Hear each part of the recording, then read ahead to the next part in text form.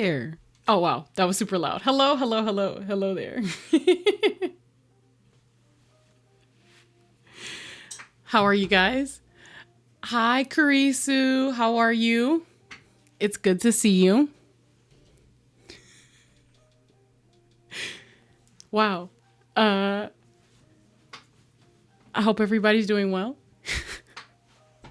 I was expecting some scuff as soon as I loaded into the chat. Actually, I'm shocked that we are here and nothing bad has happened. I literally couldn't remember which model I was supposed to have loaded. Hey, darling. Yes. Hello, darling, to you as well. Hello, hello, hello. Congratulations on first goal for the gold. For anyone who is unfamiliar, hello. My name is Illuminous Peak. I am your friendly neighborhood fae and a hopefully traveling companion this evening here on sabbatical on Earth, learning about all the cool things you humans do and sharing it with you guys. Oh man, it has been a week. It has been a week. There's been a lot of things going on, all good things at least. And now my cat wants to make an appearance. Hello, cat. I suppose she will be making noise through the stream since I did not close my door and let her into my room. So you may hear a feline familiar in the background. Hopefully you won't, but perhaps you will. For those of you who are new here, I am mostly a mechanical keyboard hobbyist. That's what most of my streams are centered on, but I do a little bit of the old variety shtick around here. Danko, no. Oh no, I am exactly 6 minutes late. Oh no. You are absolutely not that late. It's fine. I don't think it's a big deal. I actually forgot to change my profile pic so that everybody knows I am in fact online. It's really my fault because I was a little late today. That's really the issue. It's not anybody else. So do not worry. Do not fret. Let me add a little something here.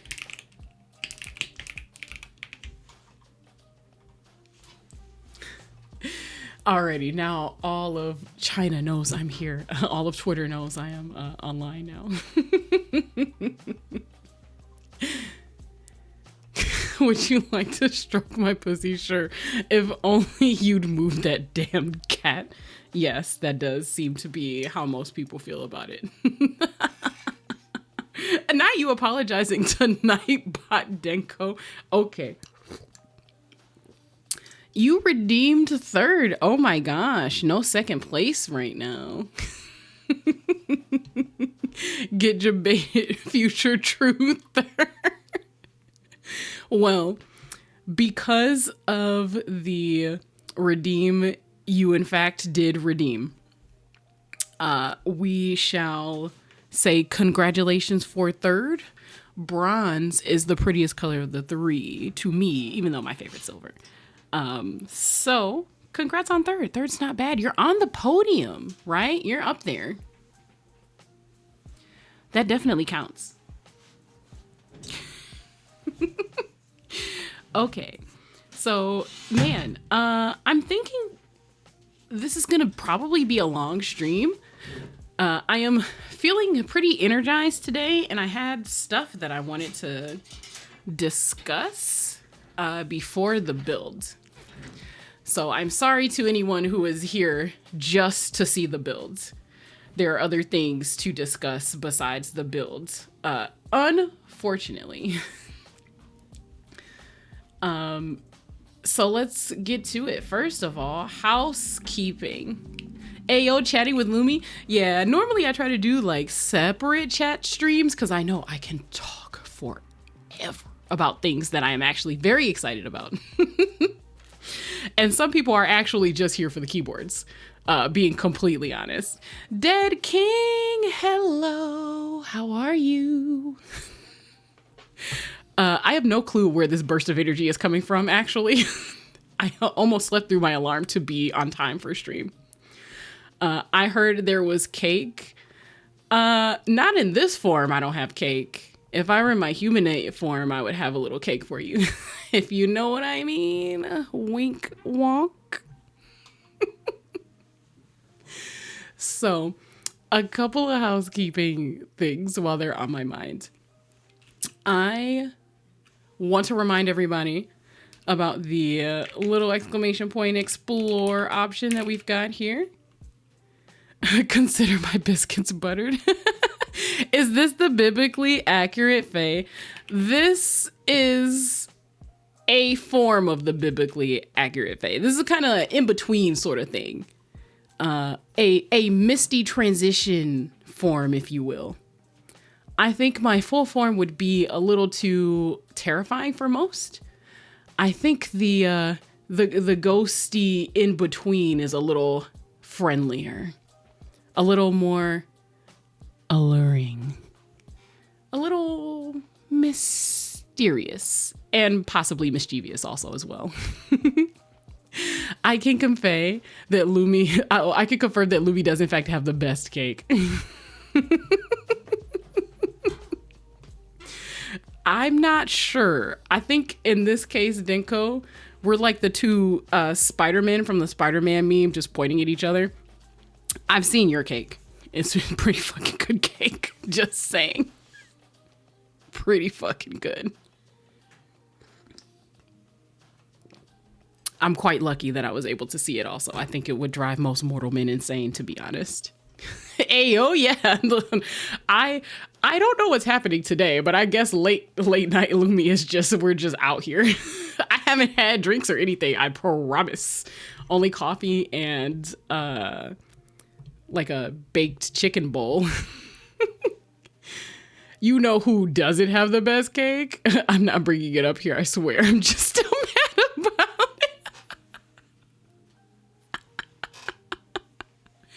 Denko, no.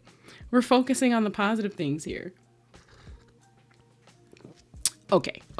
Actual housekeeping before I get too distracted talking about all the things. Exclamation point explore. I am putting this up out of here. I actually want to start doing my own adventure game at the beginning of stream just to see what happens, you know, like just let's play a little roulette. I see Denko's got a couple of things. We're going with the crystals. Let me read this out for you. The display spans the entire wall, stones glittering on tiny shelves.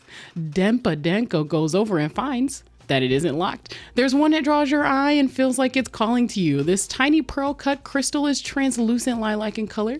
There's a small note by the handle. Warning, experimental magical crystals. Activation word, exclamation point, Henshin. Dare you try it? Oh my God, wait, pear cut lilac. Yes. This one might be canon. I'm glad you're actually enjoying it. Henshin might take a little while. You might have to do it a second time to get it to come up. I don't think anyone actually understands how many different possibilities I baked into.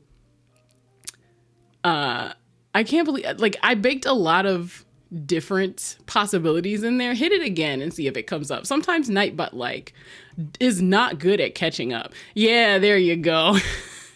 If you do the commands too fast, Nightbot gets overwhelmed and just decides to quit.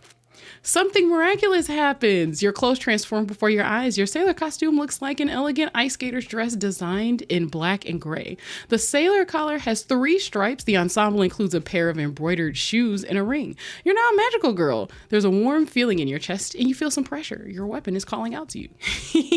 What? No, oh my God, how dare you? Don't out me about my ice skater roots. Lemon, hello. Hi, friends. How are you? The question is, do you want to see what your weapon is, Denko? Since you went ahead and did a couple of things, we'll see what happens. A light shines as you unsheath your new weapon. This weapon is a long wand with a silver shaft. It is designed with a shadow narcissus regal motif and topped with a round crystal. Are you ready to fight evil? That's the secret twist to my VTuber lore. Not only do I crush anomalies across the universe, I'm secretly recruiting my viewers to do the same. Damn, that just actually sounds canon. I don't think I can say no to this one. Hey, if you want to copy it down and use it for inspiration, feel free. I spent a long time working on these. I just always forget to actually highlight them as much as I can. Other things. I have new stickers. If you're viewing a desktop on Twitch, you can see it in my about. You can buy little stickers. I'm pretty sure that we've got the redeems up. We should. You can actually buy little stickers of the emotes. I basically wanted to give you guys a way to access the emotes even if you don't have subs, but not in a way where you could just like spam them all the time. I do want my subs to feel special. Subscribers, that is. I want my subscribers to feel a little special with some of the emotes that they have, but still wanted to create a way for some other people to use them sometimes. Actually, wait, you know what? Fuck it. Since we have joint lore and everything, I'm going to make one of these, but it makes you a magical girl villain instead of a magical girl hero. That would be great. I would love that. That's fantastic. Let me know when you're ready to build it. I will help you build. I've had a couple people come into chat every once in a while, and they actually just ask me, you know, like how many times do they have to do the exclamation point command for like, actually anything, tea, the potions, the crystals, to get it to repeat and cycle. I have like more than 100 plus different lists going at the same time. You're very unlikely to get the same thing. You're very unlikely. I would like to dare someone to try. You'd have to do quite a few. Love that. Thank you, Lemon. And I see that you are lurking. We love our lurkers here. I appreciate you so much.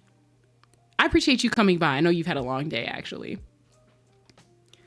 But yeah, pretty much, I don't think there's a single command that, you know, like generates things that gives you like a reading or a crystal or a potion or something like that. I think there's even a books command. They all have like just a lot of cool stuff.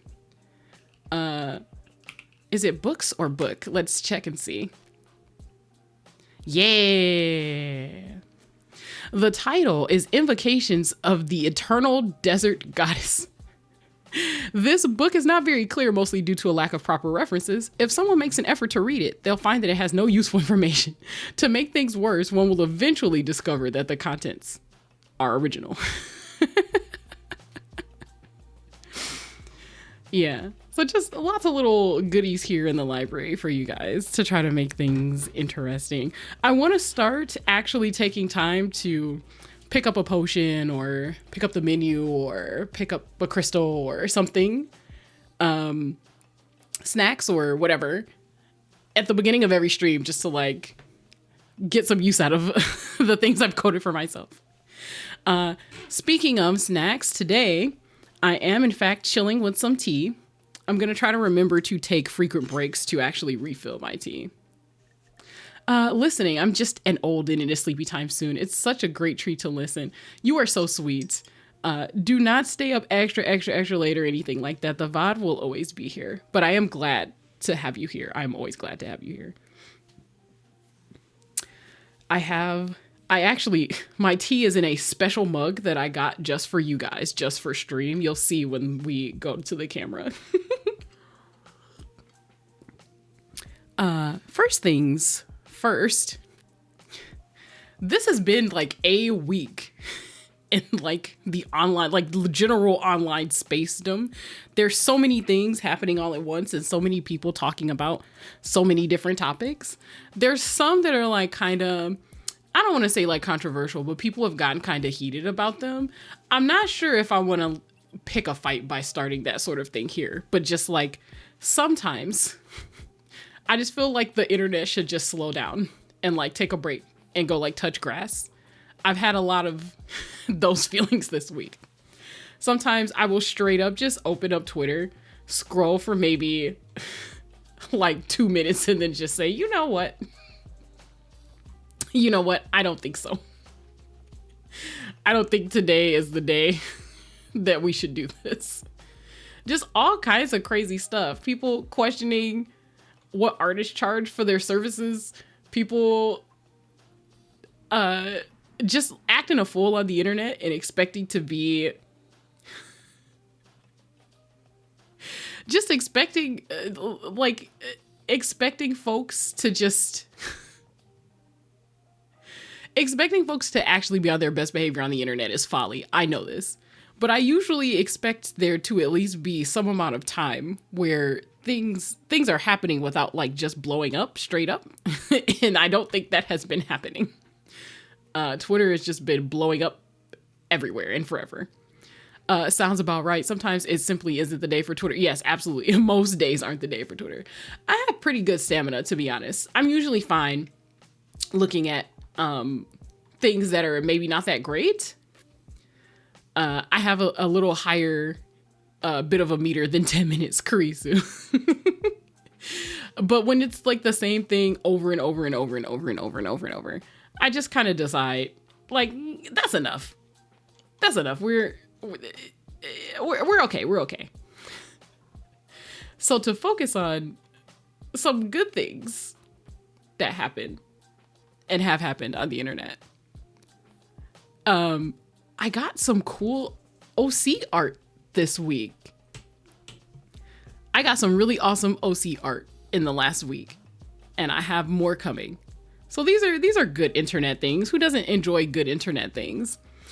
For anyone who does not know, I actually do a little bits of writing on the side, and sometimes I'm able to afford to bring dreams in my head to life. So I have been doing that the last couple months. Any chance I get. There have been some cool artists whose prices have been affordable for me, even though, like, honestly, they should charge more. Let's be for real. But they have definitely enjoyed my characters. I feel like the biggest compliment ever is when you submit a reference or tell an artist about a character and they're like, oh my, I would like to know more about this person, place, thing. Or damn, that's hot. They're hot. That's hot. Yeah, sure. I'll take your commission just because your character looks, sounds, feels so good in my brain. Easily top 5 compliments, honestly. At some point I submitted a reference for one of my characters to an artist that I really, really enjoy supporting. And their response was, well, hello there, Sailor. And I was like, my day, my week, my month. It has been made. It has been made. When artists like your stuff, people who have like true concept vision of beauty, right? It just feels like a warm hug. It feels like you're being welcomed into the house after a long day. And when I'm commissioning people, usually what I found is the issue is, at least when it's me, right? When it's me specifically, the issue that I end up having the most often is that I don't want to give too much information, right? I feel like most people have an issue where they don't have enough information. They don't have enough detail. Artists are like, no, give me the hex codes. Give me the example references for like each part of the face, the slope of the jaw, the shape of the lips. Give me all the references. I have all of those and I know how to describe them. My issue is not doing it too much. It does in fact hit different. Yes, it hits totally different. Totally different. When you get a compliment from an artist. It's like, oh my God, I'm just gonna twirl my hair. Thank you. Oh gosh. Such a fun time. And what I got back was magnificent. So I could tell the artist in question actually did enjoy my character a lot, and I was very happy for that. Yes. So despite the chaos this week, everything going on Twitter and Twitch, various VTuber agencies closing, and just, I don't know, man. I have opinions on these things, right? However,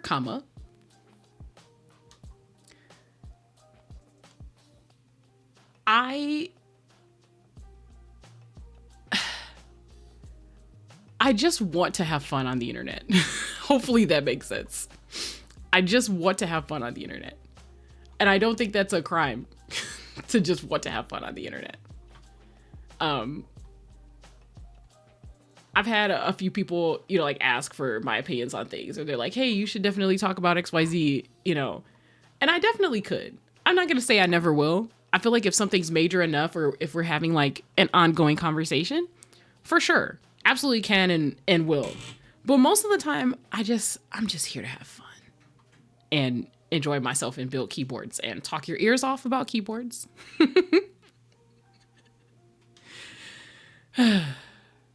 Today is a good day. I'm so full of energy for some reason. I probably should have scheduled to play a game today instead. This would have been the day.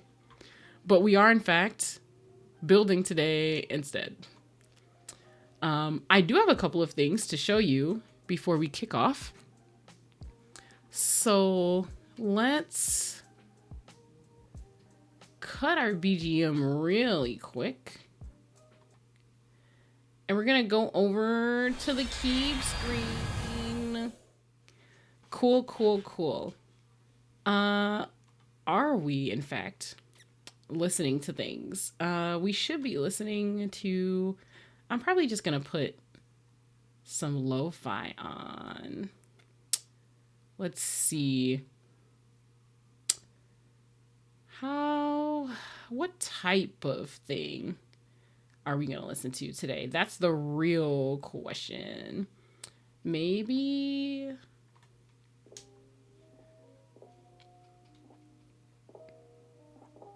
Cool. That sounds super loud to me, but it probably doesn't sound loud to you guys. Let me turn it up just a little bit. Okay.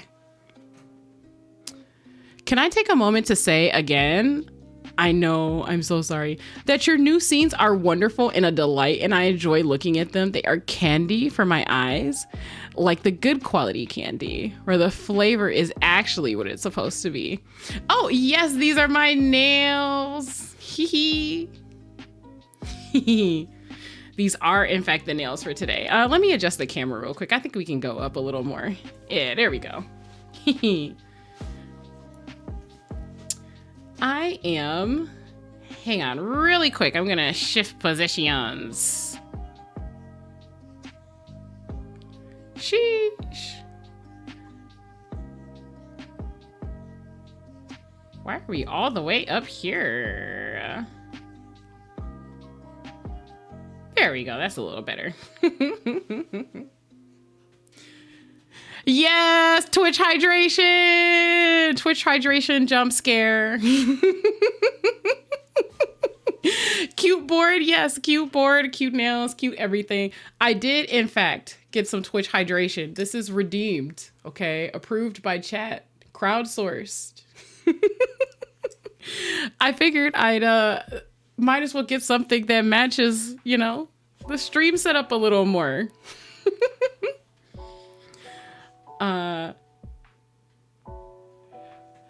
The music still feels really loud to me. Okay. It's probably fine for you guys. Let me know if it's too loud or anything. I'll adjust it.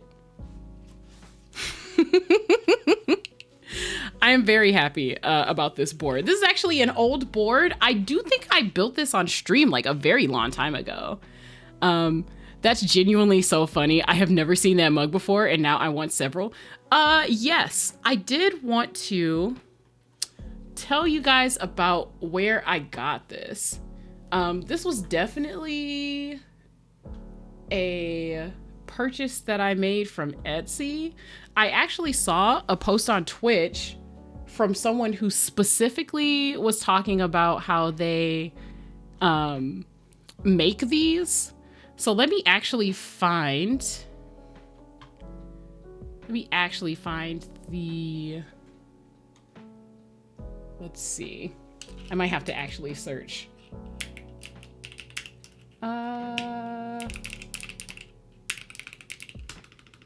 I definitely had it pulled up, but it is no longer in my notes. So I think when I restarted my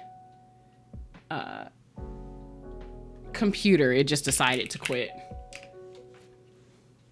Let's see.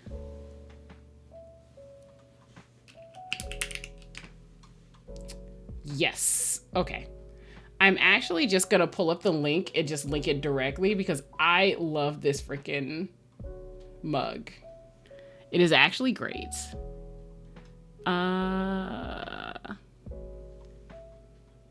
Is this the correct page? It is. Okay, cool. Perfect. So let's get that in a chat. That's genuinely, yeah, I honestly just love this so much, and I love shouting out like different creators who are doing different things. There's just, I've always been the type of person to share things and give people recommendations. I'm definitely the sort of person who is just like, oh man, you would like to know where blank is from? Here's all the information. Please steal my style. Please emulate whatever it is that I am doing. If it is to your style and you like it a lot, please take it. Oh shoot, I definitely had a paper towel here for when we start the build. I suppose I don't need it right now, but where did it go? How did I lose track of it this early? The stream just started. It hasn't even been 20 minutes. That's not true. It's been 30 minutes. Not saying if you like this, you would also like copium mug and baby jail. I see that Etsy has you pegged. Etsy has you pegged. Okay, so if you hit exclamation point keyboard, it will give you the details for this board, but I will do it and tell you anyway. So this is Vorsha. That is the name of this board. I am a crazy keyboard lady and I do name my boards. So Vorsha is a gentleman 65. And she does in fact have a rose gold finish. You can see the plate kind of peeking up between here. You can see the camera sort of like going back and forth. There is also an accent on the back here that is mirrored.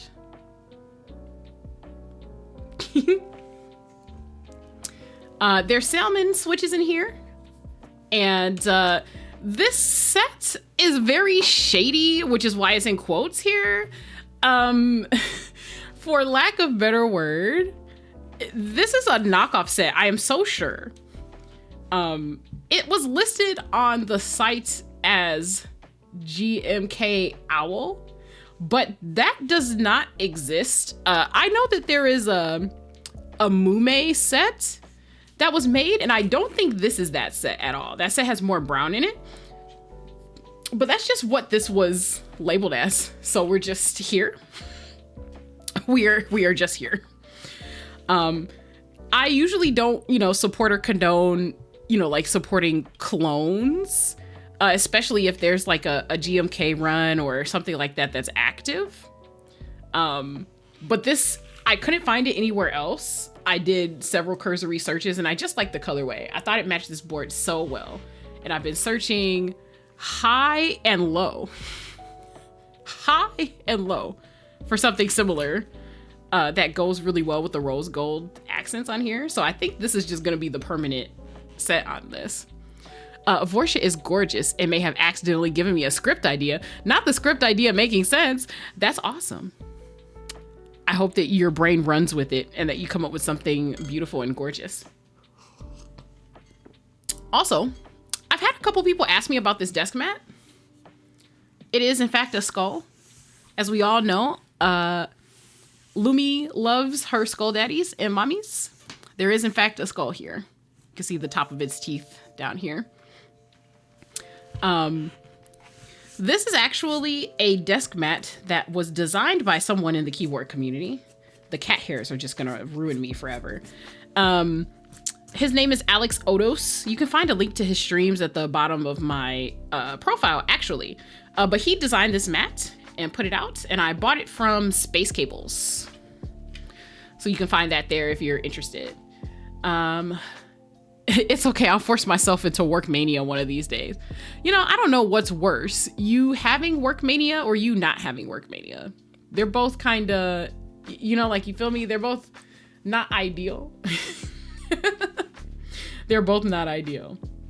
Okay, I'm actually gonna put Vorsha away for a moment. Several moments. Maybe the rest of the stream. I don't know if I'm gonna bring her back. We'll see.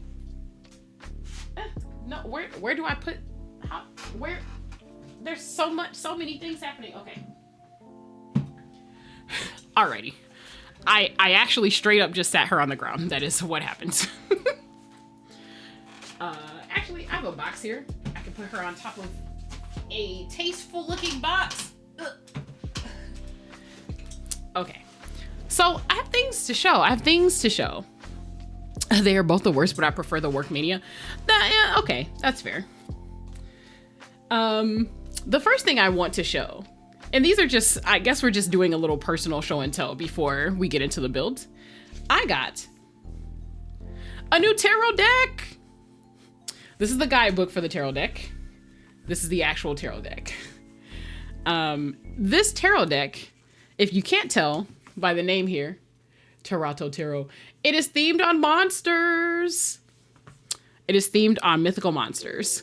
Ooh, yes, indeed. Ooh, I was very excited. I literally got this in the mail today and delayed my work schedule. I delayed getting back to work and took a longer break just so that I could make sure I received these. So this is the back. Very, very nice. I love this. And the cards are still in order. I have not meditated with these or shuffled them in any way. They are actually just here. So basically, each card is like a different mythical monster. So for example, this one is like a Bakaneko. There's quite a few of these in here. There's actually like a master list in the guidebook, but the art is gorgeous. That deck is attractive, but I know that since it is one of your decks, it would, in fact, still drag me for my bullshit specifically. I mean, it depends. Ooh, this is nice. There's quite a few things in here. And the artist is really cool. This has to be the lovers, I'm sure. Yeah. So, I mostly got this as a cosmetic deck. I'm not gonna lie to you. There's not really a lot of symbolism in these cards. I usually prefer my wood. Yeah, that is the point, right? I usually prefer my decks to have a little more symbolism in them, so that while I'm giving a reading to someone, I can explain to them what is happening and what things mean. However, biblically accurate angels. Where's Vesper? Where's Vesper when we need them? He's gonna be mad he missed this. Yeah. Cerberus. I really actually love this deck, but like I said, it's mostly cosmetic.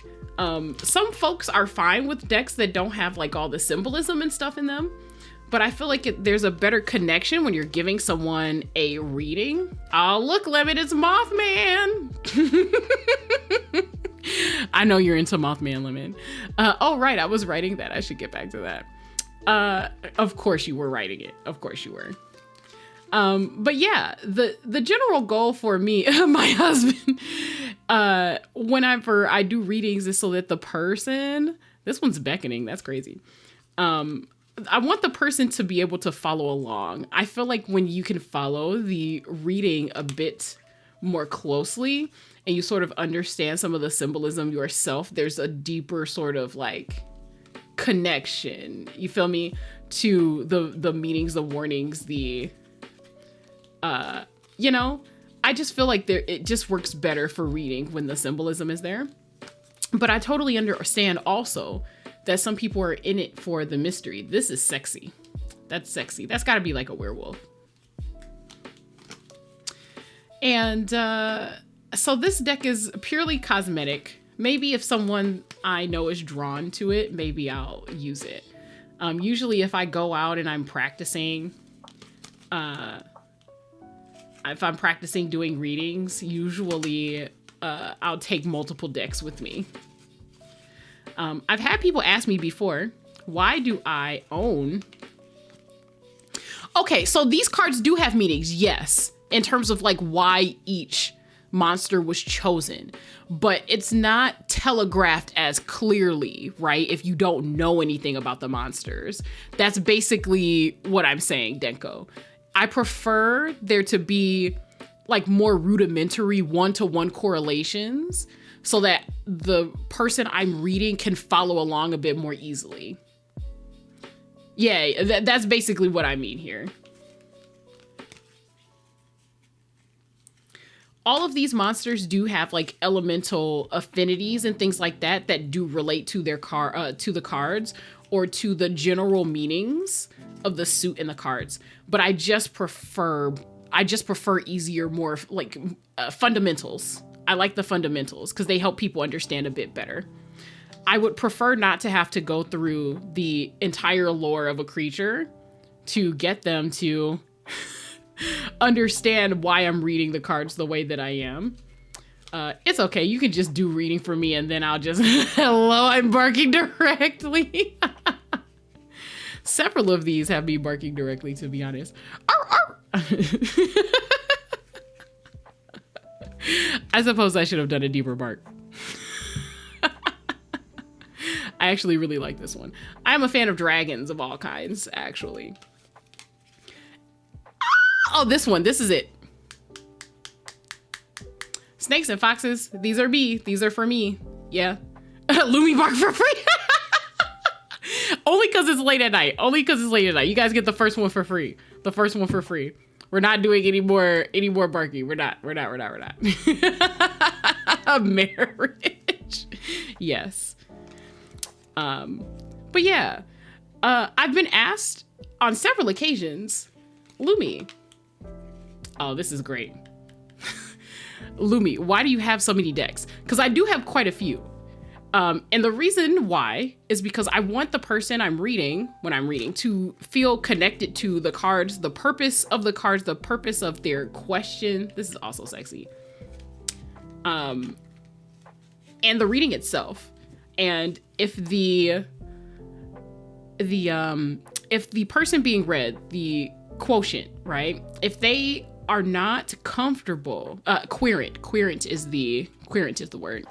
If they are not comfortable with the cards and how they feel represented by the cards, then they won't connect as much to the meaning. So I have different decks for just my personal preference, a deck that resonates with me personally. I have a deck that is specifically for love and relationship related things, although they're you can use anything for anything, but it's got more like love and like sensual sexual imagery on it.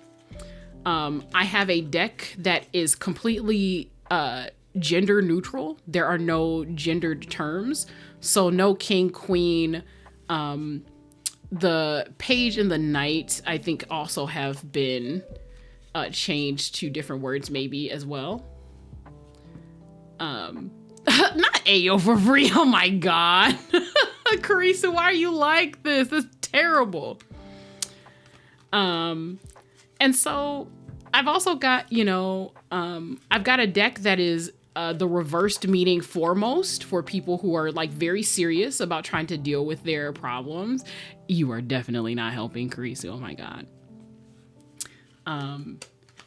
And I also have a couple other decks that are just like themed in different things. I have a vaporwave deck for people who are a bit sillier and who don't want to feel like they're being super serious about their reading. Because some people, you know, they don't want to feel like everything is at stake when they get a reading, right?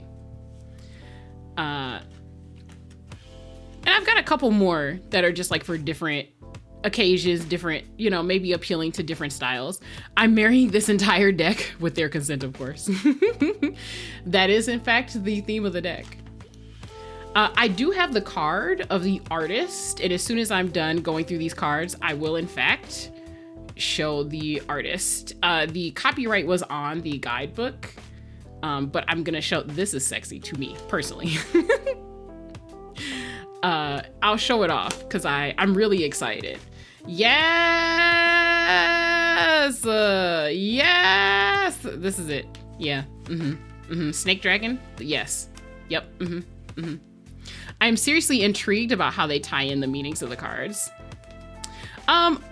Basically, it has to do with a cross between some of the lore of these different creatures, because they picked specific ones. And some of it has to do with the elements that the creatures are associated with in terms of how they're placed. Some of those have like, some of these had actual elements present in like the background or foreground in a few of these cases. I haven't fully read the guidebook yet. Given how thick it is, there's very likely to be more explanations in here. So hopefully we'll get there and I'll be able to explain most of the meanings without having to check all the time. Some of these creatures I recognize, and some of them like I know of, but I don't know their lore, if that makes any sense. I do think some of these creatures are also original creations of the artist, because they do actually, they have another tarot deck. And they have, like, the other tarot deck they have is based on a comic that they write. So the characters' journeys, that's nice. That fucks. I like that. So they tied that into some of the meanings of those cards. So I have no doubt some of these are the Jinn. Oh, that's a yes. Yep. Okay, but like if I hit a quick tarot redeem though, like right now, I mean, you could. I'm not gonna stop you. I have to shuffle this deck. I am completely unfamiliar with this deck. So like, do you want me to do it with this deck, or do you want me to do it with a deck that I am actually familiar with? I literally just opened the package for this today. Like right now. Sure, if you want to hit me with the reading, I have these out. Might as well do it now. Once I get started with the builds, we're probably not gonna do. We're probably not gonna stop in the middle of the build to do tarot stuff. I would like you to use the deck you feel most comfortable using for me.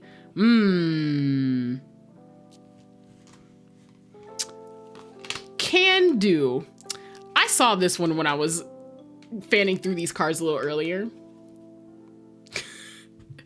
I like how they draw hands. Look at that hand. I like it. Orcs are usually not my thing, actually, but I will DM you my question, but you can also probably just guess my question actually, because I'm a vain hoe. DM me your question. This is nice. I like the colors for this. And then, ooh, we are ending on a high note there. The style for this is great. I love this. Okay. Like I said, I do not know this deck extremely well, so I still need to sit with it for a bit. I usually try to sit with and study my decks. I'm still kind of in the middle of studying quite a few of them, but I have a general knowledge of tarot, and that helps.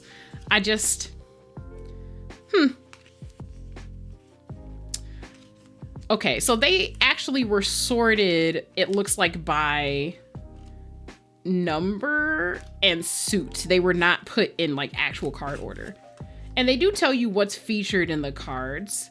They are broken up primarily into elements. So we have air, fire, and then of course we're gonna have water and earth on the next page.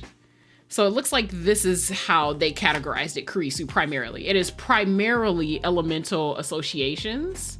I'm sorry, let me move this a little closer for you guys. Primarily elemental associations, probably backed up by some of their lore, at least a little bit where possible. Like for air, obviously we have the rock here. We've got Pixie, things with wings, Thunderbird, right? Tengu, Pegasus. It seems like that's the majority of the sorting there. I'm drooling. I do like that the element is included. A lot of decks won't do that. Yeah, I kind of like collated. I have like my own I'm not gonna call it a Book of Shadows, but it is essentially that.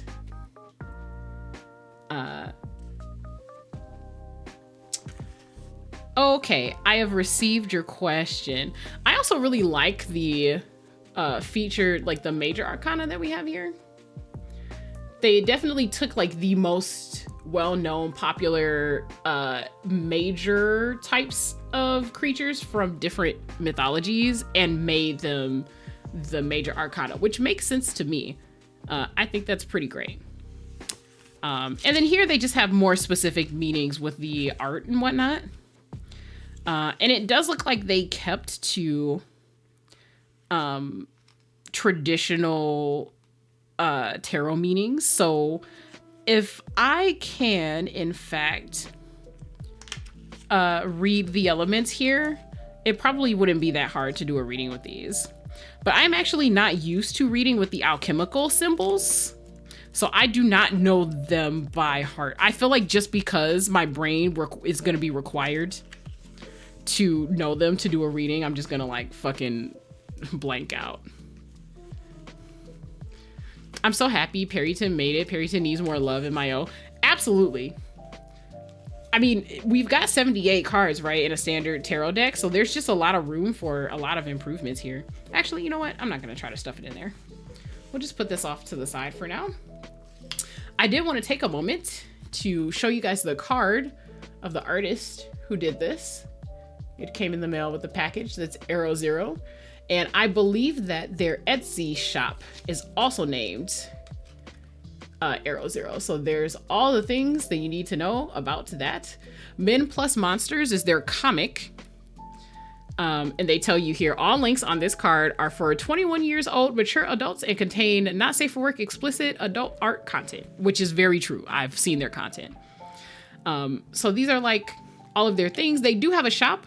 They also have an Etsy on top of that shop. So feel free to, you know, get prints. They're probably going to put extras of that deck on sale on their Etsy once they mail everything out to everyone. So cool. Okay. Give me a moment to grab a different deck and we'll do a reading. You said, I won't give away your question, but you said you don't want to know the cause. You just want to know if the thing is going to end. Okay. Give me a brief moment.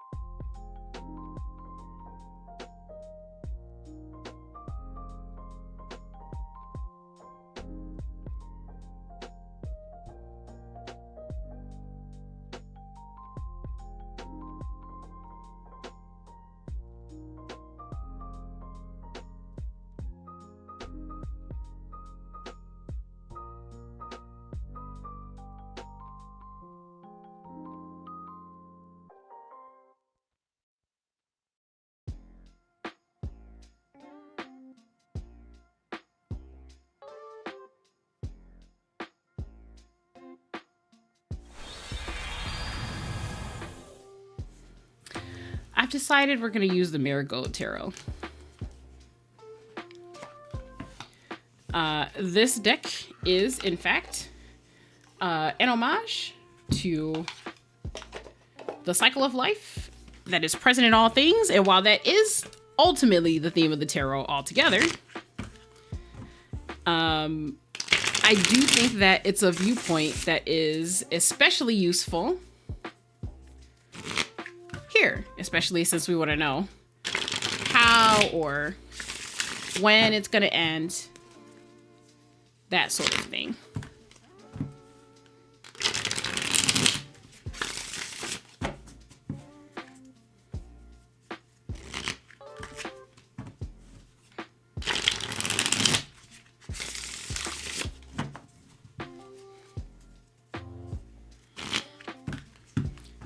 Damn, that deck is gorgeous. Thank you. It has like gilded golden edges. I try not to use it too much because the gold is like wearing, but that's how you know like a deck has received love, right?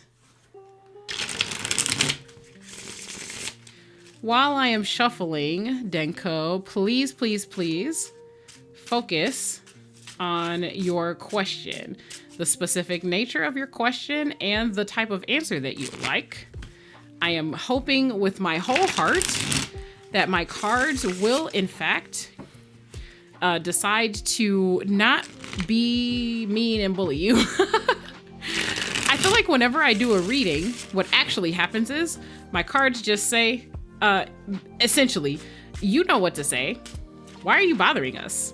The answer always comes out very like blunt, very, I don't know, straightforward? Is that what we're gonna say? Oh, and you know what? Before...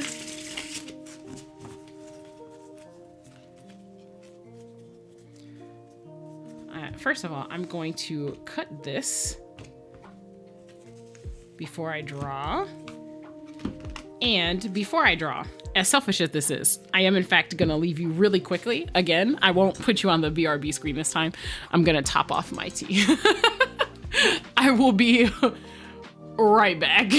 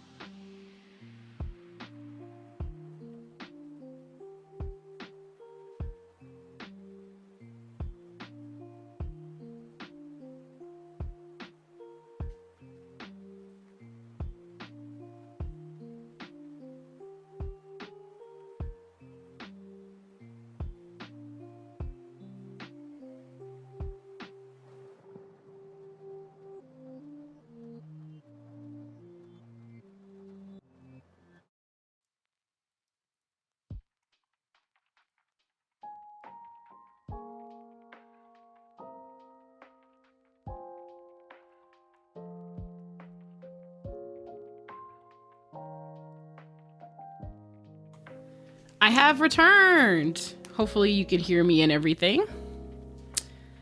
So, I'm gonna start with like a 3-card spread. And see how that works. Welcome back, welcome back, welcome back. We're gonna dive right into it. So, I got a little spilt tea. We're gonna ignore that right there. All right.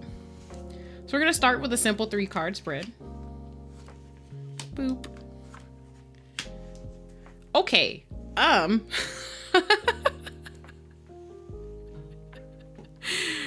Well, you know, I feel like this is very interesting, first of all.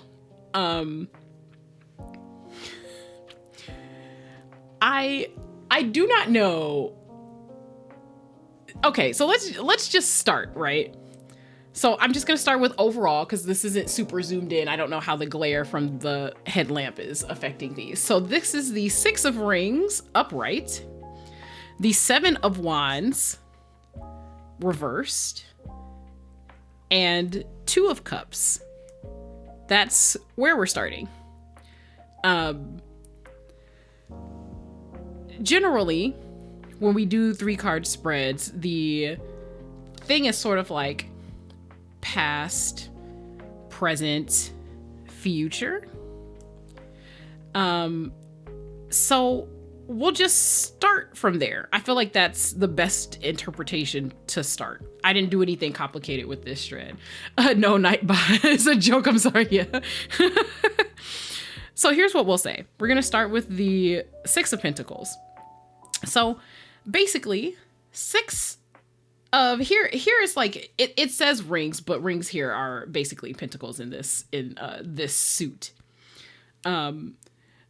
So the pentacles has to do usually with physical abundance and wealth. So that can be like health, your body. It can be your wealth, what you have an abundance of. And more or less, this 6 represents sort of like charity, community, help and support, right? That's what we're getting here. So since this is in the past position, I'm going to go through these separately and then sort of like conjoin them together. I think that this is probably mostly representative of how you're used to being. At least how you used to be. You used to sort of be giving away all of your time and energy. You're a very helpful and supportive person. And you also, in some ways, receive some support, but this is mostly giving, right? So since we're talking about more physicality, this has to do with like the physical effort of writing, right? So not just creativity. There are other suits that are better for creativity, right? So then we go to Seven of Wands. We're just gonna start like right there. Seven of Wands, and it is reversed here. Normally, Seven of Wands is a card of struggle. Normally it's a card of struggle. It's supposed to represent like challenge or competition, like persevering through difficult times. Now, most people think that when you get this reversed, it just means like, oh, the difficult times are over. It does not mean that. That is not what this means. Seven of Wands reversed refers to giving up the fight. No longer participating in the struggle. Usually being overwhelmed in a way that causes you to stop. And this is supposed to be reflective of your present. I do want to say, to add to things, usually Pentacles has to do with, associated with years. So this is referring to a long period of time, perhaps also long ago, when you were giving away all of your time and energy. The Wands equals weeks. So I think that that's more so referring to your current situation, where it's been several weeks of you sort of being in this state of exhaustion, like not even just creative exhaustion, but like actually not having the physical will, right? To like move your body to do things. And then we have the Two of Cups here in the future position. Now, I don't use cards to tell the future, so I don't think that's how these things should be interpreted. I think when we look towards the future, we're looking at things we should especially look out for or consider in the future, as opposed to like, this is what you have to do. So Two of Cups, Cups is an emotion sort of card. It usually has to do with like partnership, mutual attraction. But when you see it reversed, it can mean a couple of different things, right? So obviously, this isn't always romantic love, right? Partnership is not always romantic. This can also be like platonic. And that also means that this has a couple of different contexts here. So obviously the first one is, oh wow, some relationship you were in is on the rocks or not harmonious, right? But the other meaning, and the one that I think applies here specifically, is self-love, right? Rather than looking to your connections to people to energize and inspire you, I think that these cards are telling you to do more for yourself, to literally actually do more for yourself, Danko, instead of doing for others, community-wise, and then ending up exhausted. Usually the cups refers to months, and I don't necessarily think that that means like, oh, the cards are saying you should do this for months or whatever. But I do think that this is basically saying you need to focus on yourself for a substantial amount of time. A substantial amount of time. Your cards are right, but why they gotta say it like that? All right. I mean, this is what they're like. So from here, we've got the general overview. If you want to redeem a second time, I can pull 3 more cards and we can try to go into this a little more in depth. But it depends on what you know. I actually think in terms of like combined meaning, this is pretty straightforward, right? Obviously, giving so much of yourself is only good when you have the energy to do so. Sometimes we have to like step back. We're exhausted. We give up on things. It happens, right? But you can't pour from an empty cup. Literally, you cannot pour from an empty cup. This is what the cards are saying. So maybe try to make sure your cup doesn't stay empty, Danko. Just saying. I know you have more points. If you would like to redeem more points to pick 3 more cards, you can. If not, I am going to turn the deck over, and usually I use the card underneath here to reveal a hidden aspect that perhaps you have not considered, and then we'll end the reading there. I feel like we don't have to delve into this, and honestly, the cups scare me, but that also means I should probably ask for clarification. Would you like clarification on... Actually, you know what? I feel like we would have to do all 3. I feel like it wouldn't be right to only do 1. Rule of 3 is not always applicable, but I can tell by the layout that I've done, I should actually focus on being consistent. It's up to you, Denko. Whatever you would like to do. If you think the hidden aspect under here would be enough, we can end it here. You don't have to put more things out on main. It won't let me redeem it again right now, but remind me later and I will. Maybe that's me. That might be my fault. Hang on. That's me. It's my bad. I think I have it set so that it can only be redeemed like a couple of times a stream. I didn't want it to be spammed. Oh, let's see. I think I caught Twitch before it started playing an obnoxiously loud stream in the background. Let's see.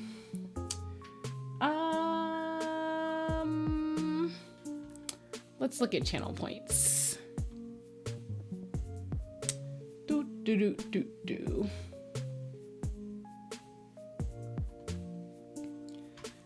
Yeah, that is exactly what it is. I have it set so that it can't be redeemed too many times per stream. We will change it to 3 because 3 is probably like the max I'm willing to do. Okay, refresh and see if it'll let you redeem now. Hopefully it will. Hopefully. Actually, people don't ask me for readings very often, so maybe it's a good thing that I had to change it.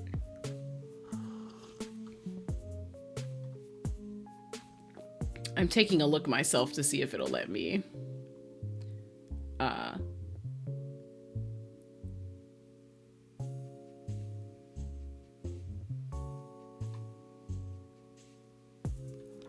Let me know if it will, in fact, let you redeem it again.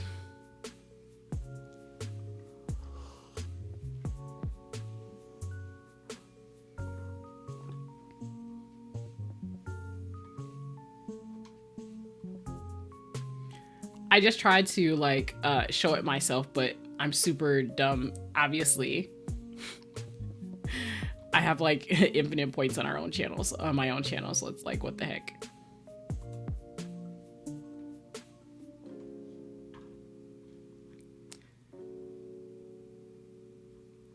I wonder if it will, if I'll have to like restart the stream.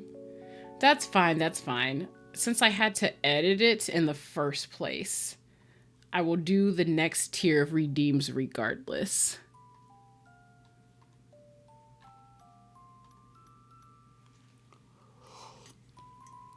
We'll call this one a freebie. So let's go one more time. I see. I see. I feel like this is a... I think the cards are a little annoyed.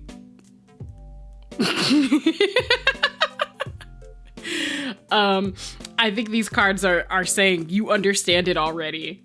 Yeah. See, this is why I don't ask.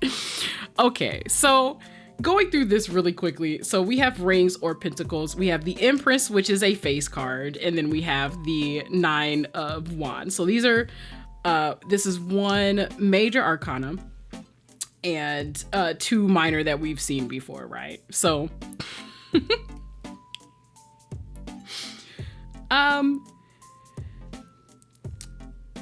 the 8 of Pentacles is usually, I mean, so let's look at the imagery here, right? In terms of what we have here specifically,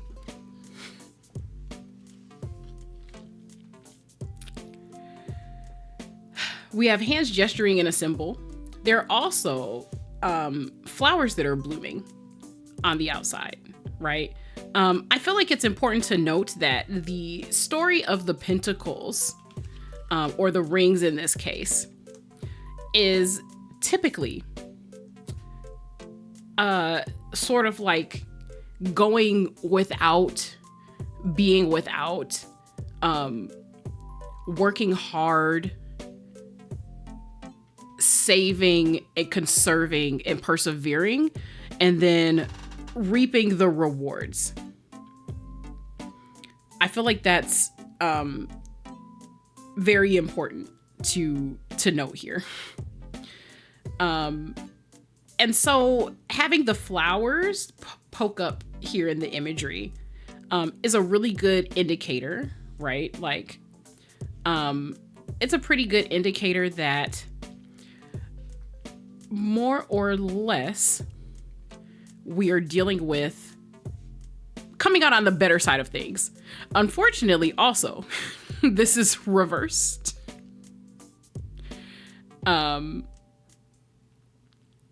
So having this be reversed, probably not the greatest. So usually when we're dealing with this specific card, basically the issue here, things are going well. You're repeating good practices. You are actually getting, I guess, like, we'll say a good, like, sense of habits in here, right? But when it's reversed, what we should think of immediately here is perfectionism, right? So, like, perfectionism is not great. What we would like to see in the past is for your outpouring of support to not be, so like, it's perfectionism, also known as misdirected activity, right? So you're pushing yourself to be or appear perfect and to be there for everyone, basically. So it's telling us the story of how we get here to you being like exhausted, more or less. Now, if we move away from, like, I guess we'll say the typical tarot to this card specifically,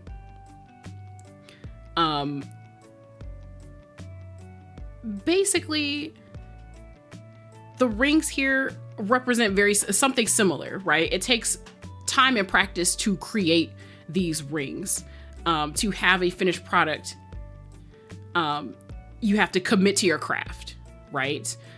In order to complete projects, in order to be financially responsible, you have to commit fully to the thing. When you have it reversed, it means that you've kind of overshot. You've gone too far. You have either there's a lack of challenge or misdirected energy.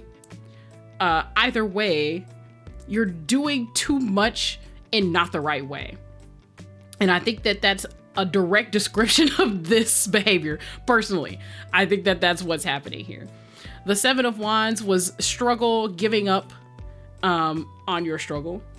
And then we have, right, like the Empress. So normally, in terms of a face card, right, when we get these major arcana, these represent like major concepts in life, very specifically.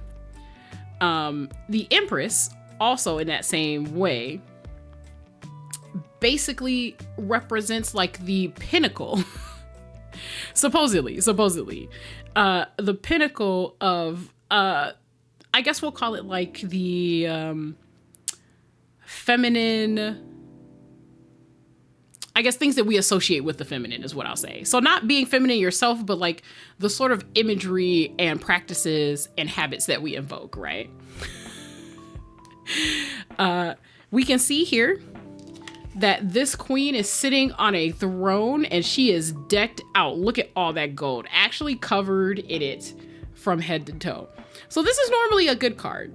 This is just supposed to represent abundance, love. In some cases, though, I'm directly talking to you, Denko. In some cases, the Empress also means excess of things. In general, it's supposed to be an appreciation of luxury in the material world, that kind of thing.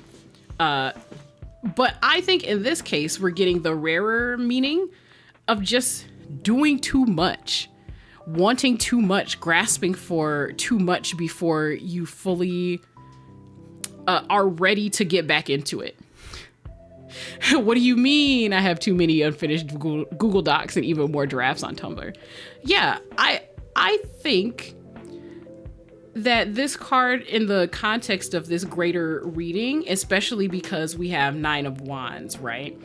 I think that this is basically just telling us a story of what's causing things and what you should be aspiring towards. Especially because this last card is the Nine of Wands. Nine of Wands, very simple. Nine of Wands is usually like persistence, grit, right? It's the last piece of perseverance before success. You are so close to your success. So I think what this card is saying is that you're kind of on the right track already in terms of taking the step back and not fighting your lack of, I guess we'll say, lack of creativity at this current moment in time. I think this card is basically saying to save your stubbornness and perseverance for after you've recovered and you need to push through to finish the work you're going to do after you've recovered. Like right now, you're not at the point where you're currently working. You're not at the point where there's a project yet to finish, right? You're still kind of suffering from the excess of generosity here, right? And your misdirected energy. So I think that these cards are telling you that once you do get started, you're going to have a difficult time persevering because it'll be very intense. And you'll need to save your perseverance, not for giving it all to other people, but giving it all to yourself. Hopefully that makes sense. I think it makes sense. It's just letting you know your energies are not in the correct place. and they need to be moved to another place, and that place is you. Okay. Now that we've done that, I'm gonna close this out by showing you the, I guess, like hidden aspect that we'll see here. We're gonna flip this over. Okay. So we have the Four of Wands here. And the Four of Wands is reversed in this case. So Four of Wands reversed means lack of support. It means basically having conflict, not necessarily like in the home, but in the place and mental spaces that you call home. Places that you normally are comfortable in are discordant, right? They are not supporting you the way that they are supposed to. And part of the lack of feeling welcome and nurtured is probably affecting this situation in some way. Maybe it's not the cause of your current block or issues, but it's certainly exacerbating it.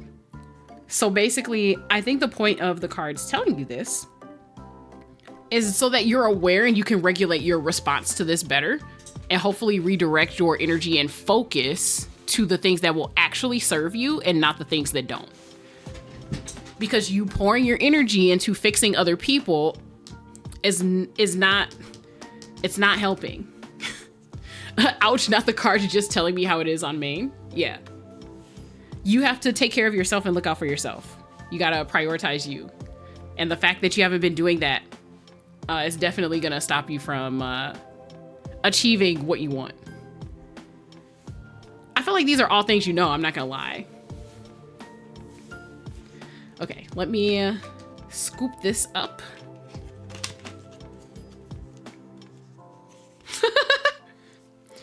I just want to point out that this popped out. Usually when cards pop out, I'm willing to show what they are. The Ace of Wands means raw creativity. So the fact that this popped out and was visible while I was picking up the deck, I think it's clear that creativity is trying to reach you. It is trying to reach you, but you have all this other shit in the way. Stop letting these other things block the creativity that's bubbling underneath the surface. It's clearly there, right? It's cultivating. No, I know. It's why they're mad, because I know, but I don't want to listen. Yeah. So there you go. I feel like that's everything you need to know, probably. Alrighty. Well, we certainly did that. I'm just gonna shuffle this a couple of times to sort of shake out the energy from that specific question. I'll put this away, and then I got one other thing to show you really quick, and then we'll get to the builds. We're like an hour and a half in, right?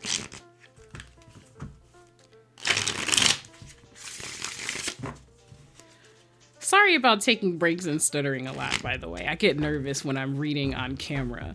If I'm in person at a bar, it's not as bothersome, but I'm still a novice, so you know.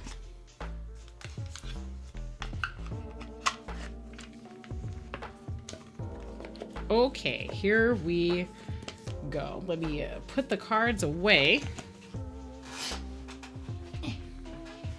And I do. No, you're absolutely fine. Thank you. I appreciate that.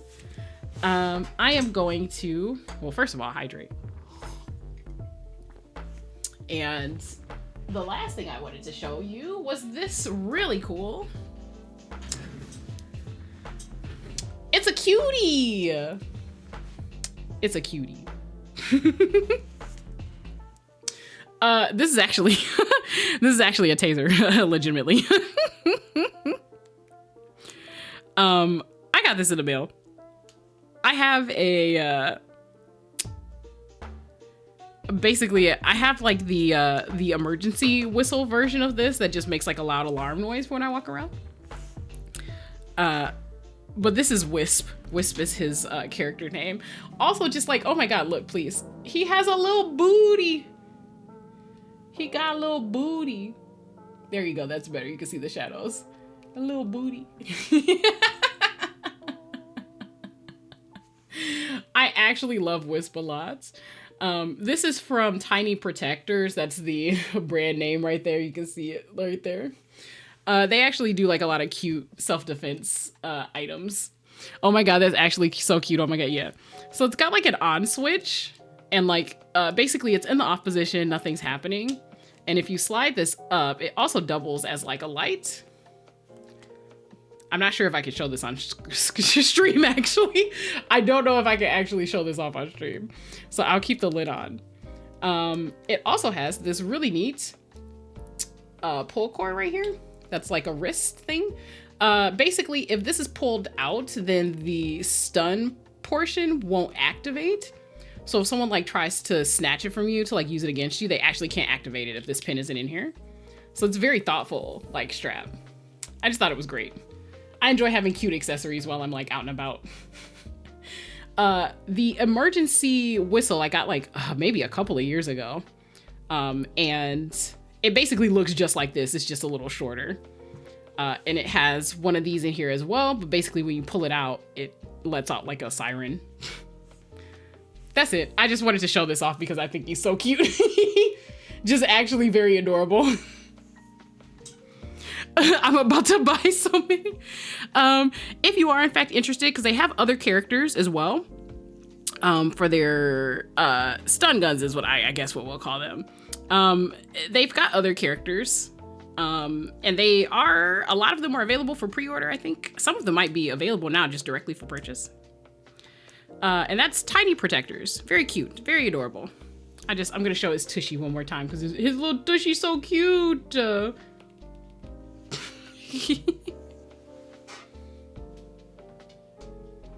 I am secretly teasing all the people out there who wish I would just spank them, right? Just kidding, just kidding. Allegedly, allegedly, allegedly. Okay.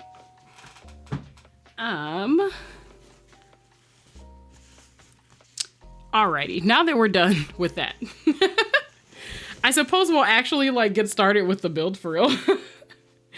I had so much stuff happen today, so many things going on, so many things and stuff to show. So, I wasn't going to say anything, but then you said it, so now I don't have to. Yeah, all the people who want the steppy emote, right? Steppy emote supremacy. Alrighty, so we've got this board. I believe this is the right case. My room is filled with like, I mean, I'm slowly getting through the boards I was supposed to build, but I have like 3 other boards I was supposed to build. All right, so this is the case that it comes in. We built one of these a couple weeks ago. So this is gonna be much of the same thing. We're gonna do the stabs, we're gonna do some building, and basically we're gonna see what sort of sound we can get out of this board. The keycap set that I'm using for this is going to be GMK DMG, which is based on the old Game Boy colors. I had this put on another board, but the colors didn't match the way I wanted to. Like they just did not. And I was very upset about it. So more or less, I decided to strip that board of its name and keycaps so that I can pass it along to this new board, which will match a bit better. So let's see. I'm gonna sit that down. That is one of like one of the parts of the PCB. We've got the O-ring mount here. I don't think we did O-ring mount with the last board, so we're probably gonna do it with this one. I'm not sure.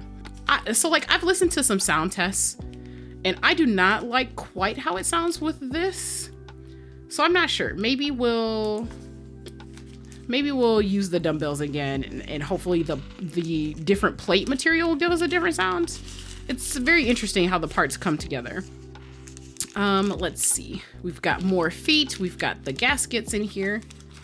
So we're probably gonna use that. I'll wait This is a drive, which I think has the mapping file on there, just in case anybody needs to download it. They just gave it to you. So this is the actual board. Actually, we just... It's this sort of, it's supposed to be retro white, but it's got kind of a gray color to it. Actually, I want to try to adjust my light just a little bit.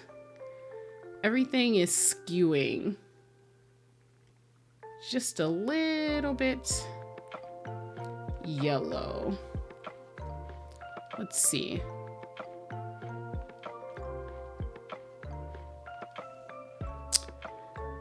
I know you guys can see me a little bit. That's fine. Oh my fuck. I'm going to get the game over stun gun. You actually just went straight there, huh? Let's see. Do I have my tweezers? I do have my tweezers. I'm gonna open this. I hope you guys enjoyed my little peekaboo. My hair is like totally froed up right now. I think you could see like the top of my glasses. Oh shit. No. The inside cloth, the case foam fell out. Okay. So this is the case foam. This is exactly the same as the build we did last week. If you were here last week or if you watched the VOD, this is literally exactly going to be like the same. The color is just a bit different. Because the last one was black. Yeah, the last one was black with like the chroma weight. This does not have a chroma weight. It just has a white weight here. I just wanted to go with something neutral, since this is supposed to match the DMG keycaps. Okay, so what we actually need to do is work on these stabs. I see that's just gonna flop right on out there, huh? And then after that, we're gonna work on getting the stabs onto this PCB. So I'm gonna take the PCB out, have it on deck, so I can just like grab it when I need it. And I have this stuffed in my craft drawer, so I guess we're just gonna use this. The game over stun gun is really cute though. I like it a lot. All right, from this point forward, we're working mostly on keeb stuff. Feel free to ask me any questions you have while you're in the chat. I appreciate you sitting through our, you know, show and tell there for a bit. And last time I was really trying to push these into the board and just like could not for the life of me. Like the tolerances were just like too tight. I could not get these in there. I guess we're gonna try again today. I don't know. We'll do our best. Okay. So we've got some lube here. Actually, let me roll up my sleeve so I don't just get lube everywhere. For anyone who's new, if you're watching the VOD for this for the first time or something like that, we know the hobby is lewd. That's just how it is. Okay, we can't do anything about it. Everything is like lubing and smoothing things out and sticking things into other things. Everyone's heard the spiel before. They're familiar with it. It's just how it is. I don't make the rules. I just build boards. Lube be like that. It sure do. It sure do be like that.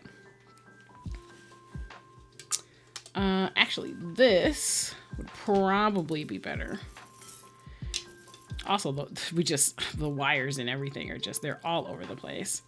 I'm hoping I don't have to do too much balancing with these wires, but we'll see. I'm ready to tussle if I got to tussle with these wires, okay?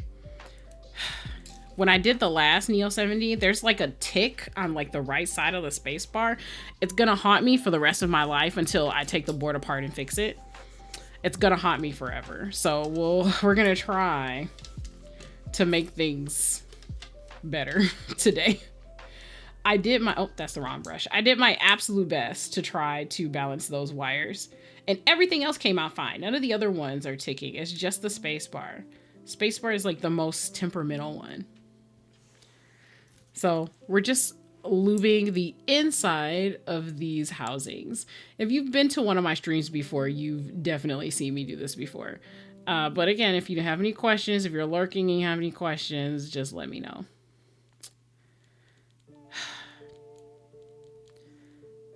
So, a couple of things that I wanted to discuss that are like kind of keyboard related. I've had 1,000,001 people share the VShojo set with me, the VShojo and Infinity set. First of all, Infinity has kind of a tumultuous reputation within the hobby specifically. They're basically known for having a rough start when it comes to creating keyboard related items. They've produced keycaps and stuff before and had issues with color matching and some time delays. I've heard that there are some drama outside of that, but it was kind of before my time, so I don't know a whole lot about it. But generally, they've improved with a lot of feedback from the community. And because of that, they generally have like an okay, like some people are kind of like, you know, one and never again sort of thing. But they do ship out items. They do deliver the things that at least they have in stock. Their last couple projects ran a little late, but that's like not abnormal or anything. But they did deliver. There was a set that they released where the color matching was so bad they had to basically rename the set.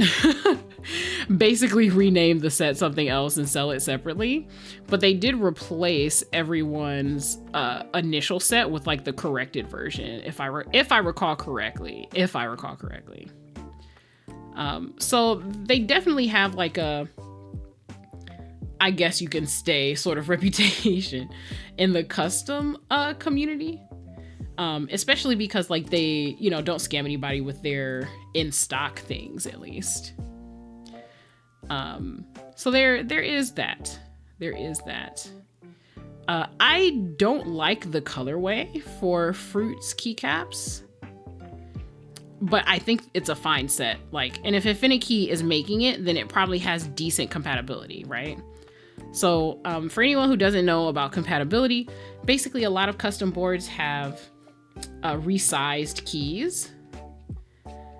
So for example, some have longer shifts than others, or maybe the way that you built it, you wanted your bottom row to be different. Some people do that for aesthetics, for symmetry, that kind of stuff. But anyway, when you have different sized caps, sets have to sort of like get bigger to include extra keys to accommodate people who have different sized boards. And Infinity is aware enough of the hobby that they probably are offering like a decent kitting. Most people can get what they want. I know that most people who are going to buy the Fruit keycaps are just normal people with normal keyboards anyway, right? So it's not exactly like we're dealing with a case where folks are gonna need extra special attention or something like that. Most people just have like a regular Corsair or Razer board or whatever, and they'll call it a day. I'm trying to remember. I think I had one of these left over last time, so I think there's probably a set that I don't need to use here. So let's put 2 of these back. I think. Yeah, okay, 2. Okay, 1. So we've got 3 over here.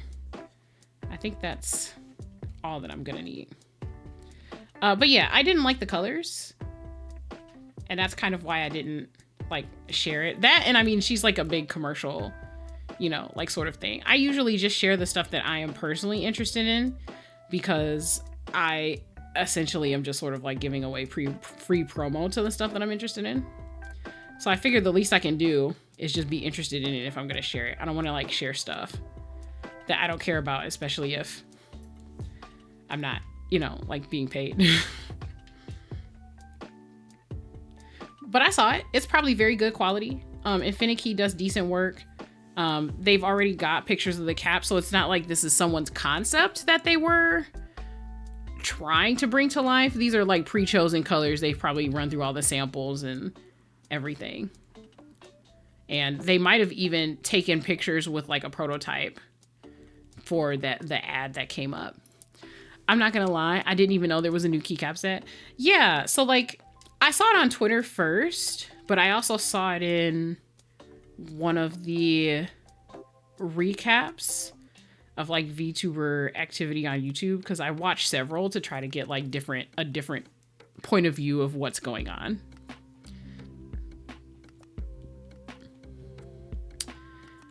I think False covered it, but a couple other people also mentioned it. And I've seen it shared in a couple places. Outside of like my DMs, I've seen it shared in a couple places.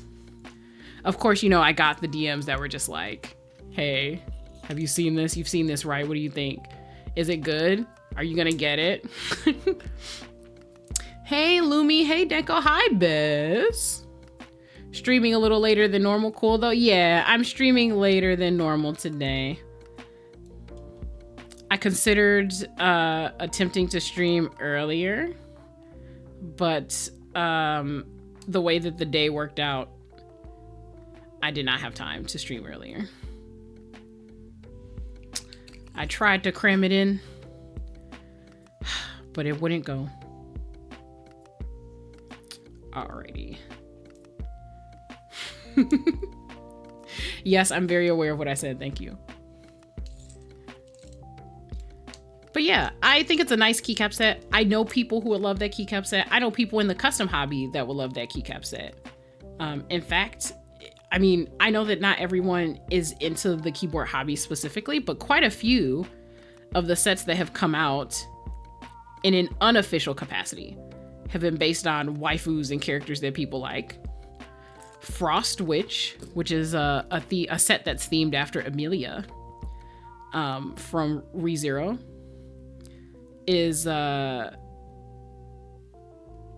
very, very, very popular. It is, I would say it's the most popular purple set for sure. It's sold out. I don't think there's been a round 2 of it. And if you want to buy a set, you're definitely coming out some extra money. Like the fruit set is literally just all of my colors per currently. Makes sense. Yeah, nah. I mean, if I feel like it, if I feel like if I got one, it'd be Hime's, but I'm not really a fan of the other two, which is wild considering Fruit is okay. I actually haven't seen the other two. Fruits is the only one that I've seen the promo image for. I think it's cool that each of the girls got theirs. There probably are some colorways that I will like out of those. I didn't realize that everyone got a set. If everyone, or maybe it's not everyone, but a couple other people got sets. If Iron Mouse has one, and I'm sure she does, that's gonna fly off the shelves.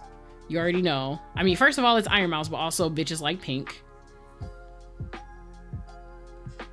Especially in the VTuber sphere. And that is not a, that's not an insult or anything. It's just pink is a popular color. Even in the hobby, the custom hobby, pink is a popular color. There's so many different shades of it, warm and cool pinks. There's lots of different tones that coordinate with other tones. Even though the custom keyboard hobby has, even though the custom keyboard hobby has mostly males who are like active participants and things, a lot of people enjoy pink. That does not stop any of them from getting funded or being run or whatever. Quite a few people are like, oh yeah, but this is cute. I mean, of course you get some people who are like, I would never buy this. This is for my girlfriend, you know, but a lot of people are just like, no, this is just cute, which is really nice. It's not as many people as I would like, but it's enough. Yeah, nah, Mouse, Haruka, and Zen already had their run.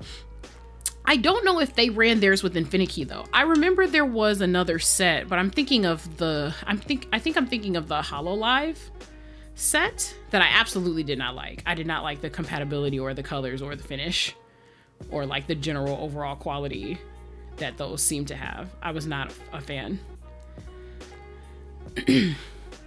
But to be fair, I'm very bougie. I've been in the custom hobby forever. I've got some really nice quality keycaps. So what I like and what other people like are just going to be different, you know?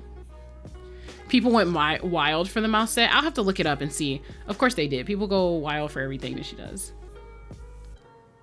I mean that in like the utmost positive way. Like Mouse inspires people to try things they never tried and do things they perhaps would not have done otherwise. So that's pretty dope. Oh, shoot. Not gonna lie. If I ran into things before, like ran into Mouse's stuff before I got into the custom hobby, I probably would have bought her set. I can see it. I'm not a hater. I just, you know, have personal preferences. A lot of this hobby is preference.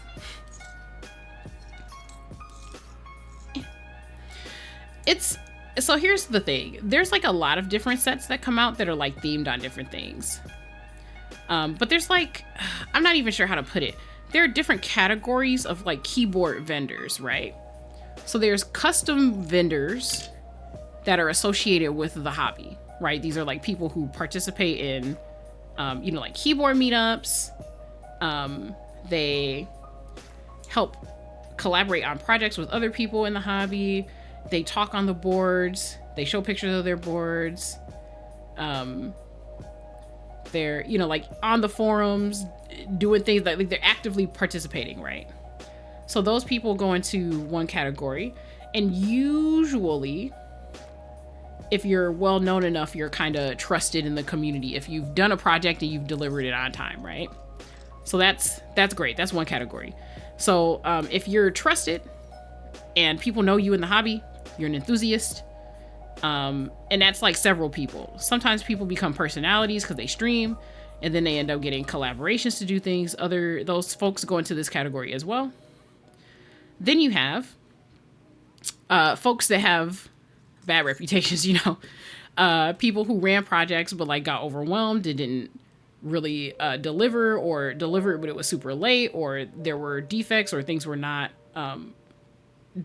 delivered as promised, you know, like colors that are off, all types of issues that they have no clue how to resolve, those types of things. So those are like notoriety, right? Like I sent you the link to the first run. Oh, cool.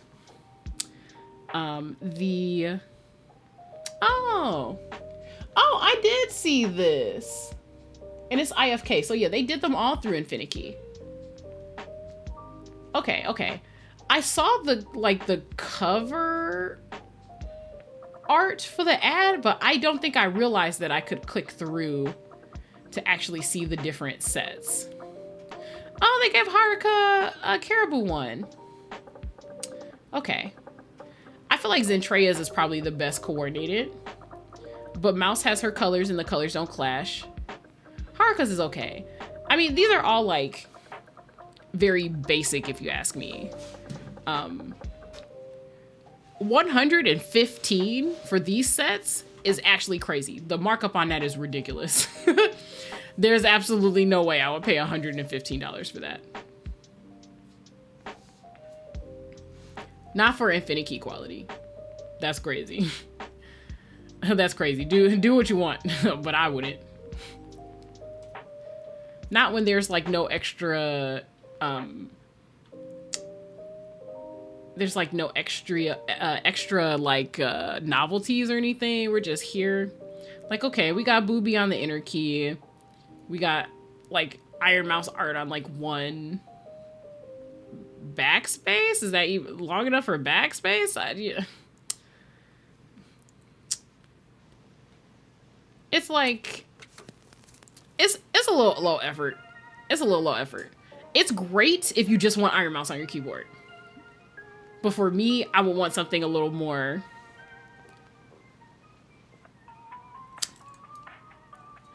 I'm not sure how to put it. I want something with a little more soul in it, you know? Something with a little more soul in it.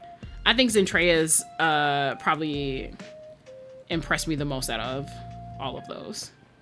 They're not bad, though. I would like to say they're not bad. It's just that I personally... I've got some, like, wicked killer sets that had, like, some very creative ideas put into them. So I think that my preferences are just a little different than someone who just wants something cute for their board.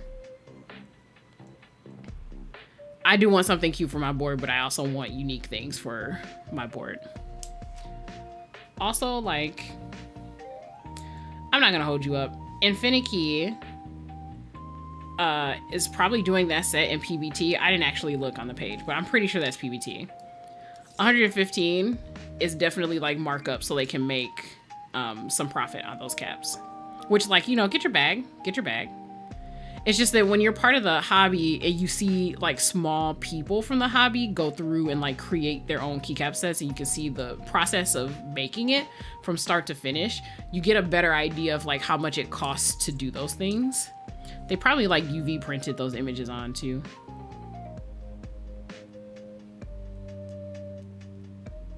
But they're cute though. I can see why everybody went feral for them. Okay. We've got the housings. I definitely like Zen's, but like Haruka's is so cute. You know what I think it is personally? I think that based on the sets that I have already seen, which have been like crazy out of this world type of like projects and designs, I think it's just hard for me to like take a step back and appreciate this as much as someone who like doesn't know anything about other types of keycaps or custom keyboards or something like that. I'm taking a second look at them, and actually the render for Haruka's keycaps versus the image on the actual product page are two different shades. They definitely make her keyboard bundle seem like the keycaps are bright white. I prefer like the muted forest green that's actually on just the keyboard selling page. I do actually like that. That chord is a bit better. I don't know how it actually looks IRL, but if it is just that, if it's not that super bright white color, I do actually like it more.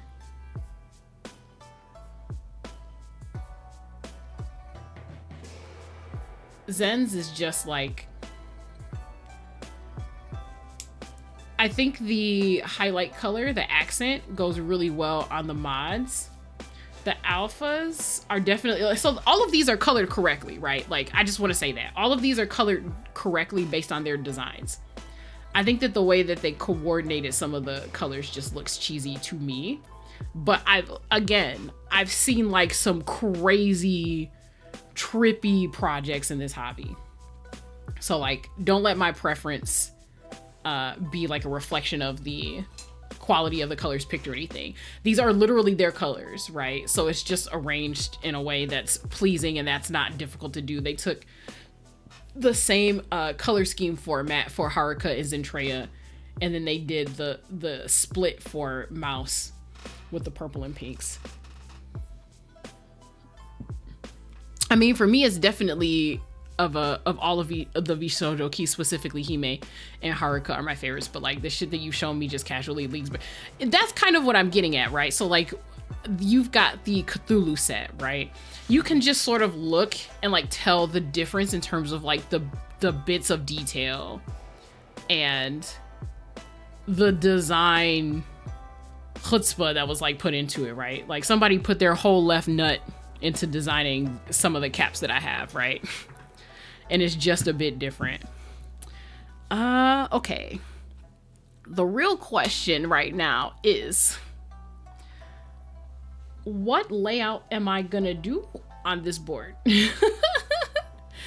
I have forgotten what layout Sorry, I'm literally shaking my desk. What layout am I gonna do on this board? Why are we struggling right now? My computer is struggling more than it should. Please stop struggling. I wanted to look at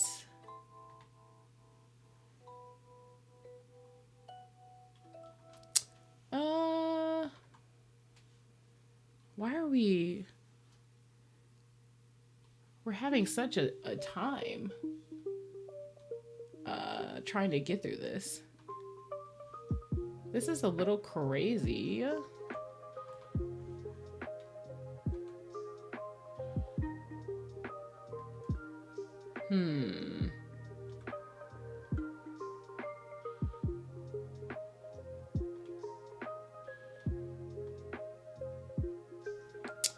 Let's see. I'm trying to look at the photo that I took of the last Neo70 that I built so I can figure out how to do this one differently when I build it. That's what we're waiting on right now. So let's see. If I close this and attempt to reopen it, what is going on exactly?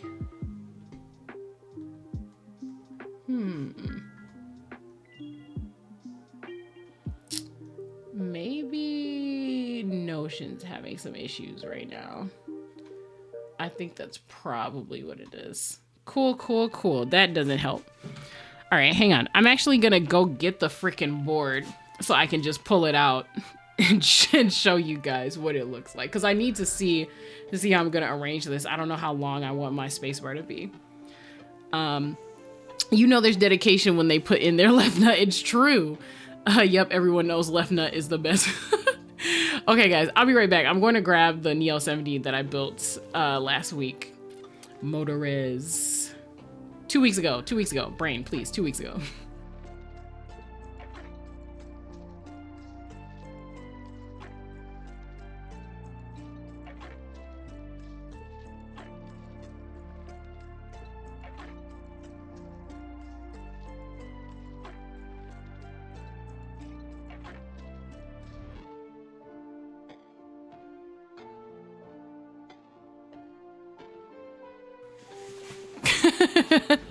Right nut just shows you're slacking. Okay. I need to see. I think I did Sangan bottom row, which is like 7U bottom row. So this is that board. Is this a normal space bar? It is. This is a normal space bar. Crap. I think. Maybe? Oh, no, it isn't. Okay, maybe this is 7U. Let me double check. I should be able to eyeball it, but for some reason my brain has stopped EXEing. Oh, that was the 7U bar. Oh, fuck. Okay, well, this is definitely shorter. Okay, we're doing a shorter space bar for the other one. I don't want these both to look the same, basically. So, assuming I can do the shorter space bar, I will do the shorter space bar. I'm pretty sure that that board is compatible with both.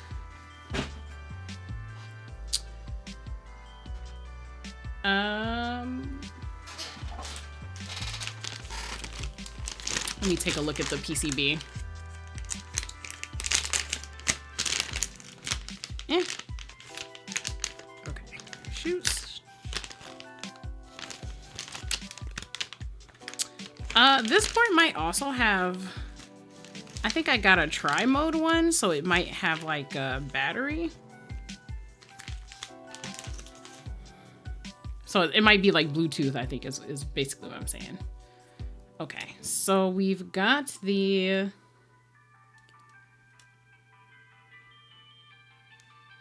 .25 U here. So that would be from here to here. And then we'll get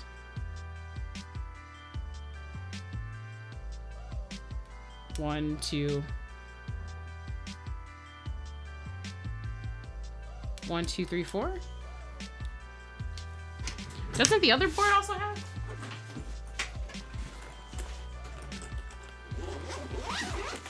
Sorry, I'm double checking to make sure that my eyes are not deceiving me like at this moment right now. I'm dumb and I have no object permanence. So I am trying to piece together what the fuck I'm gonna do with this board.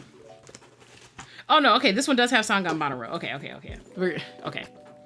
And as a reminder of things.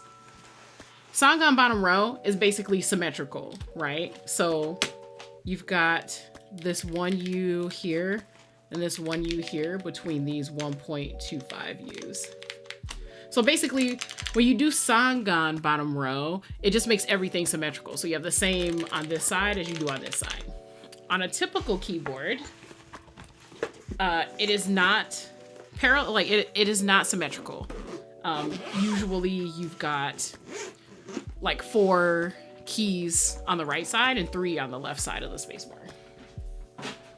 Okay. Now, funny story, right? I'm a keyboard person who does keyboard things. But it's not like people tell you what's going on and what things are, right? Like you have to seek out videos and ask questions and do a lot of reading. For the longest time, I did not know what song on bottom row was. I had such a rough time putting 2 and 2 together to figure it out. People refer to song on bottom row, and I'd be like, so I know that they're talking about the layout of the bottom row. But what is it that makes it Sangan, right? And it took me like a year and a half for my brain to like click and just, hey, so it's this specific bottom row where everything is symmetrical with the spacebar in the middle. I felt like such an idiot.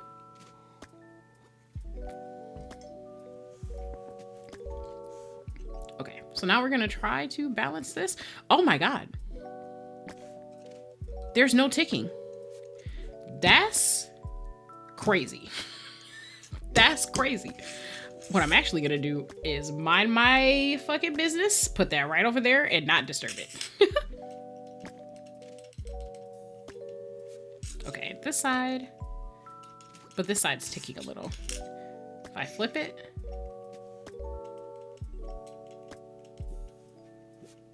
no, something about the wire maybe. Let me grab my wire. Oh, let's see. I'm gonna try to bend it in the middle, I think a little. Because I get the feeling that the problem with the ticking isn't how the ends are made, it's the wire in the middle. So close. Okay, maybe I will tweak the angle of this just a little bit. I'm trying to remember how I did this the last time. I remember these being kind of sensitive to move.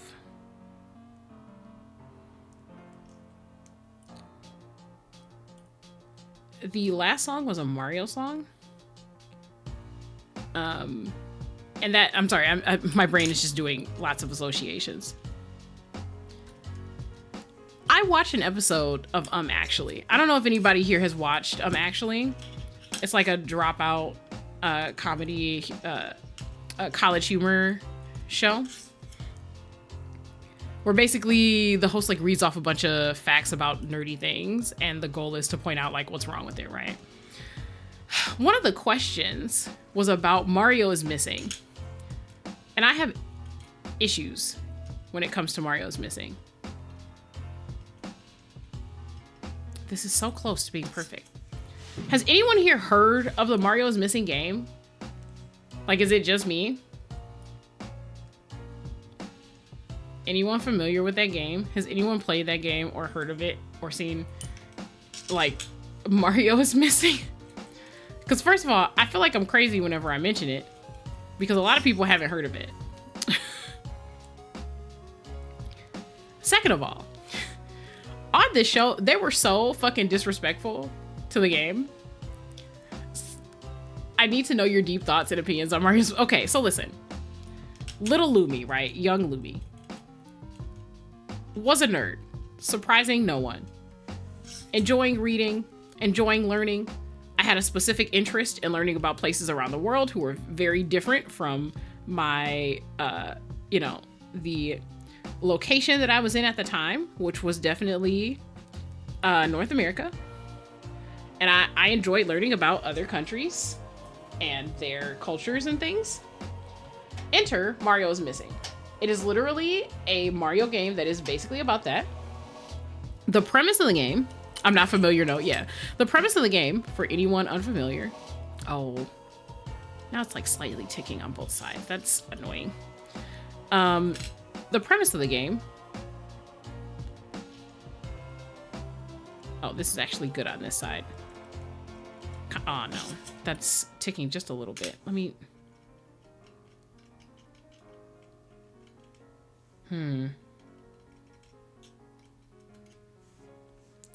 it keeps scooting on the, okay, that should be good on that side. The premise of the game was basically that Bowser steals Mario, and you basically have to play as Luigi, searching with Yoshi around the world to find Mario. Pretty much what he does in an attempt to hide where they are, and also wreak havoc, because it's Bowser, is he steals monuments from important cities. That's this side that's ticking now. He steals monuments from important cities and basically hides them with like Koopas that are occupying different towns all over. And this is like our real world that's being referenced. Like, this is not like Koopa Kingdom. This is like the actual Earth. the actual Earth. So you go around the world and you're basically trying to find the monuments so that you can return them.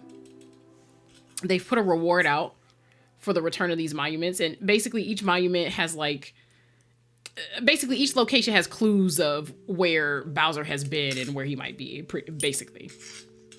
So when you go to the town, the monuments are missing. People are upset about it, right? But they are not going to accept you just showing up with the monuments, right, and giving them back. So it's not like you just kill a bunch of Koopas and then you're like, oh, here's your monument. Because each of the towns has offered prize money to have their shit returned, you have to answer 3 questions about the monument in the city so that they know that it's authentic and you're not just trying to swindle them out of the reward money.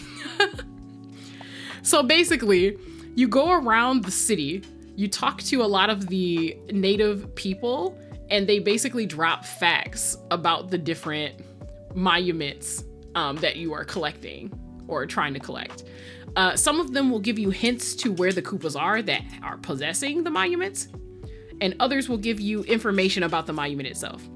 So you end up going to an information booth, you talk to a woman that looks very mysteriously like Peach, you answer 3 questions, and you have to answer them correctly, and then she will accept you returning the monument, which will lead you to the next location that Bowser has left raging in havoc, I guess. That is the premise of the game. So they basically took Mario and turned the Mario IP into an adventure where you learn about global culture.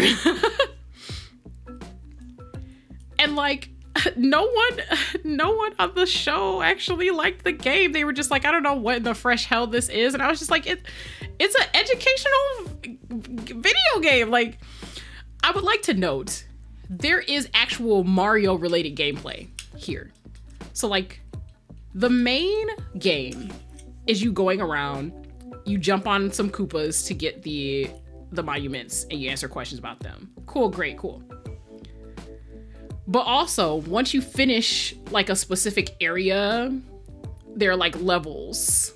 Once you finish a specific level, you basically have to fight one of the Koopa kids who is like guarding the way for you to find the next locations that like Bowser is at.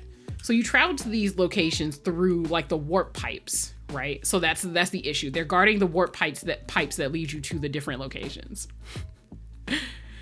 And just like, it's just a cute little game. It's just a cute little game where you're like Luigi and you're looking for Mario and you're learning about the world and history. And when I say like stealing monuments, I mean like the Empire State Building, for example, from New York, or like the Russian Ballet Hall. I'm trying to think of like some of the other ones. The Sydney Opera House, for example, is one of the locations that goes missing. The l'Arc de Triomphe from France is also one of the things that goes missing, for example. You can also find, basically, like you can find clues that give you articles about the monuments as well. The goal is you're going there, you're killing Koopas, you're answering questions, and you're returning the monuments. This is so close. This is so close. I'm just so upset that people like hate on the idea of the game existing. As a person who was into educational things, like I used to read books on Greek mythology when I was very young, and like dinosaur facts and just like other cultures and things like that. It was so hurtful for them to just be like, what the fuck is this? Like, damn, people who want to learn like can't also be into Mario at the same time. Mind you, this wasn't on like the CD or anything. This was on like the SNES. I had that game on the SNES. So like, I think the SNES was like a port. It was one of the games that was ported over alongside like Mario Paint.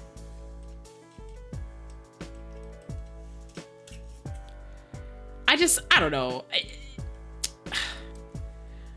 I think people are talking very high and mighty for a game that's basically just like a basic platformer with some cool mechanics.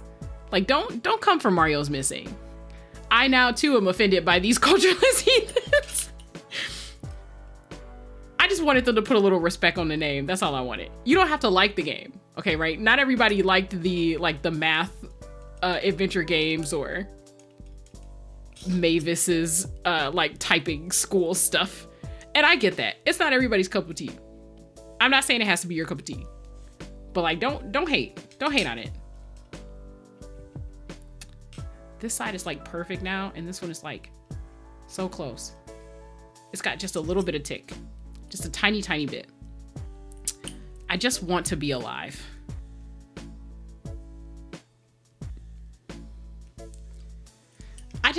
If you haven't seen anybody play through it, if you don't like learning about, actually, if you don't like learning, maybe don't watch someone play the game. Like I want to say half of the game is reading, right? Like you're reading about what people have to say about the monuments, what people remember about them. You're reading the newspaper article that gives you a lot of the details, right? And the history of it. I feel like maybe 5 minutes is enough for you to get the picture. However, the important thing, the soundtrack for Mario's Missing, the OST was hype. It was hype. It was a very nice soundtrack. There are literally times, oh my God, this is so close. There were literally times where my siblings and I would load up the game go to a location and just let the TV run so that we had the sounds, like the soundtrack for certain cities going in the background. Okay, I think that's as close as I'm gonna get. Oh no. That is atrocious. Okay. I just want people to maybe not hate on things they haven't actually, actually played, actually seen. I don't think that's hard. I mean, it's the internet, so like, yes, it's hard, but my feelings were so hurt. And this isn't the first time either. I've definitely seen people get tripped up on questions about the Mario franchise by being asked about that game specifically. Let's see. Okay, so now this is fine. And this has a slight tick. Great. There you go. That's thanks for coming to my TED Talk. I enjoy learning about monuments and cultural history, and I like the game. You did actually have to jump on, You did actually have to jump on Koopas to defeat them and whatnot. So like, the game is valid. It had valid Mario play.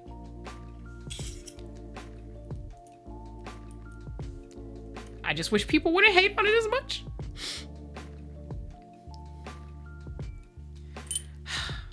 Are there any games that you guys... Ooh. Oh, I'm so close. I am so close. Are there any games that you guys enjoy playing that people haven't heard of or talk about without having known? Like that it's just its existence is a curveball? Denko, I recall you mentioning at least a couple of games that fit into that category before.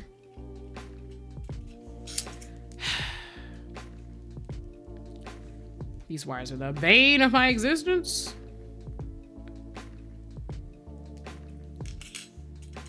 Nope.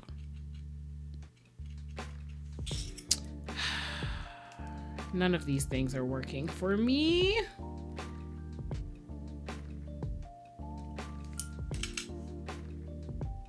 Okay.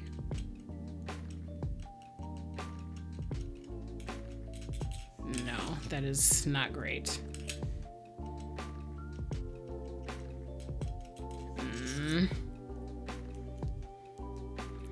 When I turned it over, the right side was pretty good. I'm wondering if I can get this side good.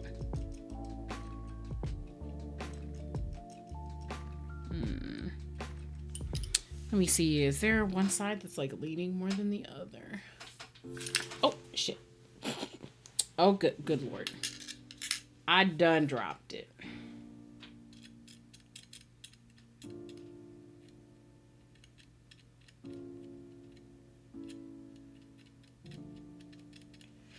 Oh no, but I love all my games, and if people don't like them, I just don't listen because they're wrong.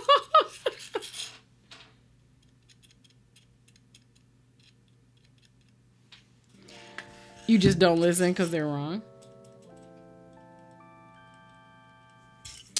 I feel like I'm so close to working this out.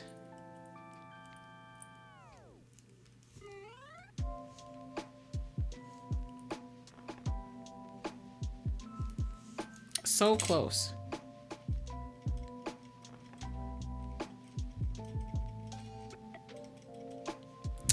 So very close. I wonder if I can bend the bar in the middle a little.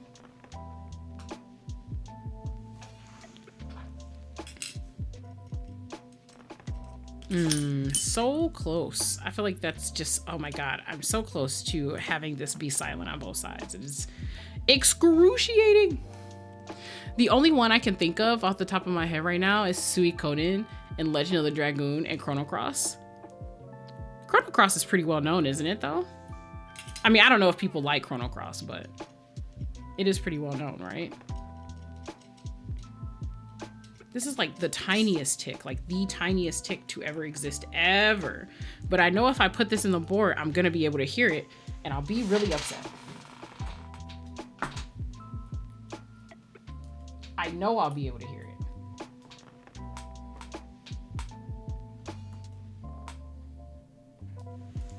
Let me see. Oh my god. So close to silent. I'm gonna be here forever. People prefer Chrono Trigger to Chrono Cross, and it upsets me deeply in my soul. I know a person or two who prefers Chrono Cross to Chrono Trigger. They also suffer as you have suffered. To be fair, Chrono Trigger was good. Like, you know, we're not denying that. Please, good Lord.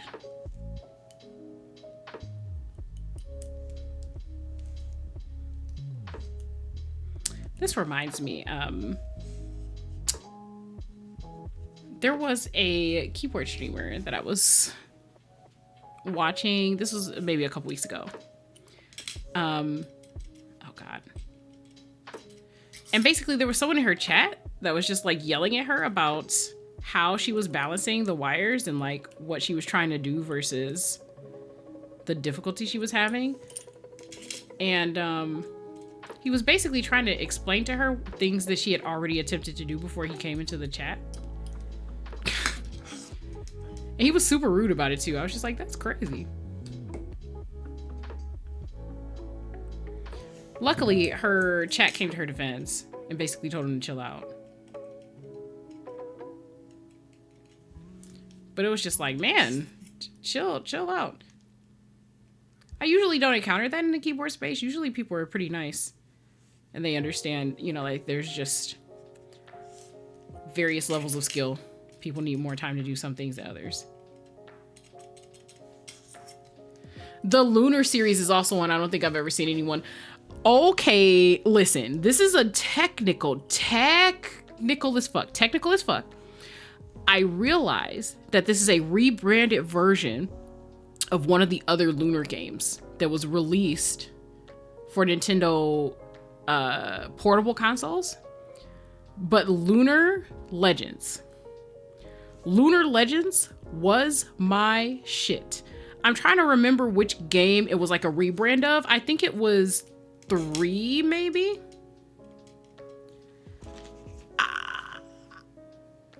I do not for the life of me recall. I'm actually gonna try to look it up.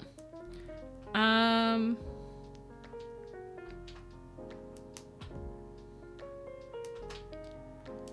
not sure how I discovered that game. I think it was just like in a bargain bin at a Blockbuster. A fucking I realized that I'm making a reference to something that most people who are younger don't know exists. But I definitely got that game. Oh, was it off Silver Star Story? Okay, yeah. Yep, it sure was. Lunar the Silver Star. Yes, absolutely. It was a retelling of the events with story and content changes. So they actually changed stuff. So there were characters from the original game, but it was a retelling of it. I fucking love that game to hell and back. Oh my God. Sometimes I want to say that I'm not a JRPG girly, but then I get games that like suck me in like that. So it was a retelling of Silver Star Story and they changed some scenes. It was basically like a remastered version with extra shit. I mean, but they literally changed the story. That was the first Lunar game that I came across, which was unfortunate because I knew a lot of people who played the OG series and they were really upset that someone had like remade it and like changed a bunch of the shit. I am sorry. So like the things I was referencing, they were just like, that's not what really happened in the original game, blah, blah, blah, blah, blah. And I was just like, okay, but listen, this was like one of the single most profound experiences of my fucking life.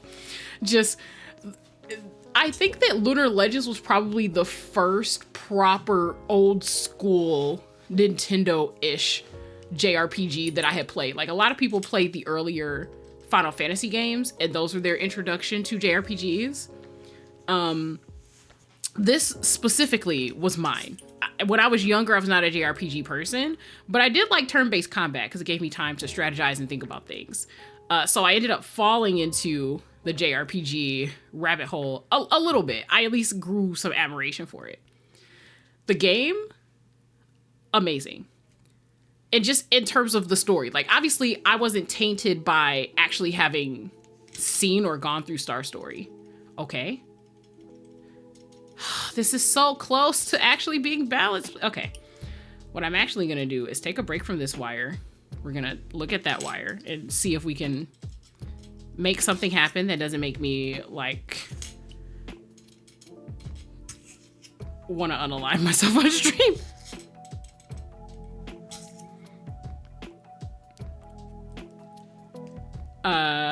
Yeah, but the story was really great. It was very classic, you know, like JRPG style, with like the vast backstory, the main characters being kind of like trickle down reincarnations, or at least like representations of events that happened long ago. They're like righting wrongs that happened in the past through the story, and like try to discover themselves and, you know, who am I? Am I just the past? Am I my own person with my own will? You know, like the things you typically see. But more importantly, and I can't believe I'm saying this for a second time, the soundtrack, fire. I beat the brakes off of that game like 5 times, which was a lot for me as a kid because I actually preferred reading to playing video games when I had the time. Just so that I could go through and hear the music. I might still have the cartridge somewhere because I didn't know what the name of the original game was. I didn't realize it was a port until years later, or like retelling until years later. And I could not find the soundtrack to that game anywhere. All of the old staples. And I mean, like, for anyone who looks up or stores or, you know, has gone through the game to anime OST pipeline, right? I went through all, and I mean like all of the classic locations, okay? Original J-list back when they used to let people link to files on there. Gendo, fucking Gendo, KH Insider, like the places that normally had the things did not have this thing. I was suffering. So I would literally keep that game in like a padded fucking case so that nothing would happen to it. And whenever I was like just having a time, let me tell you, I would just take that bitch out, plunge that shit into my fucking Game Boy, turn it on.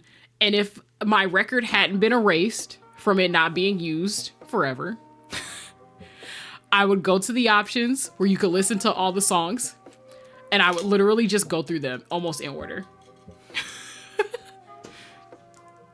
Most tragic story of my life, I used to own the entire OST of every Lunar game, and I lost my CD case on a trip to Maine, and I never emotionally recovered from it. Yeah, that's crazy. That's actually real tragedy. You have my condolences. That's crazy. I think I'll actually cover the Lunar songs, like actually for real. That would be awesome. I would love that. Now that I know the name of the original game, I can probably go back and find it. I'm sure someone's got an archive of those songs. I'm sure someone's got it.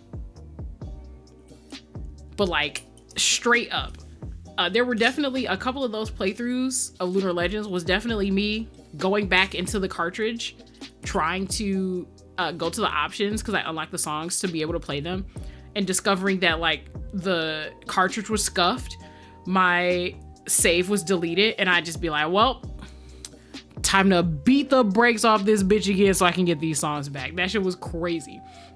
I'd get to certain locations and literally just stand there so I could listen to the music. I mean, it's just one hell of a thing when you grow up like, you know, poor, right? It's not like I could scour online, you know, like stores in Japan to like try to Taobao my way into the OST. It wasn't gonna happen like that. You know, kids these days got it good. You can basically just search anything and find it. Back in my day, you know, back in my fucking day. Like Jean and Ronfar are why I am who I am today, I think. And I think honestly, you might be one of the only people who can understand that. You know, I hate to say that that makes perfect sense, but it does make perfect sense. I see that this wire is also going to give me the troubles. We're just gonna have to suffer for a while here. I really think it's the bar too, like the middle bar. I think it is elevated a bit more than it should be. It's so slight, like.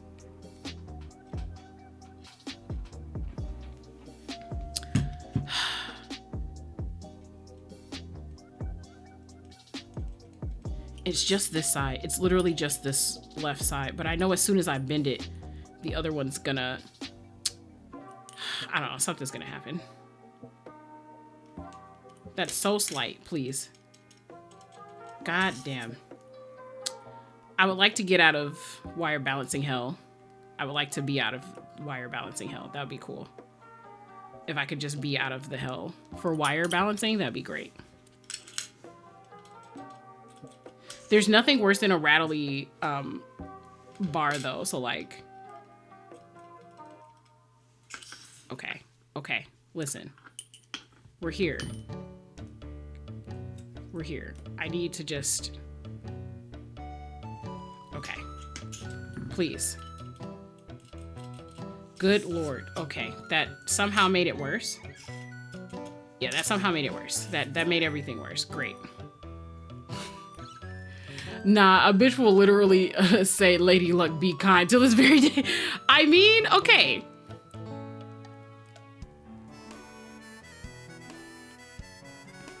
Which song is this, actually? This sounds so familiar. Oh, it's okay. It's Pokemon.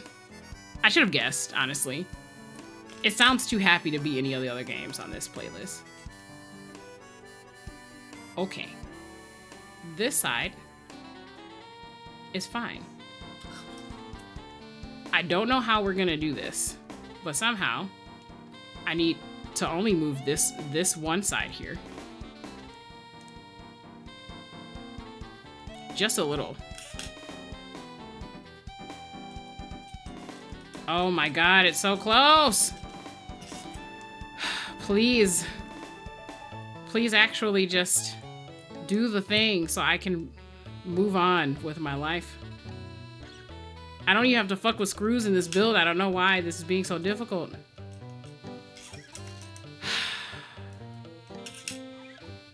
Okay. Well, the right side is still fine, so this is probably the ideal position to bend this specifically in.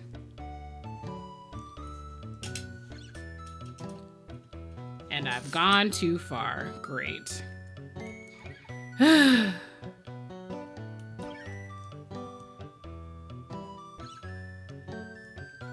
Lamau, I was just about to say, this is giving modern day Pokemon. You were correct. You were correct. Am I just this bad at the wires? Like, is that just what it is? Am I just that bad? Do I just suck? Have I lost my edge? Okay, listen, we know that that's bad.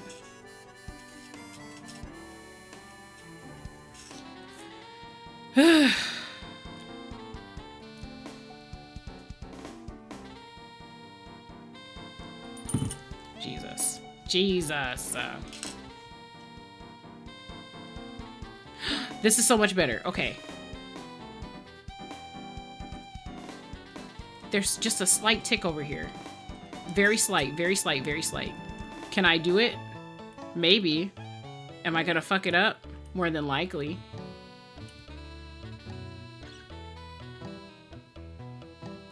That's like the slightest bend. Okay, and it's too far. Too far, too far, too far. Okay.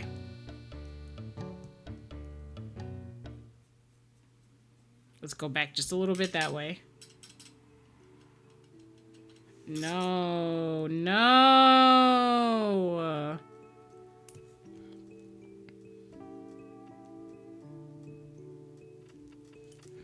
Come on, man. Okay, we're back to like the drawing board. This is very close. This is so close. I really just want everything to chill out so I can just tweak this just a little and get this to just be okay.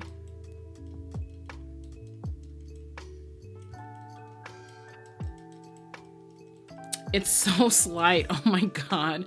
It's so slight. I'm just so sad.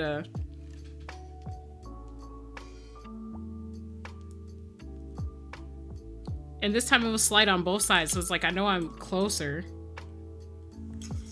Damn. Left side's okay, right side is not okay. That is so slight. Why? How do I keep ruining it?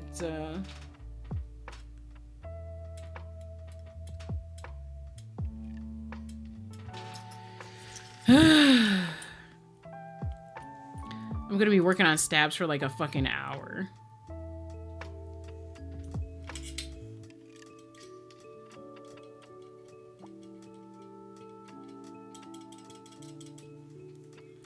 It is literally just this one side. It is literally just this one fucking side.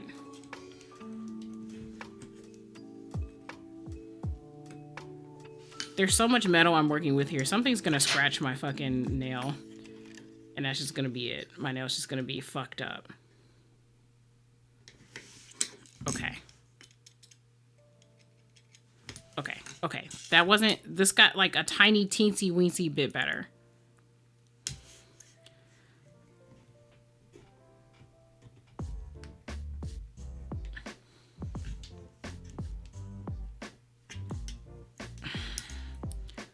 Please, just let me bend the fucking wire, bro.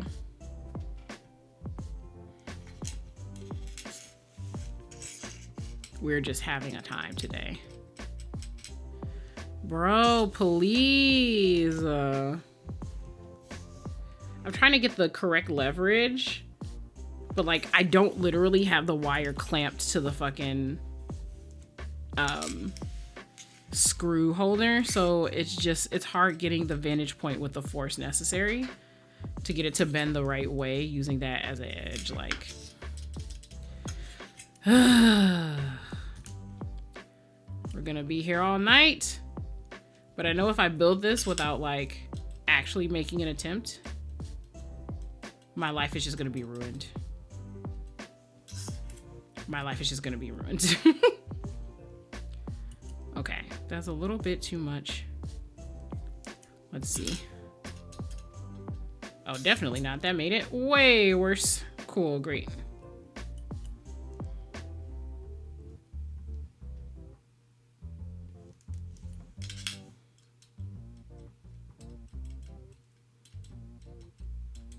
Okay, we're back to square one, where the right side is just a little.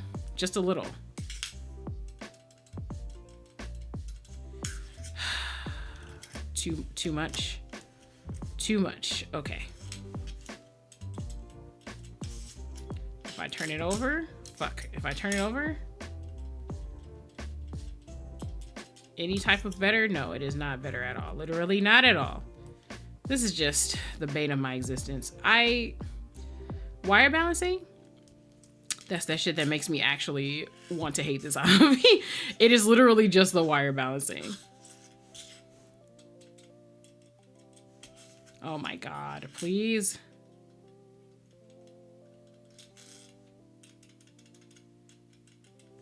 Oh my God, this is so close. This is actually just like very close. I keep like, I don't know, fucking it up somehow.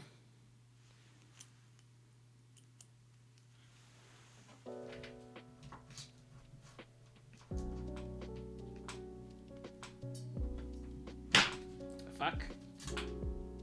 That was not correct.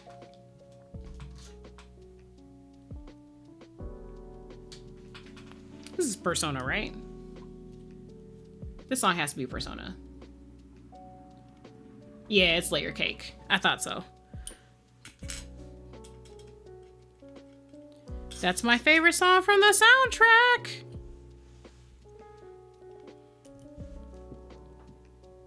Daddy EY's theme song, for real, for real. If you know, you know.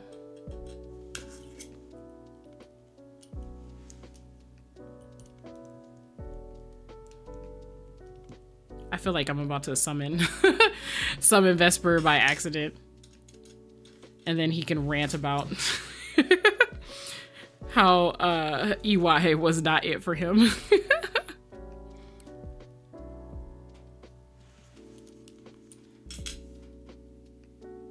Okay, wait. Ooh, this is perfect now. This is perfect now. Unfortunately, that means I'm about to fuck everything up by attempting to do the other thing. Cool.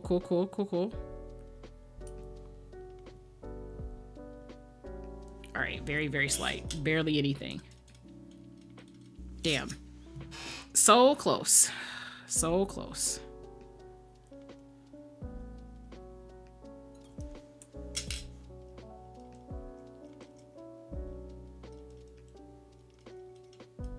Okay, I think that's actually as good as I'm gonna get that. We're gonna call it a day. We're gonna call that a day. That's crazy. Cool. All right. Hopefully I can make some minor adjustments to this and also call this a day, and then we can actually put the fucking stabilizers together. Christ alive, I didn't completely ruin it. We just need a little more twist in this direction. Are you talking about Moon HCY? You are correct. You are correct. Hold up. Hold everything up. You are, in fact, correct. You are correct. I am talking about Papa EY, Daddy EY. I am, indeed. Talking about our gun wheeler and dealer, you know?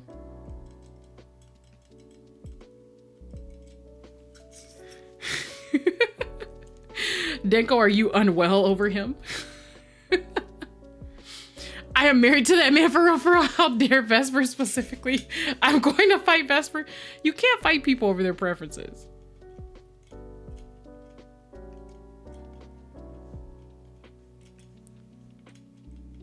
Okay, all right, cool. So here's how we're gonna distribute these. I actually, these are my best ones. So I want these to be backspace and enter because those are the ones I hit the most. These can be the shifts. I'm very sure that these are fine. Oh no, maybe not this one. Damn. Damn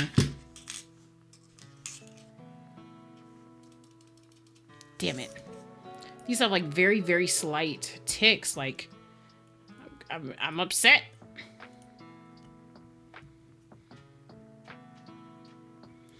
I think Twitter has shown that I can, in fact, fight people over their preferences. Well, you're not supposed to. Just like you're not supposed to do arson, Denko. There are rules here. You know there are rules here. You can't just fight everybody in the Denny's parking lot, you know? I know you're willing to try. But like...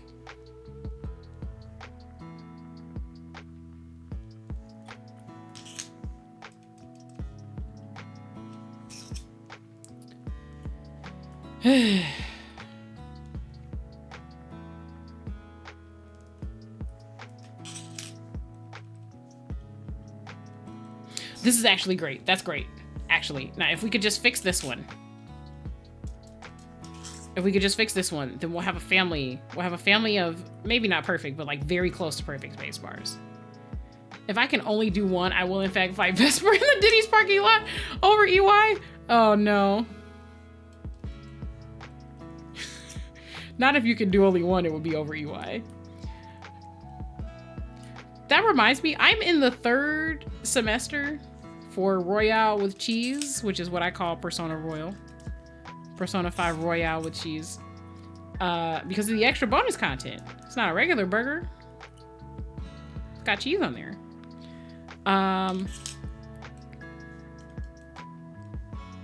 I'm gonna try to keep things spoiler free, but I do in fact, I mean, I guess technically the game's been out for a long time, right? Like, who am I spoiling it for? I'm basically the only person who hasn't played through it yet, basically. Ah, yes. Silence. Yes. Okay. Worth it? Question mark? Worth it to me. Worth it to me. Okay. Whew. Christ alive. We finally finished it. All right. Now let's get our BDZ out. Oh, that should be in the cap. Let's put that in there. Cool. We're gonna do these stabilizers. Luckily, the rest of the board is very easy to build. It is the simplest. If you were not here the last time, you basically just plug everything in from this point. This is a screwless build, pretty much. Basically, like, just being for real. It's basically a screwless build. And I will, in fact, test these stabs after I put them on the board. Sorry, I was having a time with like Vantage Point sight, so I was not doing this in front of the camera. EY is not my favorite character, but I do like him. He is an older man who is wizened enough to know that there's more to life than just being a curmudgeon. And also, I mean, he wants to be better for his son. Like, is that not cute? Like, is that not, like, cute? How's that not cute? Like, you feel me? Like, that, I think that's mad adorable.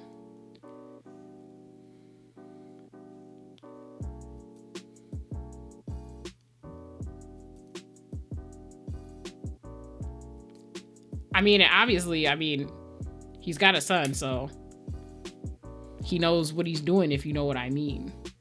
If you know what I mean.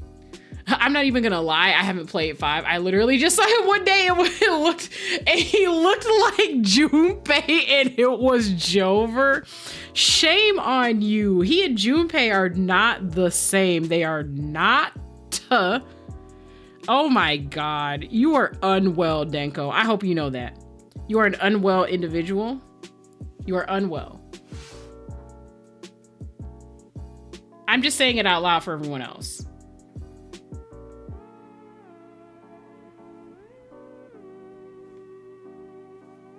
Can't believe you looked at him and he looked like Junpei, so it was Jover. Shame. Shame.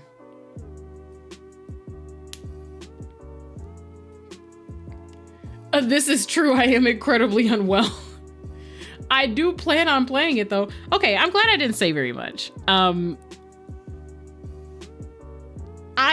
I wanted to play it on stream, I'm not gonna lie to you.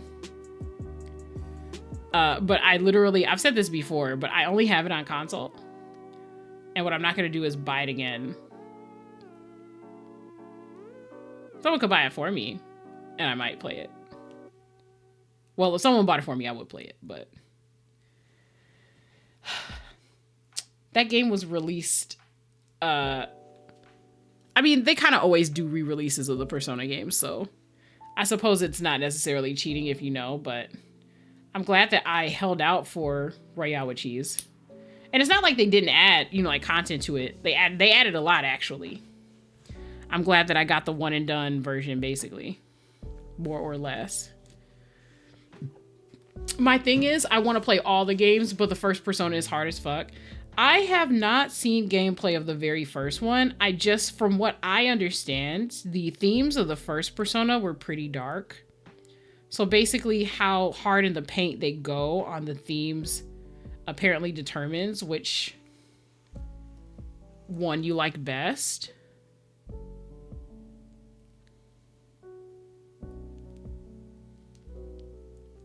After I'm done with these stabs, I may take a short break to re-up on my tea. I need more hot water. And I recognize it's been a little while since I've taken a break, actually. You all should also probably take a break.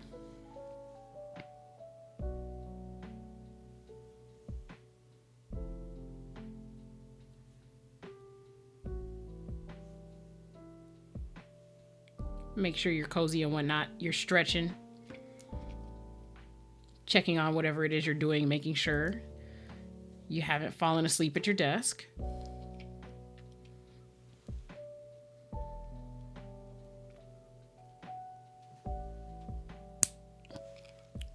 Hopefully you heard that snap. I snapped the wire in close to the mic.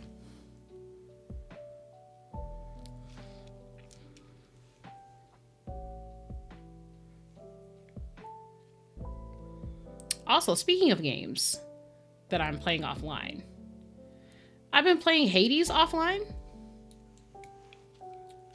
I beat the game. No spoilers or anything, but I beat the game. 'Twas me.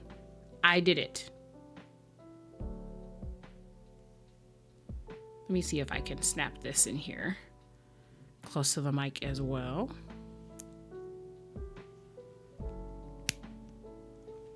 That one was very quiet. I don't know if you could hear the snap. Oh, lube all over my hands. I see how it is.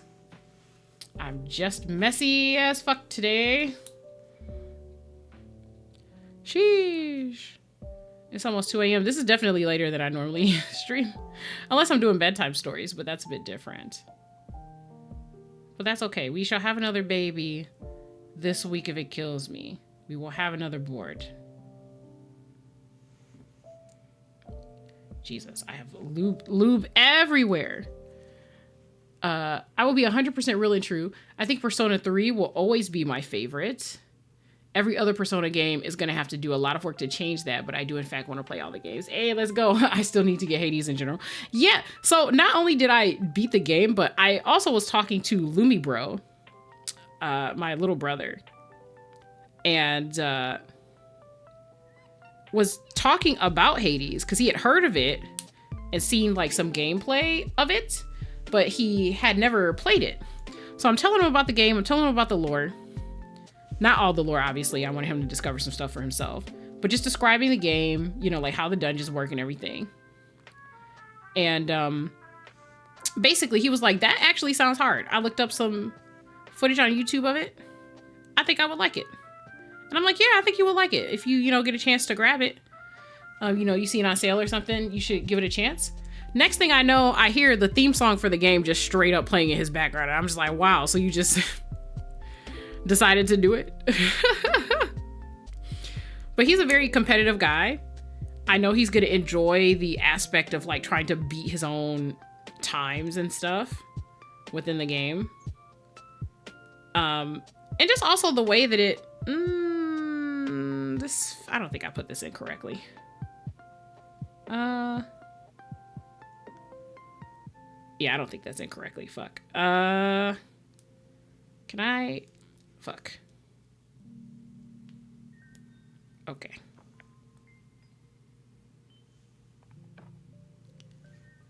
Let me... Fuck. Take this out. I don't think that's incorrectly. That is not incorrectly. Okay. Let me twist this around here. Put it in the correct way. I'm gonna recoat this. And then we will do it again with feeling. Hades is great. I had a really rough time with it at first because I am not that sort of person when it comes to games. I normally... Oh no, did I bend something out of place? Maybe.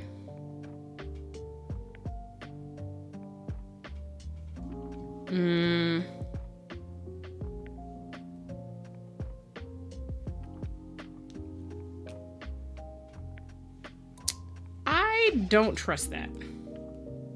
I don't trust that. I think somehow I bent that out of place. Somehow. So what I'm actually gonna do is lock this into the other side so I don't have to waste a housing and do it that way. Alrighty, and this goes, I need to generate another hand. Here we go. This way. And then we're just gonna stick this in. We're gonna pretend none of this happened. I didn't bend anything out of place. This stab is perfect. It's fine. Oh, shit. Yep, cool, great.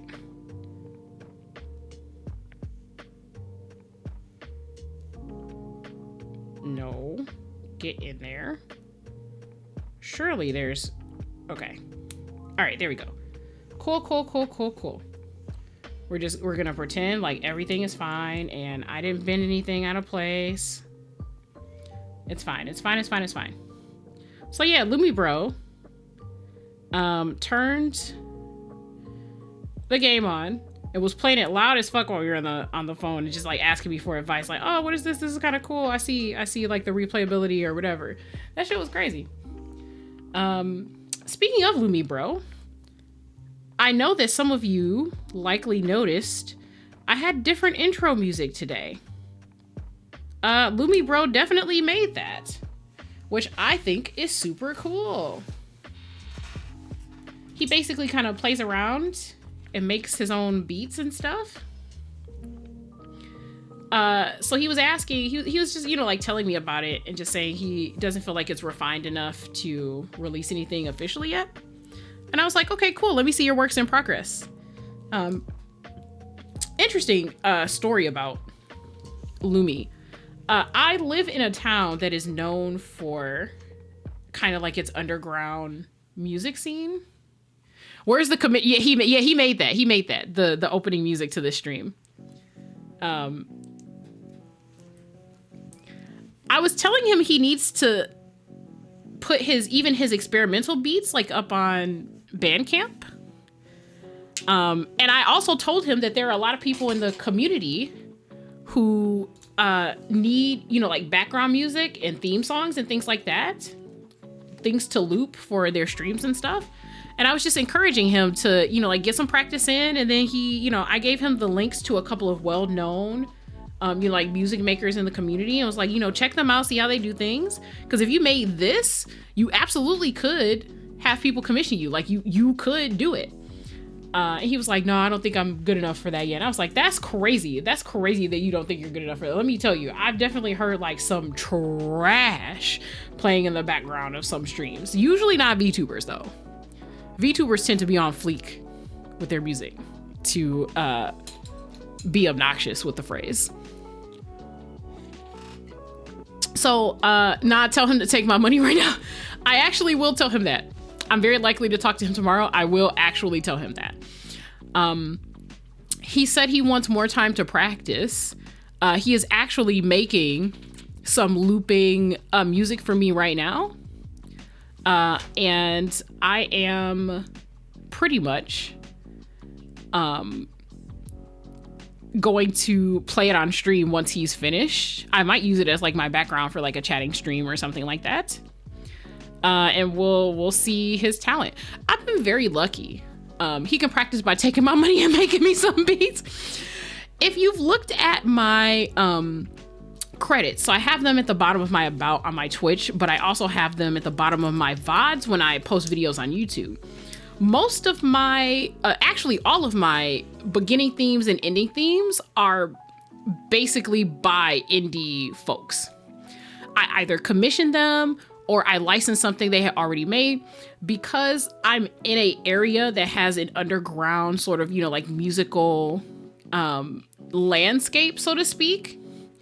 I actually know quite a few beat makers. And by beat makers, I don't just mean like people who are online that will make like soundtracks for your background or whatever. I mean, like they actually make beats for rappers and performers, even the ones that are like underground.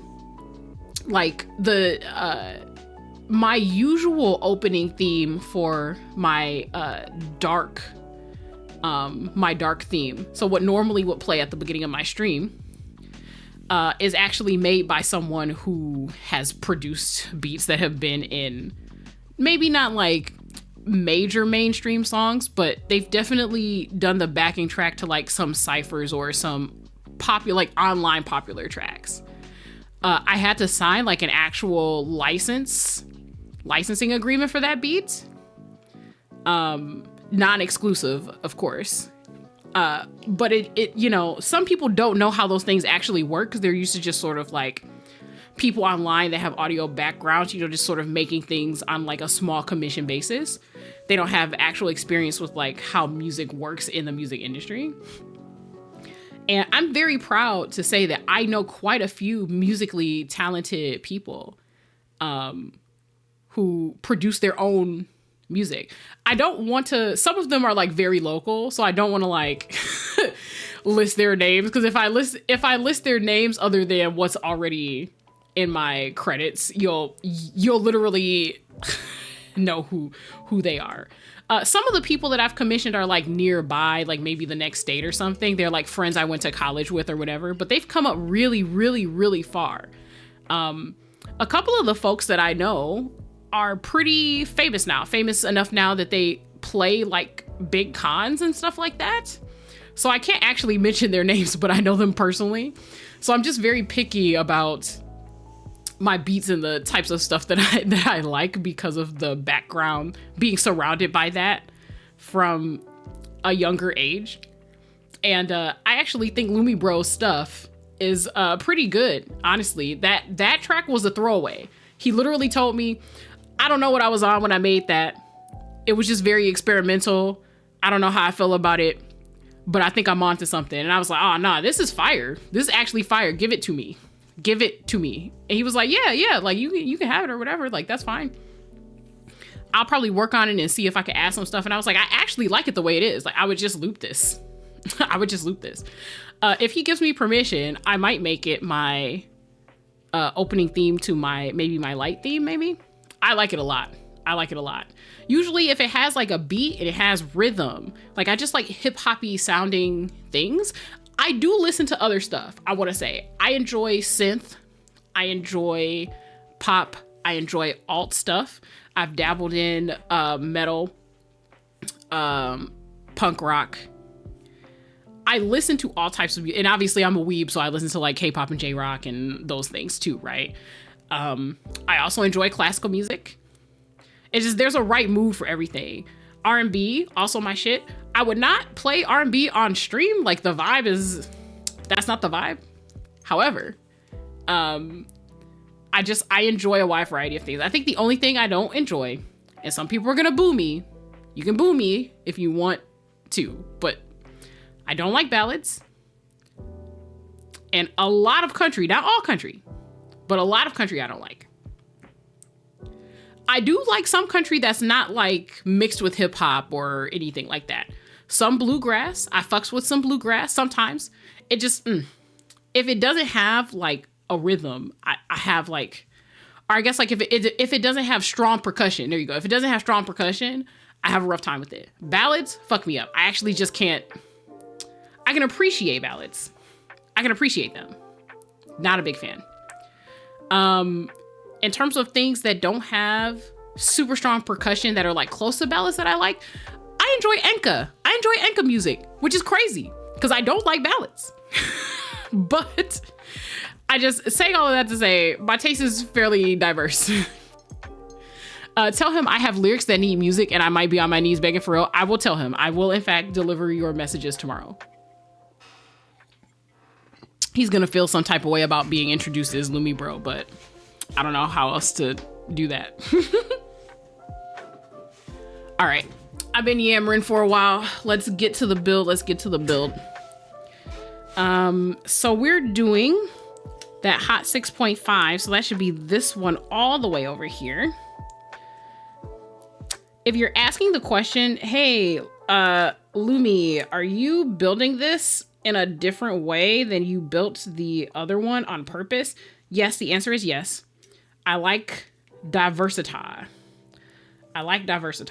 So sometimes I will purposefully build things in a different manner at least in terms of the layout, than I did on other boards, just so that I have some variety when I pick some stuff up. It's not that hard to code. It's not that hard to code things so that they have similar functionality. But okay.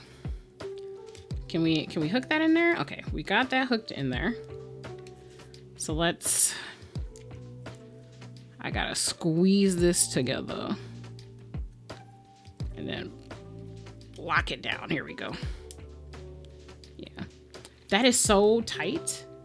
This is so tight. Let me see if I can show you how tight this is. Yeah, there we go.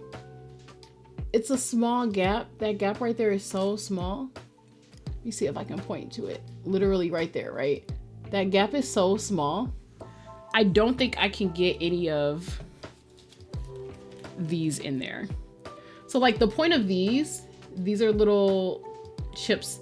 The goal of them is to go into that gap between to like just close it and make sure it's tight.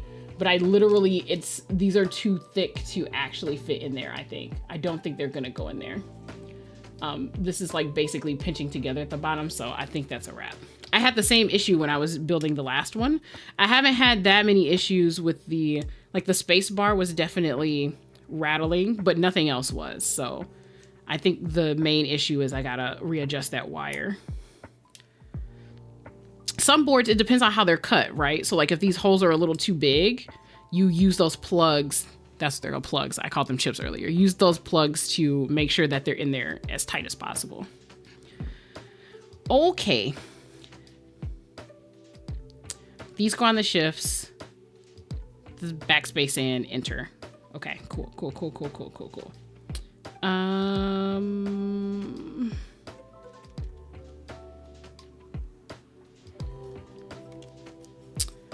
Let me make sure that I've got this right. Hopefully this is not a dud PCB. I know that some of the Cycle 7s, I'm sorry, not Cycle 7s. Oh, you know what? Actually, yeah, I am thinking of the Cycle 7s. Some of the Cycle 7s I have, or that other people got rather, had issues with the PCB. The first one I put together did not have any issues. So hopefully, fingers crossed. I'm just paranoid about all my boards having issues now because because of the Cycle 7 issues. But this will probably be fine. This is a qwertykeys board. And they're pretty much known for everything being tip-top shape. If I recall correctly, there are like extras of these on sale at this point. Did I want to... Is there a hole here for... I'm trying to think. Are there holes here for ISO? Okay, so ISO would be here. ISO would be here. This is like very clearly labeled. I don't think there's I don't think there's compatibility for that here. Let me double check. I'm gonna double check the Neo. I was trying to figure this out before, right? Like, is there compatibility with ISO for me specifically here? Looking at this, I don't think so. I don't think on a hot swap PCB we can do it, but I want to make sure. So let's look. Neo70. I know they have the layout somewhere near the bottom. I bet I looked this up last stream too and just totally forgot because like what is what is object permanence? Let's see.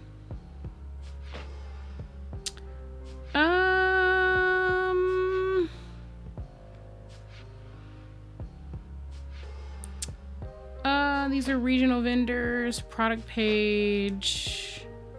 Okay, I'll look at the product page. We'll see what the layout is.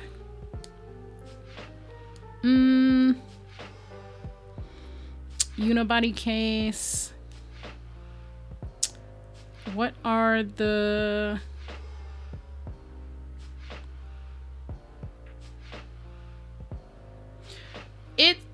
says that they both support ANSI and ISO layout.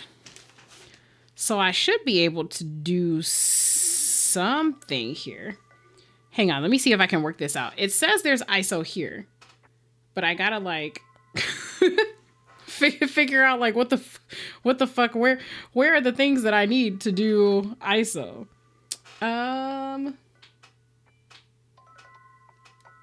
There should be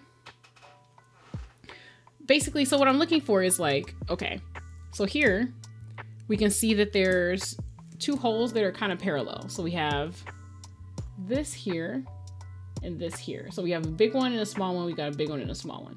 So I'm looking for something that's this similar distance, but on this side of the PCB facing either this way or this way to indicate where I would put the stabilizers. I am actually just bad at this, is what it is. Now, I can see the regular stabs, right? So the regular stab is like right here.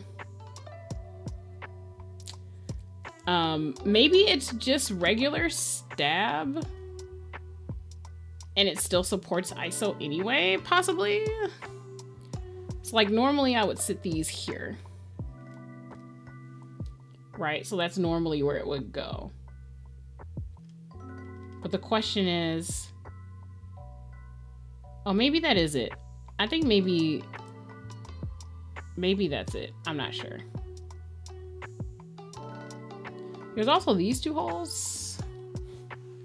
Like, what the heck?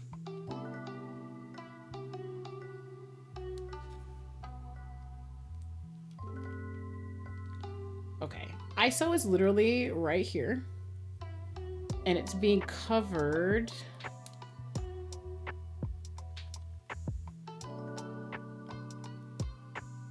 Yeah, it's being like covered by the stab. So that's how I know it doesn't belong there. There's somewhere else I have to put this. I'm just so dumb. This is not something that I normally do. I don't normally do ISO. So we're just kind of like, I'm just dying. That's what's happening. I'm just dying and I don't know how to do what I'm trying to do. Ask me when the last time I put together some shit for ISO was. That shit was a million years ago. Let's see. I think it's this.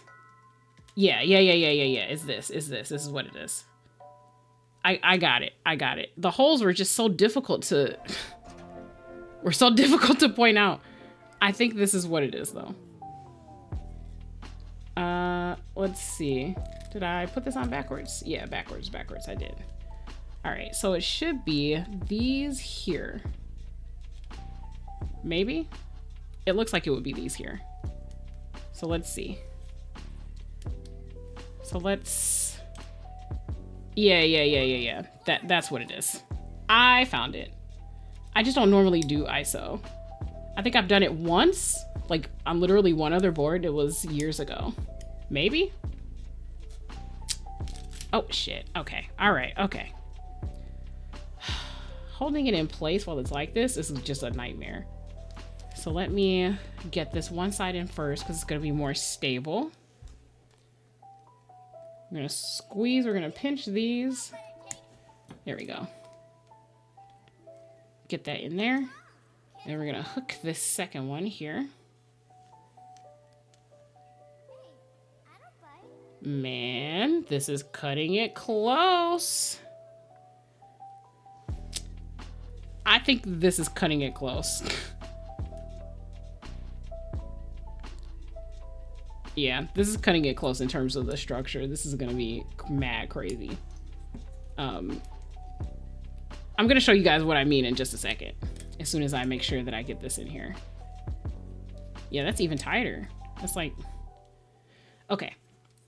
So here, you can see the bottom side of where I've put the stabilizers in, right? So you can see this spot, whoops, you can see this spot right here, right?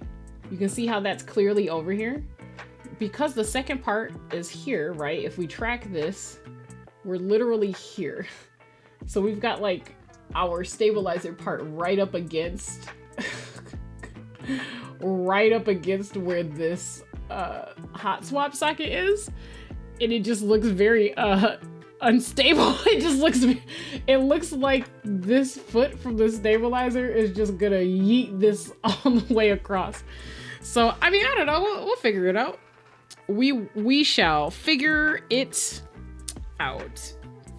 But anyway, I do think that that's the correct thing for ISO. How can I tell? Because there is a slot literally right here that is labeled ISO. Sorry, right there, that's labeled ISO. So they did actually label this PCB so that you can see what's going on. They also put ISO over here, and that's just for like the backslash and like the divider. Because normally that'll go basically like right here. So we'll see how this works out, ? We'll see how this works out. And then of course we still have to put in the other, the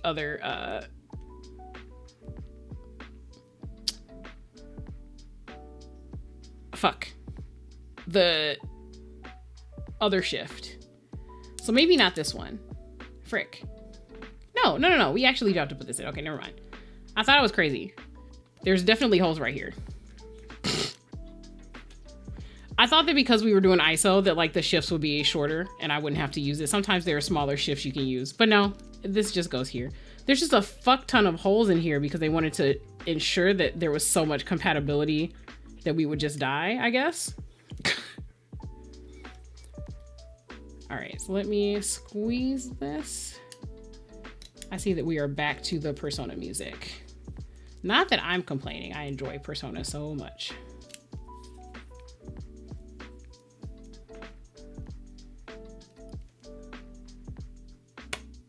Okay, cool, great.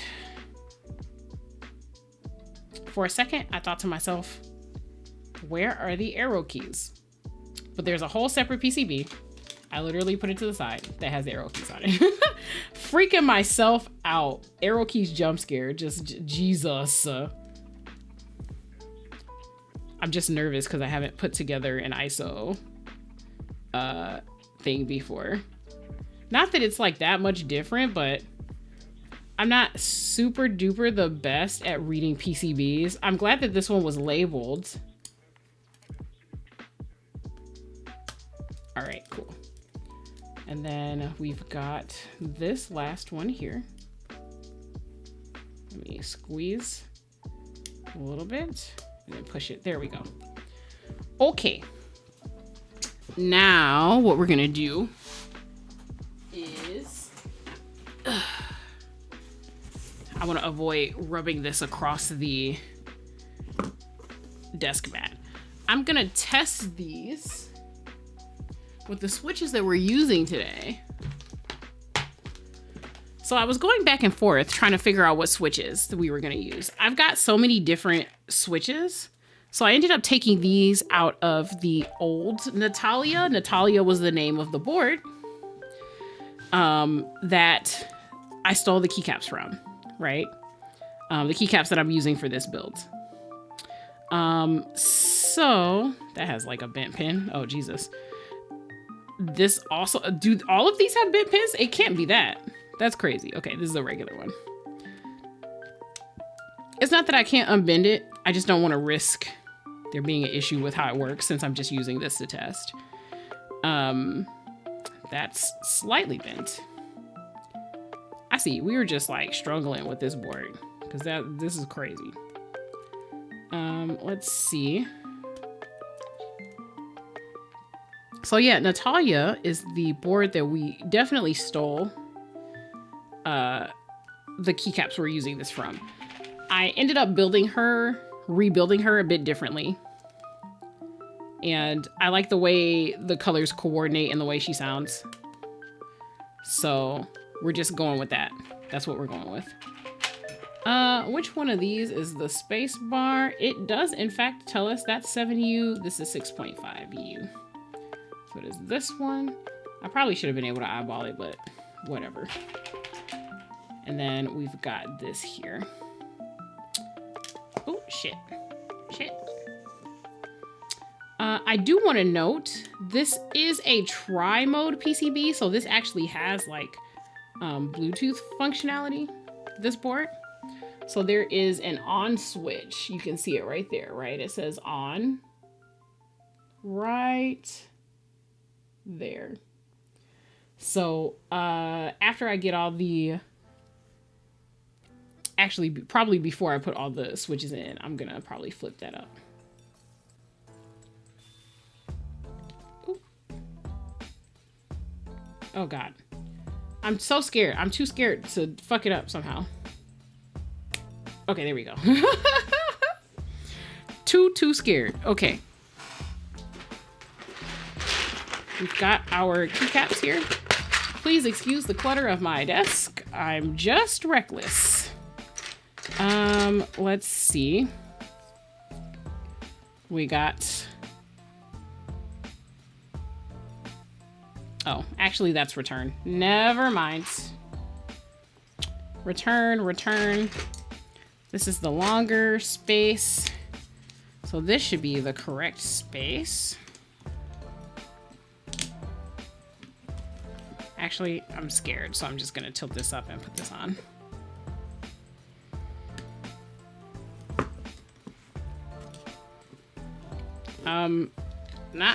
Not returning. Not me putting this on and then like the spacebar not moving. Why? That's crazy. Something is amiss already. What is amiss? What is amiss?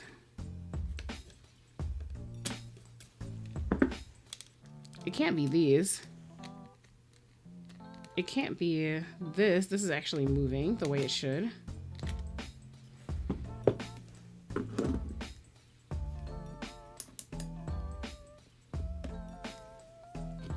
Is the issue the other side? Is this like not? It is. The issue is the other side. Oh, shoot. Oh, shoot. Okay. Perhaps, possibly, the other side of the stabilizer was not put together correctly. That seems like something that would be my fault. Seems like something that would be my fault. Okay, let's push this on through. Cool. I have a feeling that that's exactly what happened. I have a feeling that I put one of the housings in incorrectly. Maybe like facing the wrong direction. Not me immediately having issues right after I put the fucking space bar on. Like, why are we struggling here? Okay, this moves up and down. This does not. So clearly, yep, yep. How do I... This is a non-traditional housing, so I kind of want to be delicate with how I take it out. Okay. All right. We've spotted the culprit. This was definitely put in the wrong way. My fucking fault. Now I feel like I gotta test the rest of these. No, those go up and down. These go up and down. These go up and down. These go up and down. Okay. Alrighty.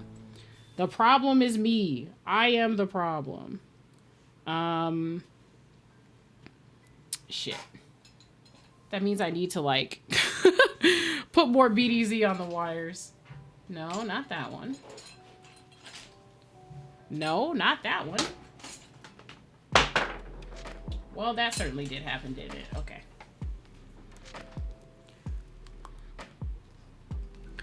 Hey. At least I spotted the issue, right? Like, that's kind of the important part here.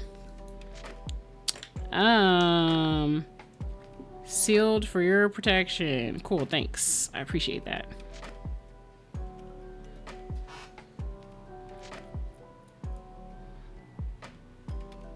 All right. Sorry, I'm doing this off camera because I want to try to get it done quickly. You guys watch me lube everything. You know how it goes. You know where I'm putting it. Okay, cool, great. we've done it. So now let's put this in the correct way.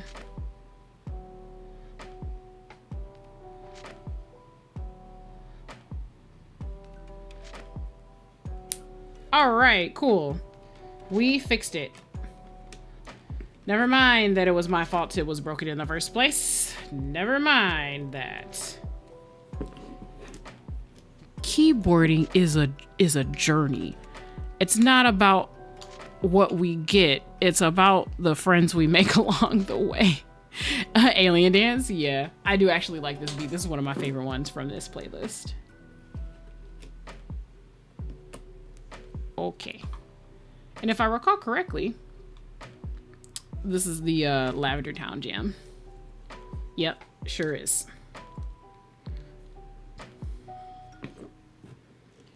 Okay. Now, when I rushed to build the Neo70, and I mean, I say rushed, but it still took me some time to do it. The Neo70 that I made before, that I built before,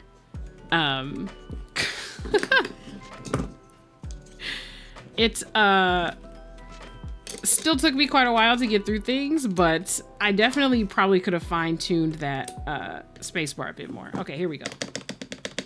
Okay. I'm not gonna test it here because obviously this is affecting the sound, but I want to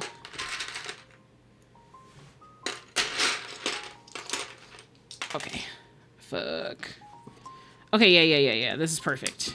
Get that big ass return. This is exactly what I wanted. Yes. I'm trying to take my time a little bit more this time than I did with the first one. Hopefully then I won't have any issues. That's another return. Backspace, so we're gonna put that over here where it belongs. Again, sorry, I'm moving things off camera. And we need shifts. That is a space bar. Please show me some shifts. There's gotta be some shifts in here. I know they're in here. Okay, here's one. Nope, that's another space bar. Okay, we are digging. That is a 0 for the numpad. Oh, cool. They gave us the regular return as well. I'm gonna just stick that up there so I don't have to go looking for it later. All right, so this is a shift. I think that is supposed to go over here. I don't think that is the long shift. Okay. There's gotta be one more in here. This is the other shift, I think. Yes. There we go. Cool. All right. Now we can pretend that I didn't embarrass myself by fucking up the stabilizer. That's what we're gonna do. We're gonna pretend that that's not what happened. All right. All right, so we're gonna carefully set this down and just test, right?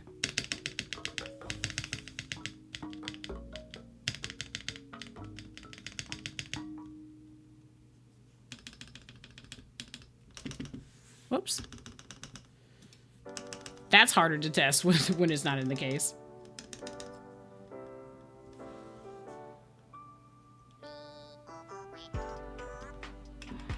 Not the Animal Crossing, like.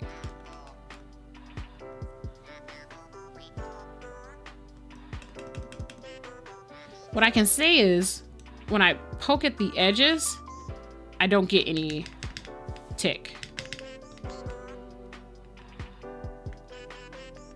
There's definitely tick on the other one, but this seems fine. So I'm gonna call it a day. We'll call it success. Do I have... We want to pull up at the same time. Yep. All right. Cool. The trap remix of Lavender Town went. Yeah, absolutely. I agree.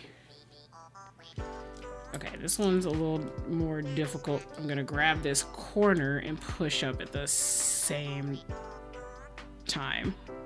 Oh my god. That is tougher than I thought. Let's try this other corner. There we go. The switch came up with it, but I'm not gonna complain about that. Cool. And then this can come up as per usual. Cool, cool, cool, cool, cool. And then this will come up like usual as well. Cool, great. And then I'm gonna remove these switches real quick. Come on, come up. Alrighty. All right. So supposedly these switches are loud. These are tungsten switches. They're known for being loud. Are these two different yellows on screen? Yes, they are actually. I am shocked that you can tell the difference in hue. That's pretty nice. Yeah, this is definitely more yellow. This is kind of got a little orange mixed in. How nice. Okay, so we got our stabilizers. Next up is our plate. So we got a palm plate we're using with this. I've been told we could do playlists with this, but I'm not gonna try.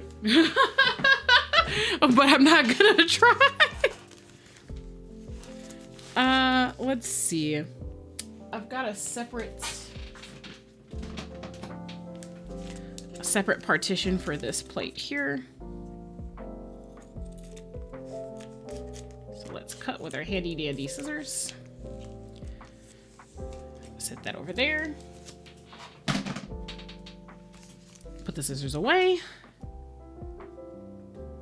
You know what I said I was gonna do after stabilizers? I said I was gonna take a break. Let's do that. Let's take a break. Let's unwind.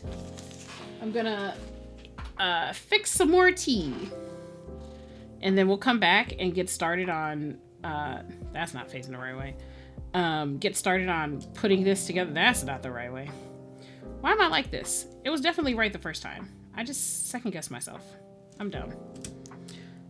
No. No? No. I had it right the first time that it was wrong. Why am I like this? Okay. I'm definitely gonna need my plate fork for this.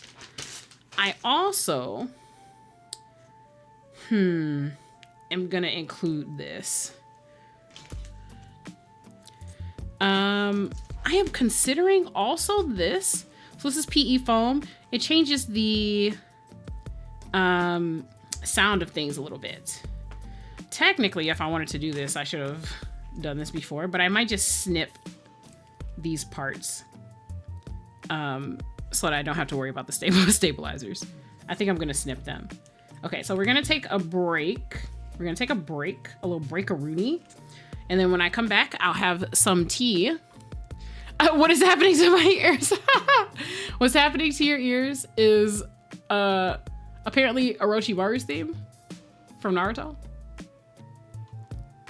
But like lo-fi hip-hop, I guess.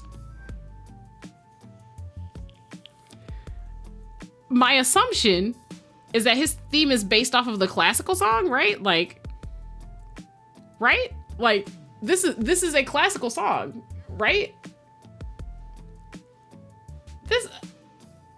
I almost want to say, like, this can't be correct. Like, this can't be Orochimaru's theme. But I don't watch Naruto, so I don't know if this theme song is just actually based on the classical. Yeah, why does that sentence make perfect sense?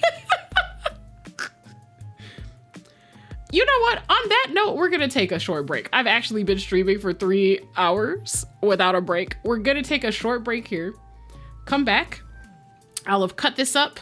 We'll have this set where it's supposed to be, and then we'll finish this build and call it a night. Okay? Enjoy the music.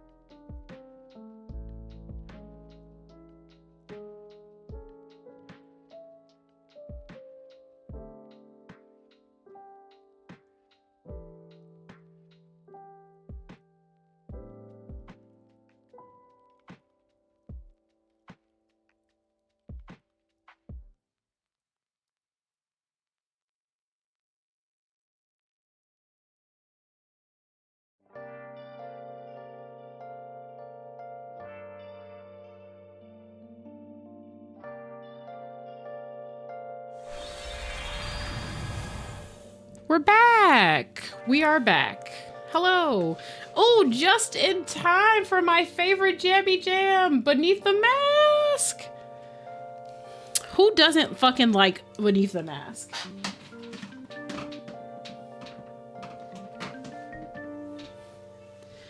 Okay. So, as you can see, I spent most of my time cutting. So, I basically cut most... Oh, I forgot to tuck that in there. I cut most of the PE foam so I could just like slip it in without having to go through a whole trial and a half to take everything out and put it back in. So there we go. Everything's set. So we are ready to put the foam in. This seems like... Oh. Other way around, probably.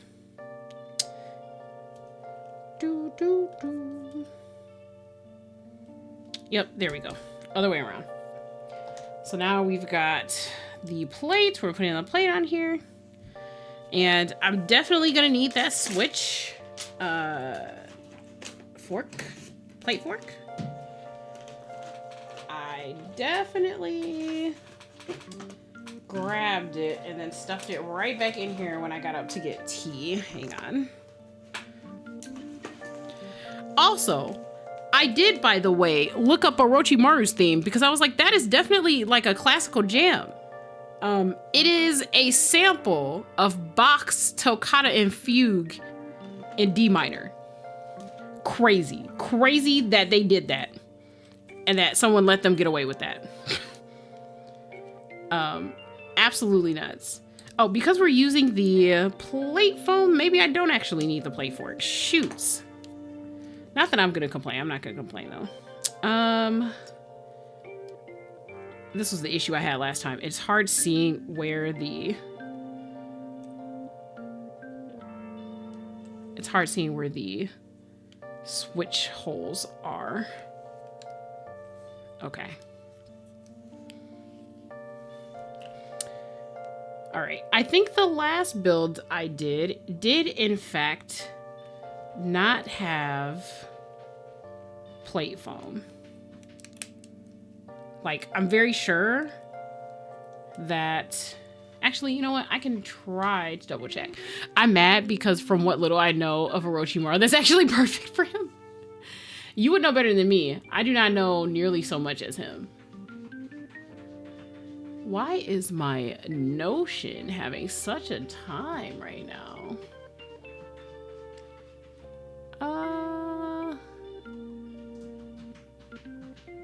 It is literally having such a time.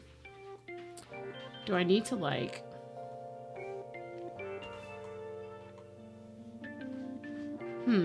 Something about the interface is messing up on Notion. I don't know if anybody else is having issues with it.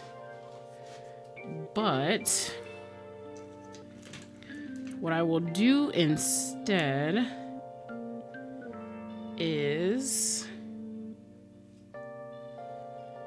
try to access the actual site itself and see if I can look.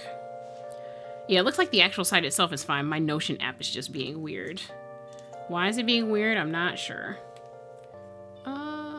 This little piece, I'll just take that little piece of foam off. Okay, so the other board, I'm gonna find it on my list.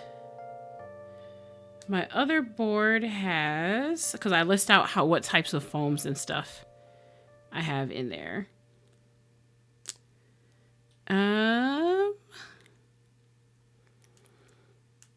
Oh, and you know what I also could have done? I probably could have checked my my Twitter, but I didn't think of that. Okay, so I put... Oh, it says I put all of the foams in here. Oh, it was the Cycle 7 that I didn't put all the things in. Okay, I gotcha. Okay. So, long story short, I put all of the foams in here because I heard it does not sound as good without. And I think, if I recall correctly, I did actually try it. And it was not great. Okay, what is happening here? What's going on? What are we doing? Okay, the foam came out for some reason. And I believe this goes on this side. Yeah, that's a 6.25U. So that goes there. And we also have this here.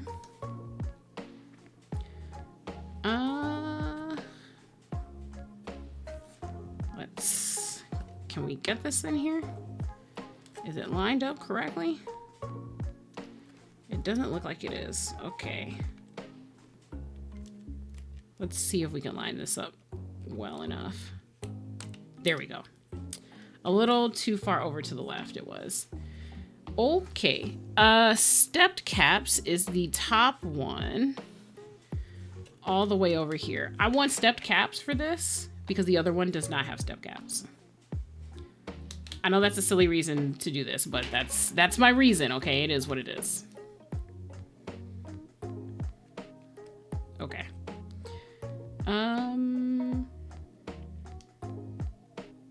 Should I go from the bottom? Actually, yes, I'm gonna go from the bottom up. I feel like that's the easiest way to make sure everything stays the way it's supposed to. I can always use a plate fork or something if I've got that going on. Okay.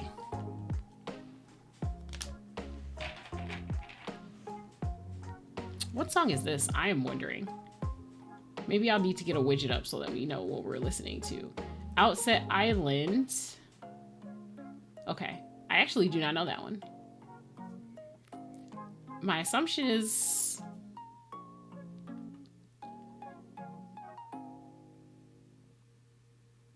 Okay, so this is Zelda related. Okay. Outset Island. What game is that from, I wonder?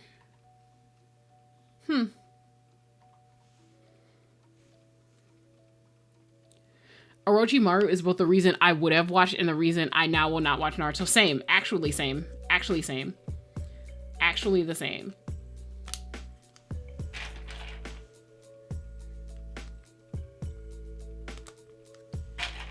It's fine. I'm sure someone will subject me to it eventually. I used to be a fan of Naruto when it first got published over here, overseas. And they were doing the Shonen Jump serials. This seems a little sus to me. I'm gonna try to get as many non-bent switches in here as possible. And then if I have to unbend some of these to finish up this board, then I'll do that, basically. Okay. Also, is this top switch or bottom switch? Okay, this is the top here. Now, on my last PCB, when I did this, the labels were actually mixed up for 7U and 2.5U. Very specifically, they had mixed them up. So, like, I don't know. We'll have to see how this is going. This switch is not all the way in here. Is the issue just the... Yeah, okay, the issue is just the plate. Cool, cool, cool. So now it says that these bottom ones are 6.25. I'm not sure if I believe them. I'm not sure if I believe them, but we'll play by the rules. We'll do what it says for now. So apparently these are all 2.5U along the bottom. And it says it's 7U at the top.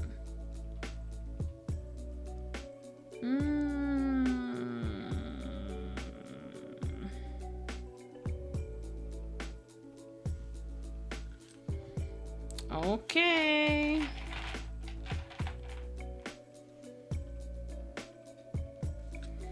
Okay, it says it's these ones along the bottom.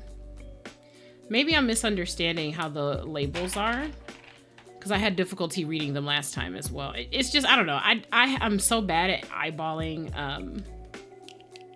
I'm so bad at eyeballing these sockets.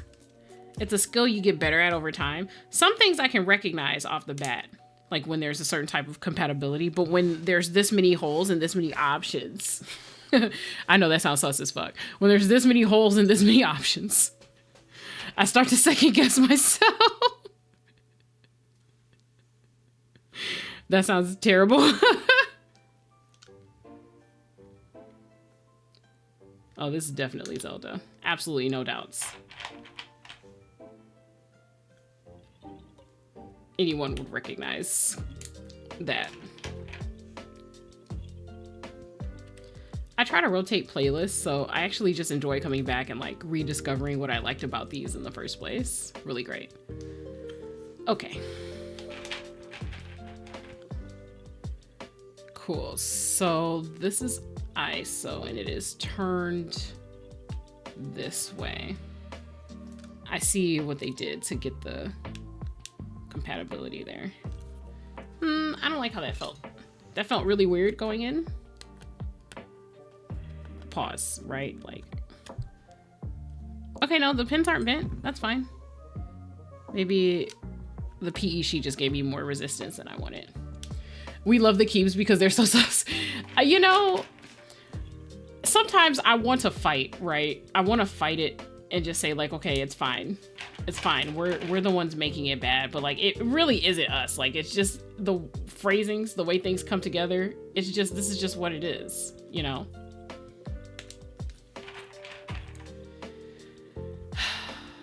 Okay.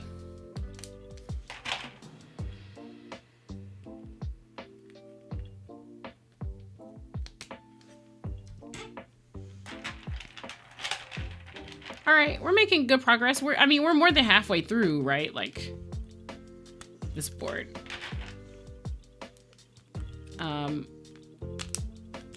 What I should definitely do is look up a little more about how the try mode works.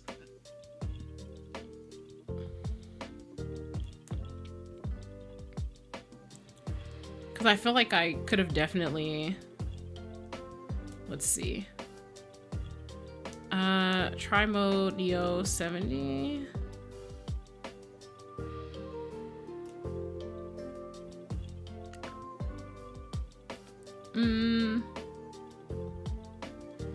I know that there's like a build guide, that they have like a build guide, but my concern is not necessarily the build guide per se.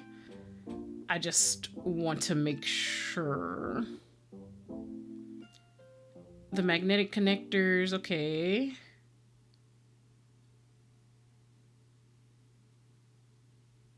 Okay.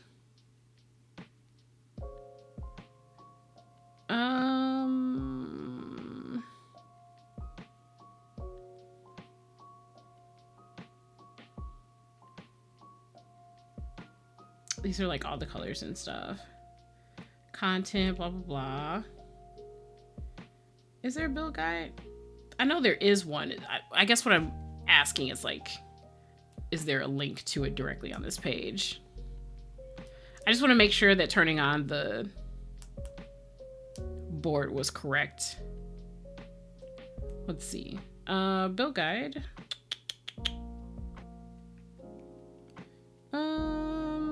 Build guide collection. Oh yeah, it's like right on the freaking Neo series, blah, blah, blah, blah. I'm pretty sure, like, I'm like 95% sure, yes, you were supposed to turn that on, obviously. But I just want to make sure. For hot swap.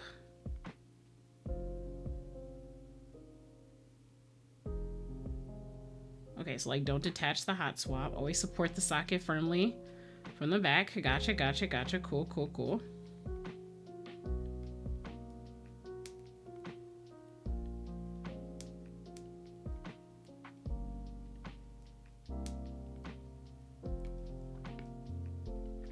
Let's see. Preparation. They have a preparation section. I bet the preparation section is like what's important. Let's see. Blah, blah, blah, blah, blah. Table of contents. Let me see the table of contents.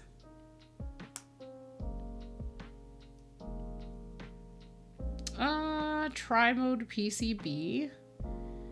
Pairing instructions. Blah, blah, blah, blah, blah, blah, blah, blah, blah.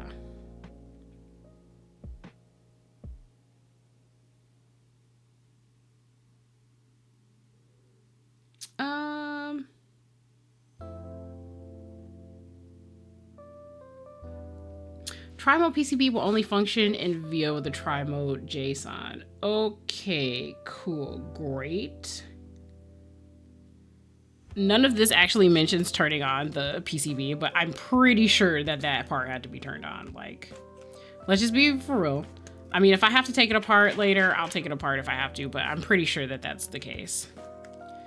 I'd have to like watch a build video to see someone turn it on, but I'm so reasonably sure that that's like just the logical thing to do, right? Like you can't, the try mode won't be on if you don't turn it on.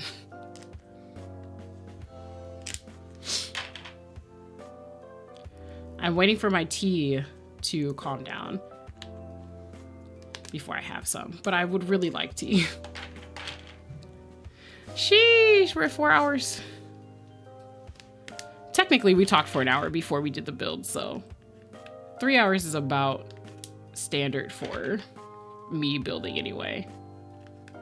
That's just a little bent. Is that actually going in? Okay. Hopefully.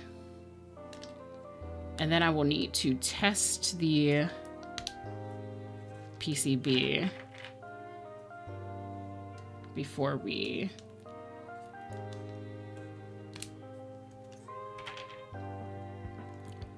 it's supposed to be tri mode, so in theory, and also the switch is right here. I can definitely flip it off.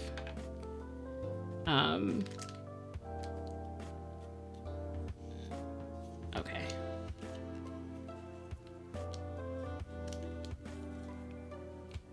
I'm scared. I don't want to fuck up the magnetic connector.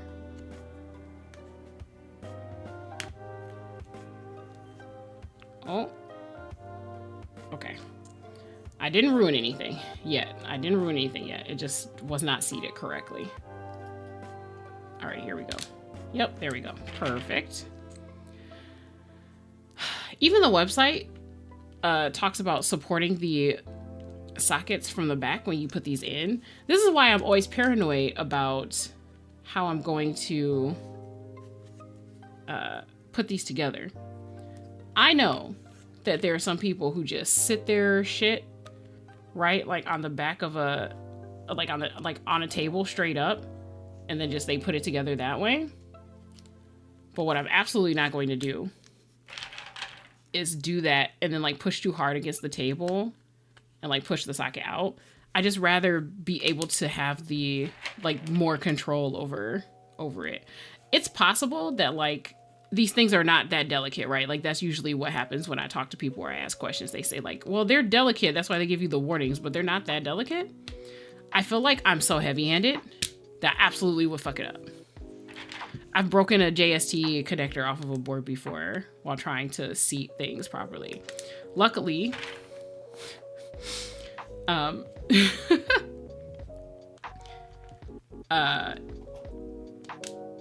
basically I had another PCB, so it was fine,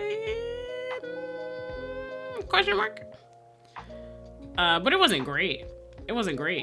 Everyone would have rather that not happen. I would have rather that not have happened,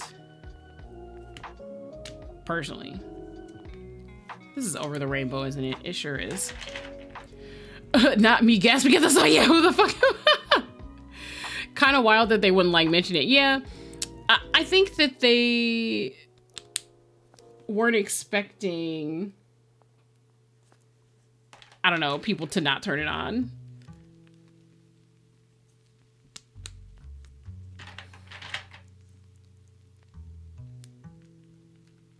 It's a little weird. This is built for convenience, so I'm a little shocked that they didn't mention.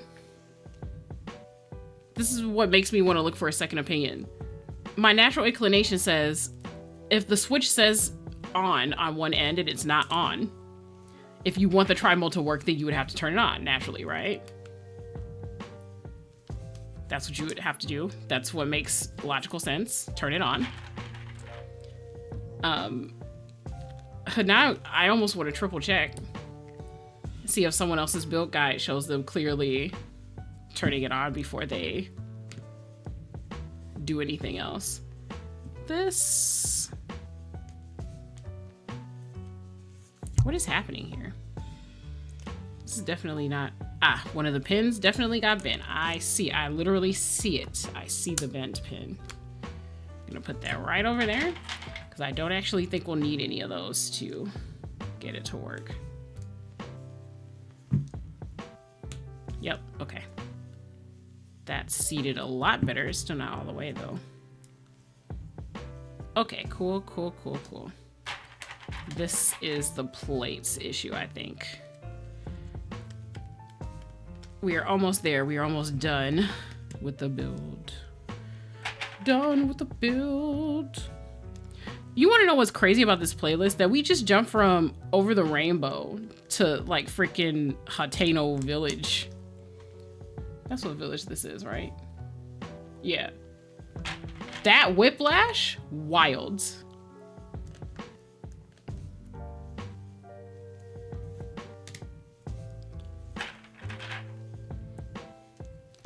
Like, sure, okay. That cover of Over the Rainbow actually fits the vibe of this playlist. But to flip from that directly to Hateno Village, that's crazy. That's crazy to me. I know that I put the playlist on shuffle. I know it's my fault. But it still feels wrong.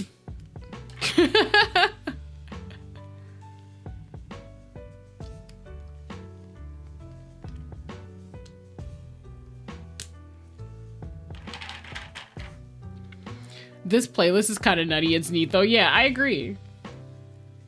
I feel like we've gotten lucky all the times you listened to it previously.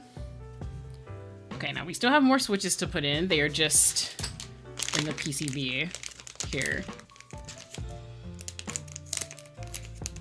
We got more than 6 here, so I don't think we'll have to reach over and use any of the ones with the bent pins. I appreciate that they actually just put all of this in the same container.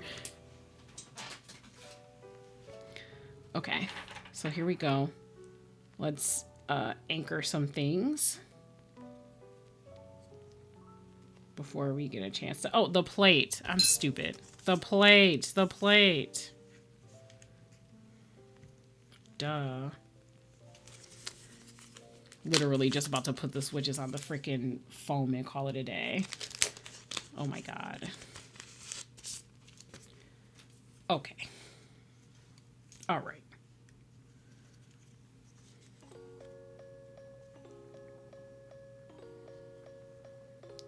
Make sure that this is all lined up correctly.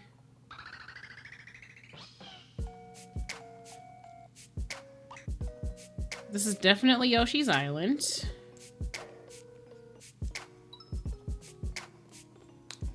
Which I also played and loved. Who does not like Yoshi's Island?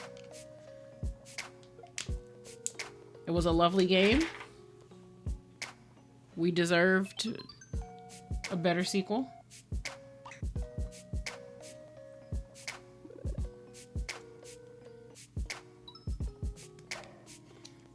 Okay, let's pop that up. Cool.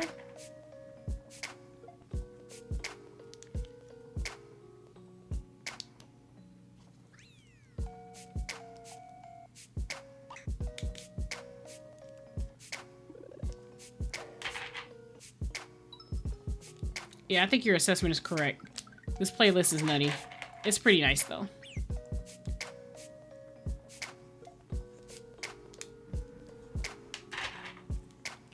Okay, all of these have straight pins, so we're doing pretty good.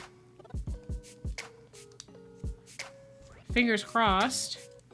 When we assemble this...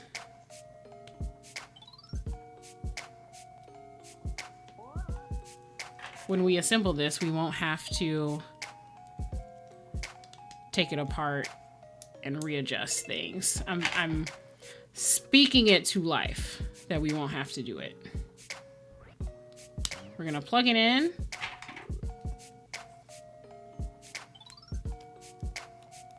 We're gonna see all of those greens light up. And we'll call it a day. Okay, so here is the moment of truth, right? A part of me wants to O-ring mount this.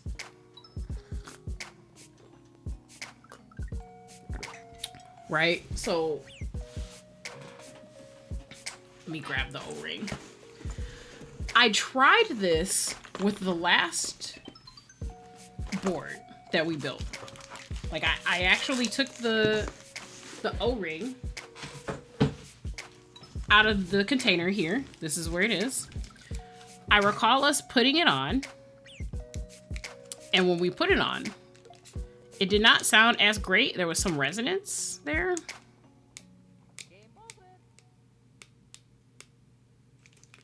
And most other people also agree. Jesus, can I get this open? There we go.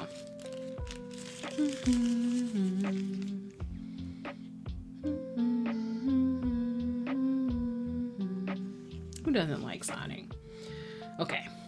So this is called an O-ring. Obviously, it is an O. It is a circle in its natural state. The goal is for you, and I've built one other O-ring. It might be two. I mean, maybe two other O-ring boards. So basically you put these here, and this is gonna act as the gasket that this sits on instead of the dumbbells that we used the last time that fits into the grooves. So as you can see, this is here. The O-ring fits in the spaces and gaps around the edge of the board. So this is basically what everything is gonna sit on in terms of the assembly. Now, first of all, there's no O-ring for this. That is unfortunate. Everybody's main complaint, there's no O-rings for this section. So this is just the same. This is just gonna be what it is. You have to use the dumbbells for this.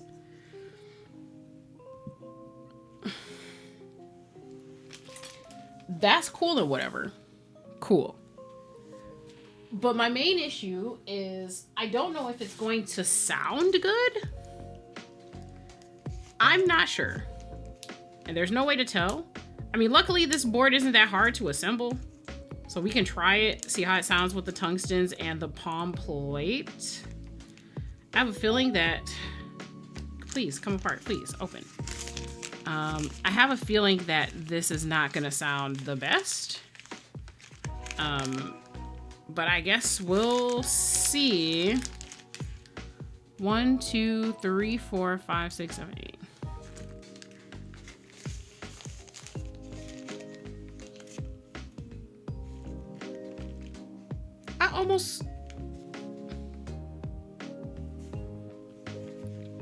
I'm having like, did you leave the oven on flashbacks? I'm trying to ask myself, did I put the dumbbells on this on the other build? I had to have. I had to have, but it feels like maybe I did not, and that's crazy. 2, 4, 6, 7, 8. I had to have. There's no way. Yeah, there's too many dumbbells left. I only had 1 or 2 left when I was done. My brain is playing tricks on me, guys. It's because I stayed up until 3 a.m.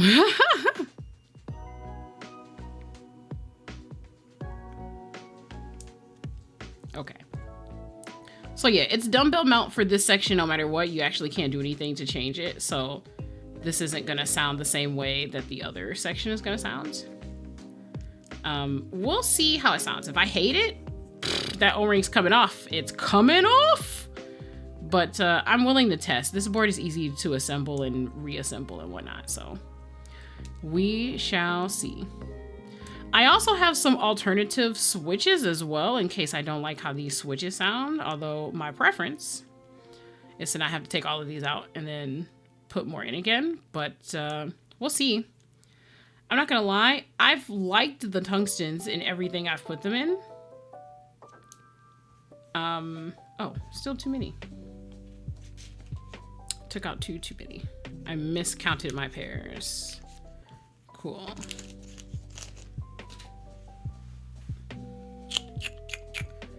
Okay, so let's grab the case.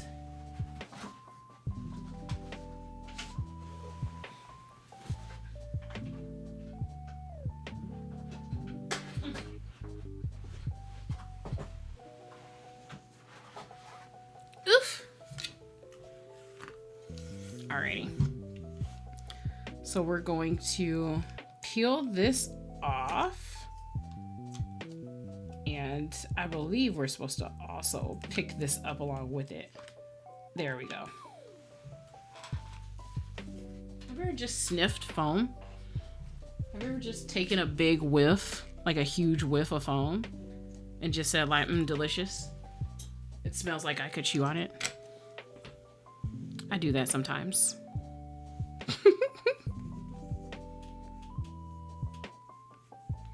I know that probably sounds wild, but absolutely have done that.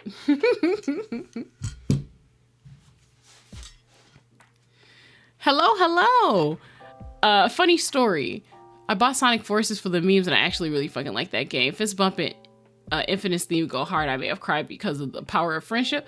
999 out of 10 experience. Hello, artistic snowman. We are building a mechanical keyboard. It is way too late in the evening for me. I'm way too giddy. And the result of this is just that the stream has just been silly and full of random tangents, honestly. Okay, this needs to tuck in there just a little bit. There we go. Push down. And then this also goes here. So unfortunate that like the dumbbell gaskets, like they didn't do a little mini O-ring for this. Kind of crazy.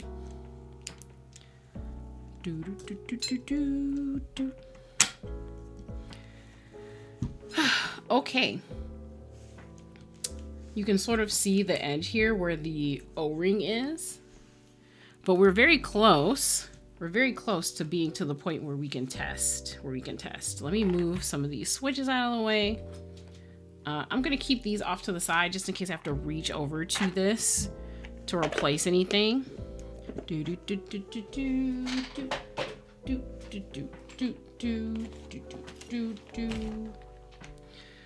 I can probably also toss this. Let me wipe off this brush. Do a little desk cleanup a little bit. There's been a lot here. Okay, now that my desk is clean, I feel a little better doing like a full intro, right? My name is Luminous Peak for anybody that's come in or who's been lurking. I am your friendly neighborhood fae. As you can tell here, I'm in my incorporeal form. And I basically build mechanical keyboards most of the time or talk about keyboard related things. And play the occasional game, do bedtime stories, pretty good. And we built this, which is a Neo70. I built a different one, like the same model, but in a different color, a couple of weeks ago. And more or less, what we're doing today is just rebuilding another one. It's inheriting some keycaps from a previous board that I built months ago. All right, so really quick, this is on. Interesting. There's a light there.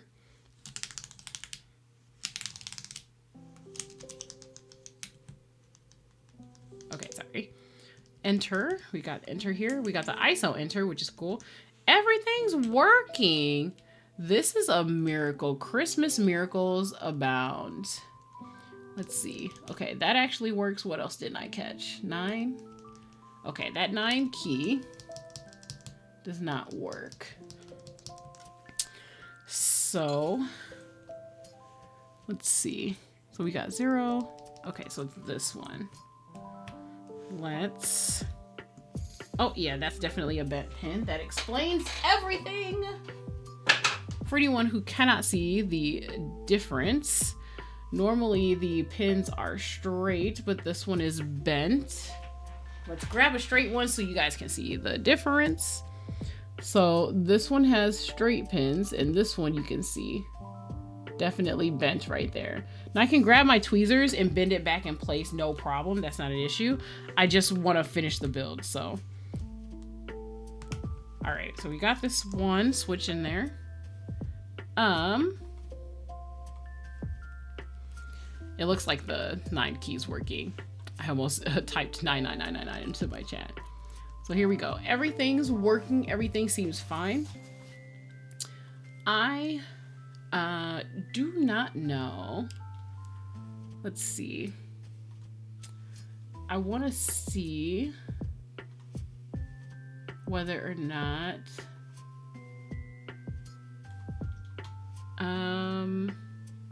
you know, I could probably remap it later. Usually I just remap my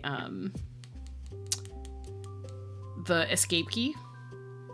I'm not a big fan of having escape just there to like exit out of whatever it is I'm doing. Not a fan of that. We've probably got one of these is a function key, maybe? Let's see. Let me actually refresh this and see what this comes up as. Okay, this is Windows. This is Alt. This is this not oh, the Alt is still, there we go. Yep, okay, that's Control. So this is very likely the function key. Yeah, sure is. Okay, so we got everything. Everything works. I'll remap this to be the tilde and whatnot very soon after we're done. So we're just gonna put keycaps on at this point. I feel like there's not very much else to do. I did test the, actually, you know what? So I don't mess anything up for stream, let me unplug that. I did test these earlier for anyone who might be watching the VOD or watching this later. There we go. Okay, I was like, what is that ticking?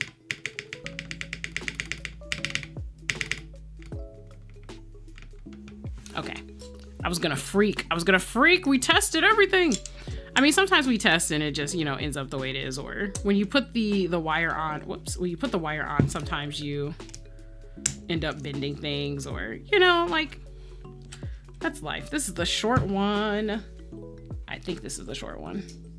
Yeah. No, this is the short one. Jesus.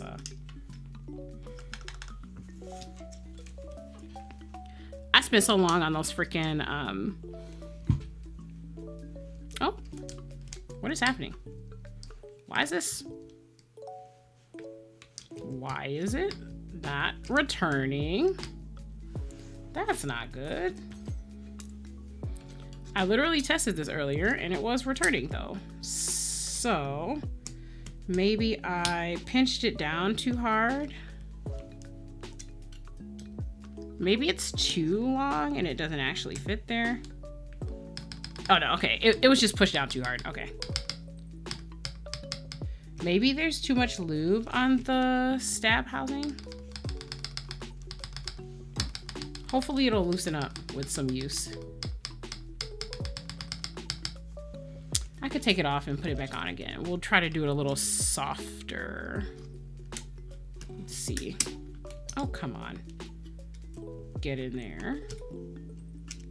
Only one side get in there, please. Jesus. I see we're just gonna struggle today, huh? Sheesh. Okay. Yeah, so these do wiggle, they do move.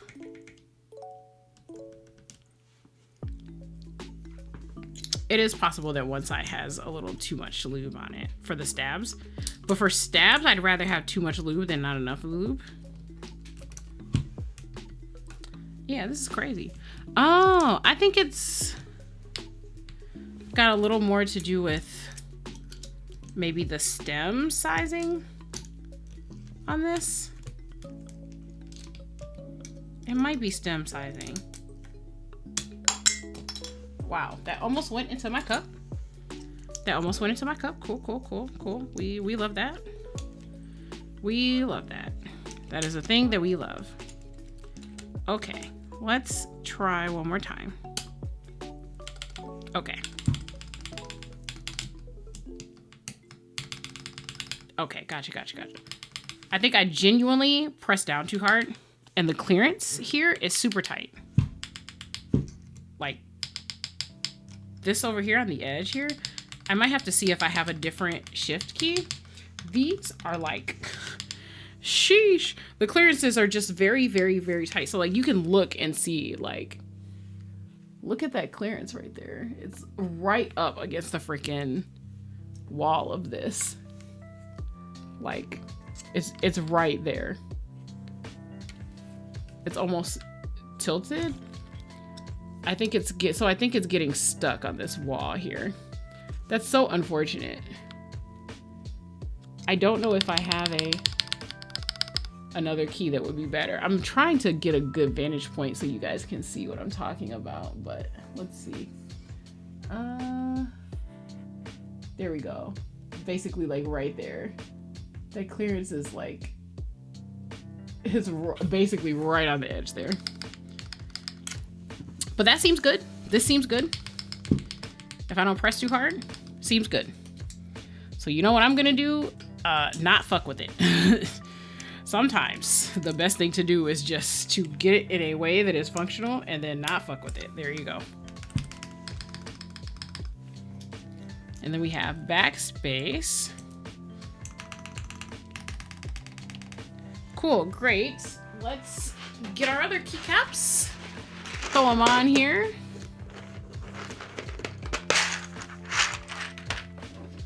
Just throw them on here. We're gonna try to find everything that we can. Okay, we obviously don't need that.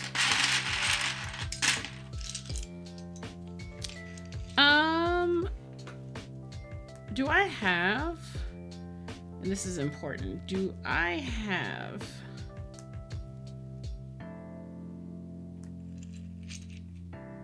a photo of what the previous board looked like? I'm pretty sure I took photos for the purpose of, no, I don't need that shift, I don't need that return. That's a space bar. I'm pretty sure that I took photos for the purpose of knowing where I put these accent keys, because I have these DMG button accent keys. I'll see if I can find them.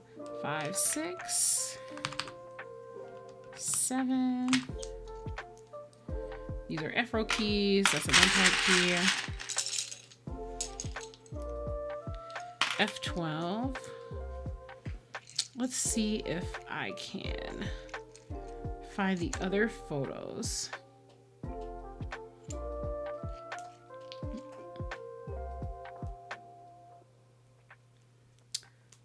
I'm so certain that I took a picture so that I could have like the memory for later. I was so upset that I would have to change out keyboards or like change out the layout for it.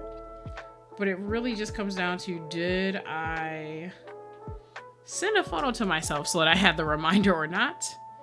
It's looking like the answer is no. Let me look and see on my computer. Do I have photos of my keyboard stuff?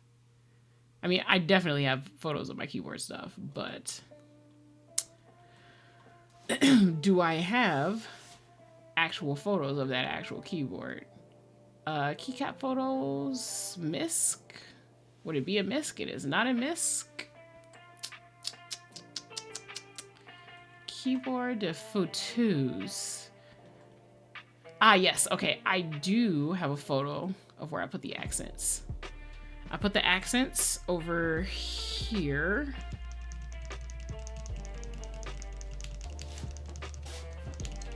Yeah, okay. So I'll probably do that. I will probably actually do that. So it was in place of L and then in place of the bracket there. Okay, QWERTY. That's a numpad thing. I did do stepped caps lock. Oh, but I have a different caps to put on there. There's one that has like the little battery light for when it's turned on. That's the one that I want. That's the good one.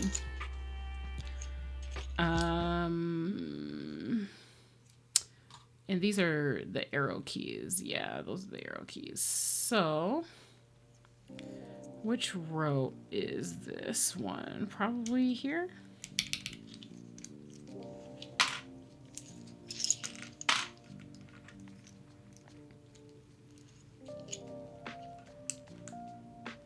We got a delete that goes here. Another beneath the mass mix. Huh. They lo-fied it.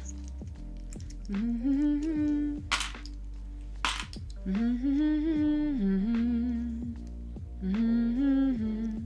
gonna set that to the side because I don't like how that looks. Okay, here's the battery.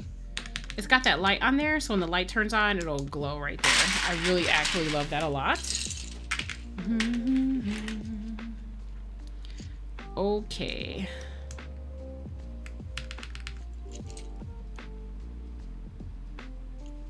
It's there, isn't it?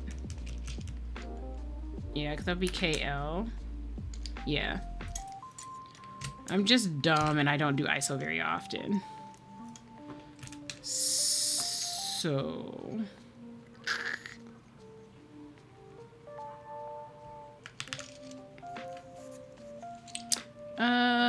page down. I'll hold on to that because I do need it. I don't know which page down I'm gonna need. Okay. ZXCVBN. And goes there. 2. I'm just gonna put all the accents over here for now. I'm gonna, actually, I'm not sure if I have accent tilde. We'll see if we do. QWERTY. That's for the numpad. So the tiny mini caps. Normally, this would go here, but it is not gonna go there. Yeah, it's not gonna go there because we got the inner. Did I, think about this the wrong way? I don't think so. So we got the shift here. Question mark. Question mark. Close bracket. You know what? I think I was correct about my assessment of this. I think this does actually go here. And I think K goes over 1 to the left. Yeah. Yeah. I'm very sure that that's it. My brain was just like, something's not right. That's not where this goes. Home here. Got an F key. We've got the open bracket. Question mark. We were so close, guys. We were very close to the end of this build. That's another. And this is a really big control. I don't think we need that. If there's an accent one of these, I'll probably put it there. But we'll have to see what we come up with. T.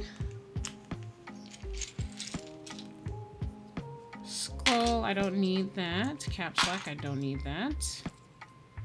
Start, may actually need that. We got an accent escape here. I'll keep that there just for now. That alt is too big. 2's a numpad.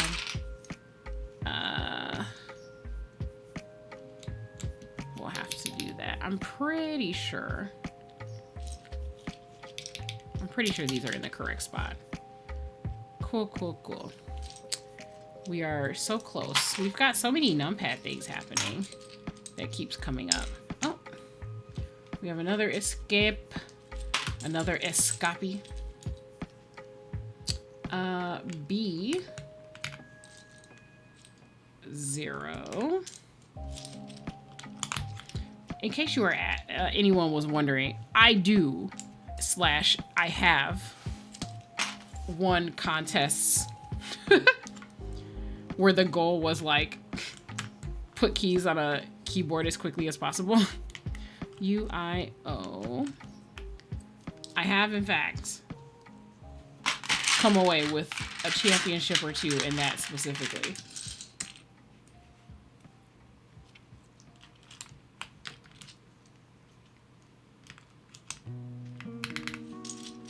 I also think somehow this is gonna sound good.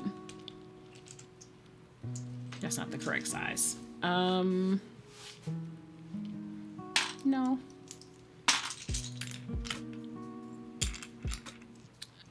We'll see. Tiny shift. We've got another page down. I don't think we need that though. Yes, this one. Oh, you know what? I think these two should be swapped actually.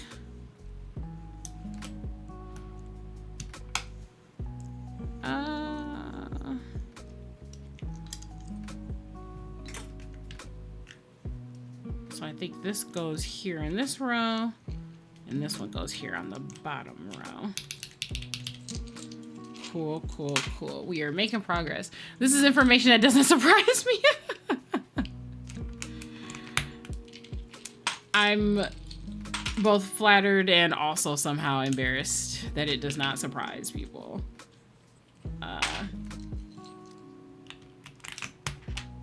I'm kind of taking my time now, but... Oh, we have barred J. So let me pull this up. So that means there's a barred F somewhere as well. I couldn't remember if this was scooped or barred. But we are almost there. Also, I just want to say for the record that I do like the color matching for this a lot better.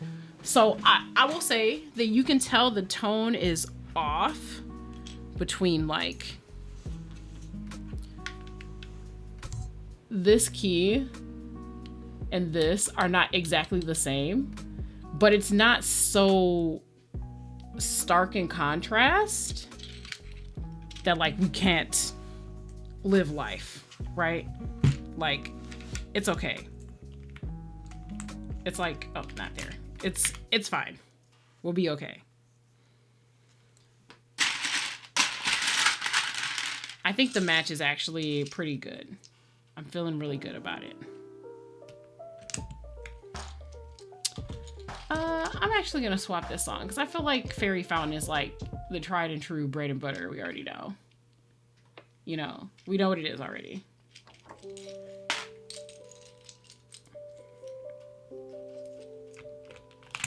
Okay, D. We're getting to some of the accent keys now. I'm setting them to the side because we have different profiles, yeah. Different sizes and shapes and stuff for them. Tab. I don't think we have another button for tab here. Let's see. Plus for the numpad. F1, this is the minus key. We got GH here. I need the barred F. We have a second control. This is our last arrow key. We have a second B. They give this to people who have split keyboards. And see, this is what I meant earlier when I was talking to, oh my God, my childhood, yeah. This is when I was talking about like the VShojo set earlier and that compatibility matters. Because if you have a custom board that's like a very popular, or I guess, I'm sorry, not a very popular layout, you still need keys that like work, right? So why did I put the J here instead of where it goes? Why did I do that? I literally looked right at it and said, I know it needs to go here, and then I did not put it there. Why? I don't need print. We got the select button, which I actually really like.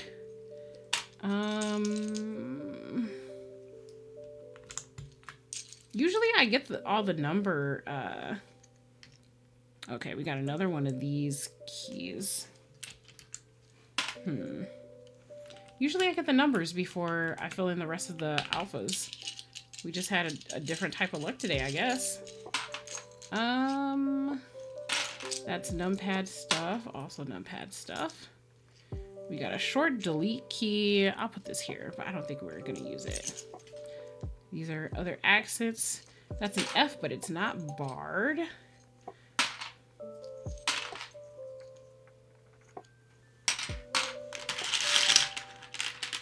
Also, yeah, this board is very cute, very edible. Would maybe taste like grapes or fun blend raspberry and leche. You know what? I can see it. I see it. I can conceive of it.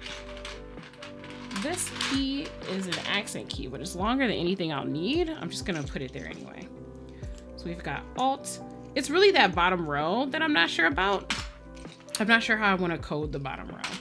All right, we got a bunch of numpad things here. We got like a tiny select. More arrows. All right, here we go. A little tiny function key. We've got M finally. We got a super key. We got the 3. Slowly but surely, it's coming together. 9. Okay, 8 and X. Oh my god, I usually have these like way, way before. We still haven't come across Z yet either. That's crazy.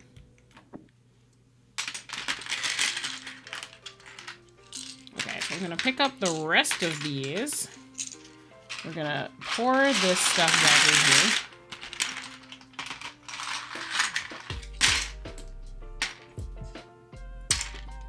This is the cantina, isn't it? Of course it is. I don't even have to look to see. I'm gonna just leave it.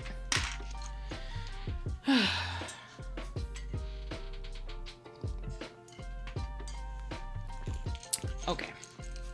Last of the hauls. We don't have too much more left to put on here. I gotta figure out where I'm gonna put these start and select buttons. That's mainly my issue. Okay, so I have L. L is normally where I put the select button. So we got more selects here. Some of these definitely won't fit the size, but I'm just separating them just so that I can see like what I have all to work with. That's numpad. Finally, our Z. Finally. And then I drop a keycap because I'm smart. Bard F, F8, and then this is the last one that we need here. Where is my letter P? That's probably the one that fell. Just my luck. The question is, where the fuck did it go? Oh no. It scurried off somewhere. I definitely heard it fall. I heard it drop. Okay, alright, there we go. It scurried underneath my desk drawer. Here we go.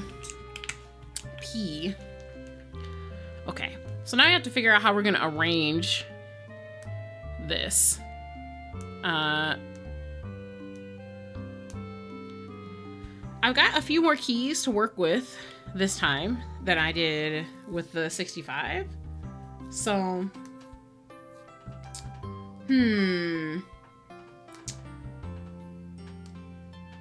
I think the way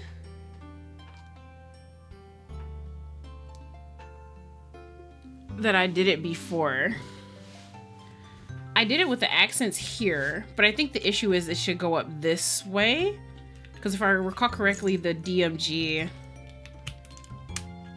so we can put the L here, had like the diagonal up in this direction for the Game Boy. So it should be, let's see.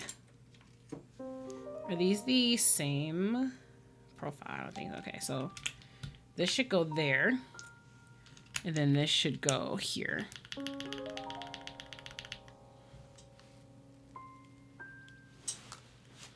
And then so far as start and select, I'm probably just gonna make start, that's too big. Start my alt on this side. And then select my alt on this other side. Does that make sense? That makes sense, no? And then we'll do super for the Windows keys here. That's basically what this is. And then I think I had a menu somewhere. Control goes over here. And then, yeah, menu is gonna go right here. There we go. That was not as hard as I thought it was gonna be. I knew something wasn't right when I had it angled up that way. Something struck me as not correct about that. Unfortunately, we don't have... oh, shit. I don't think I have an accented... I don't have an accented tilde. So I guess we'll just go with the regular one. Oh, we're missing insert. Ah, shit. That's, oh no. That's gonna be a whole time. End, pause. And I know I definitely tossed it too. I absolutely saw myself do it. Literally looked at it and decided, oh, I don't need that. I saw myself do it in real time. Let's see, delete, page down, page up, alt. Oh no. This is just gonna be a time. Let's see, numpad. We got some arrows, control, alt.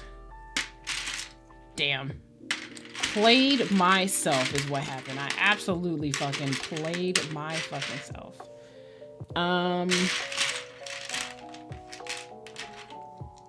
This ain't even the first time I've done it either. It's just when I'm so fixated on finding the other keys, my brain just goes floop. Don't need this. Luckily, I know it's one of the big dark keys. So hopefully it won't take too long to find. Let's see, that's an F key. That's a numpad key. Neither of those, neither of those. Division, alt F7. Okay, so maybe it's something in my hand. Num, battery, another battery, escape, F key, super, these are accents. That's not the right profile. I can tell by the height, it's not gonna be that. Pause, that's so close. I need the one that goes like, God damn it. God damn it. I definitely overlooked something if I can't find it. It's just one of the darker keys, so it's like, I just need something to flip over and be what I'm looking for, basically. Page down.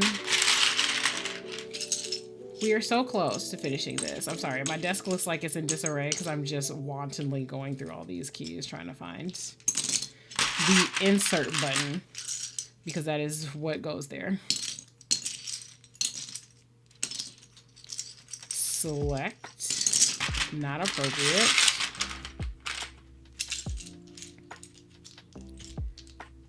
Pause, again, coming across pause, very frustrating.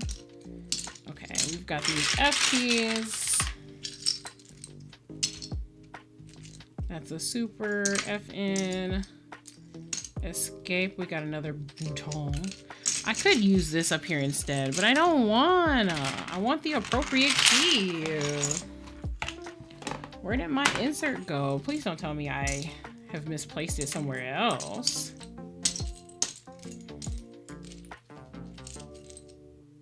That's crazy that I don't have my insert key. That's crazy. I thought I clearly saw it before. Okay. Okay. All right. So let's go through things one at a time. This is an accent key that fits the profile. I'm literally going to sit this aside and sift through these because I have to see if I can find it. Oh, yep, there. Oh, never mind. Of course, I pick it up right there. Insert. Okay. Rushing through too quickly. Apparently, I missed it. Maybe it turned upside down in my hand and I thought I looked at it or something. Okay. Now, the moment of truth. The moment of truth. The branding continue. Yeah. So because this is a board that has inherited its general style and look from another board, I am transferring the name to this board as well. And the other board has a new name. So for anyone who did not know, the old boards, I named Glenn. We named him Glenn. So Glenn, Glenn used to have this particular style. However, it was a very like old-timey beige color. Glenn is an office board now. And so this is Natalia. Natalia is named after a character from Chelsea Abyss, which is one of my favorite games. And this is what we have named her.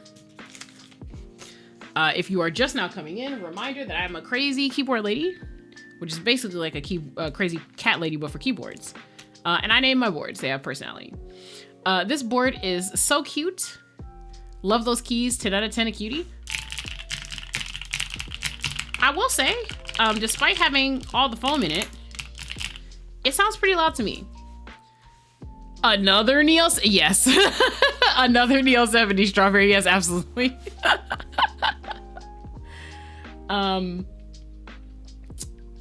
Yeah. What I can tell you is that there is also another Cycle 7.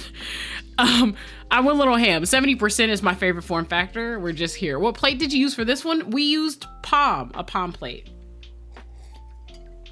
And there are tungsten switches in this one. So this one's linear. The other one is tactile, a light tactile. You are in fact just in time for the sound test. I'm actually just gonna turn that down and we're gonna do a little sound test. Let me turn this up a little bit. There we go. I can hear the difference kind of already. So let's tilt this down. Nothing fancy. We're near the end of the stream. We've been streaming for a long time. We weren't doing the build the whole time. We did like a little preamble conversation sort of thing. Alrighty. I just switched to my QK80 for my Tofu 65. Before the build today, I was using this. This is Vorsha. Vorsha is my Gentleman 65. Lumi with more tone. Yeah, it's got like rose gold reflects on it, so. Alrighty, here we go. This is kind of an informal sound test because I've been streaming for a million hours, but here we go.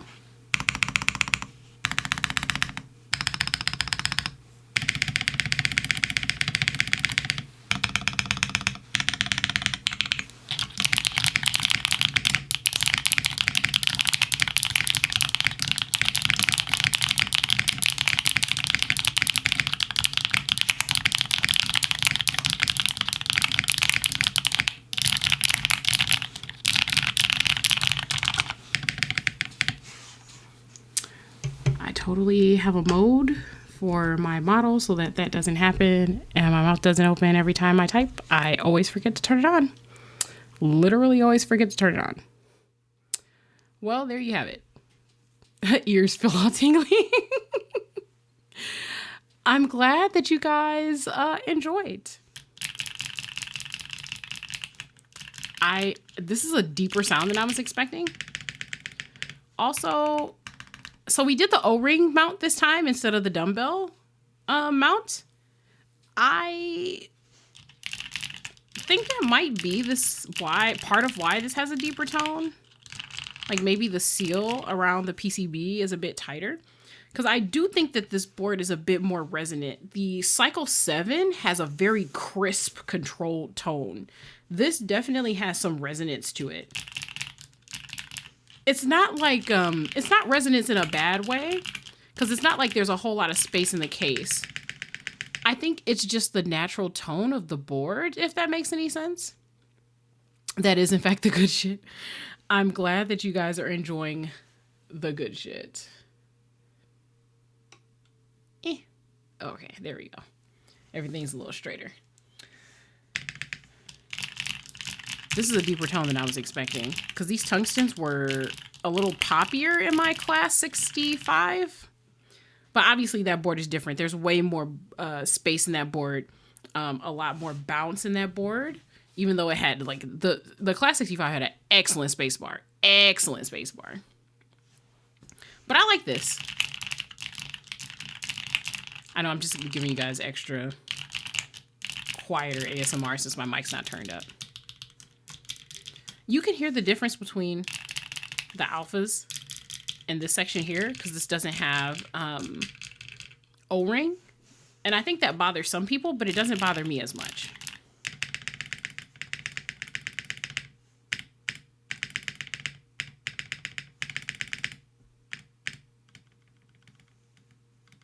There's like some extra sound from the space bar. There's like a tiny tick here. I'm gonna unalive myself about this ticking. This is crazy. I worked so hard on this space bar. Depression.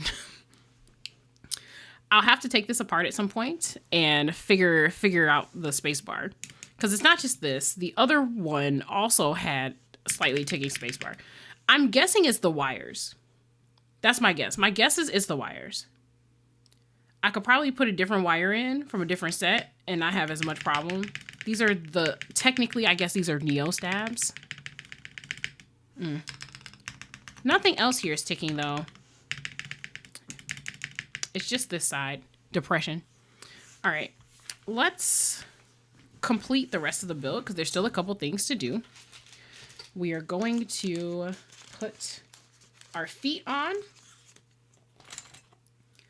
I'll just have to tweak the board like off stream and we'll do that. So we're going to put the feet on first and then we'll put that cute little weight, not even weight, the cute little badge on. This came pre-assembled, I think with the battery on the inside underneath where the,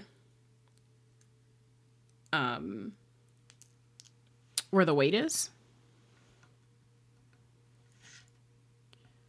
So I don't think I have to do very much to get the tri-mode on because it does have like Bluetooth and 2.4, like hertz functionality.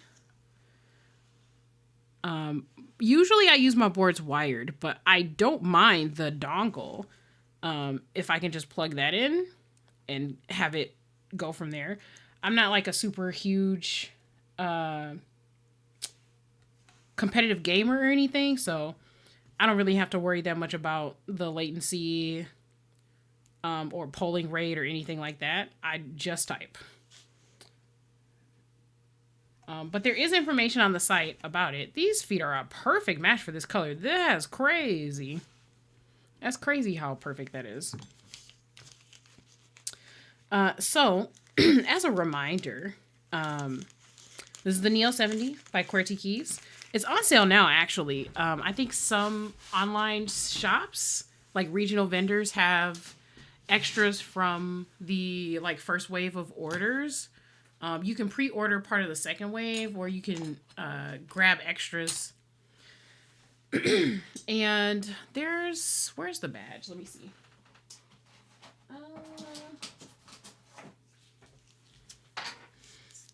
Okay.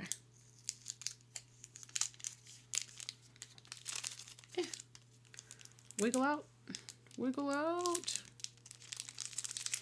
This is like a mirror finish, so I have to be careful about how I turn it so that I'm not like staring you all in the face. Oh. Okay. There we go. And there's some peelies. Let's see, can we get the peelies? Oh, nope. That's like the corner that's the most up though. I feel like that's probably better. I don't want to like scrape with my tweezers. Let's see if I can get it with like the rubber edge here. It's like so close. Dang it. All right, let me just, there we go. I just didn't want to commit. I just didn't want to commit. Actually, you know what? We're gonna give you guys a little glare angle kind of thing going on. There we go. Nice and clean. Nice and clean. Lovely. I really love peelies. So yeah, this is a cute little build. I purposefully built this specifically to basically house this keycap set. I'm not gonna lie, I pretty much got this to put, because I needed something to put this on.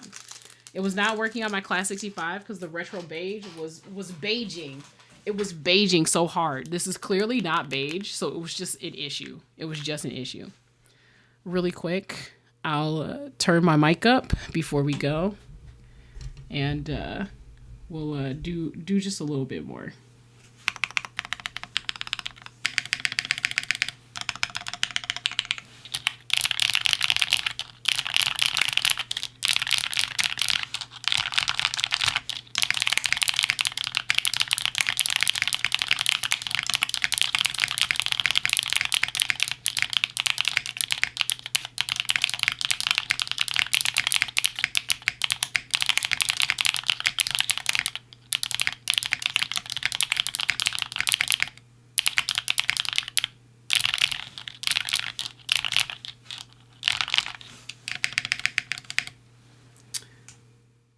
Alrighty. So that is generally it for me today.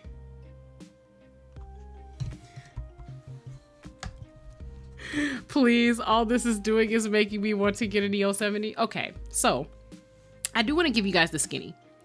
As a person who has spent a couple of weeks with the Cycle 7 and the Neo70, I want to say, from a sound standpoint, I think I like the Cycle 7 better. There's less resonance. It's pulled in a little tighter.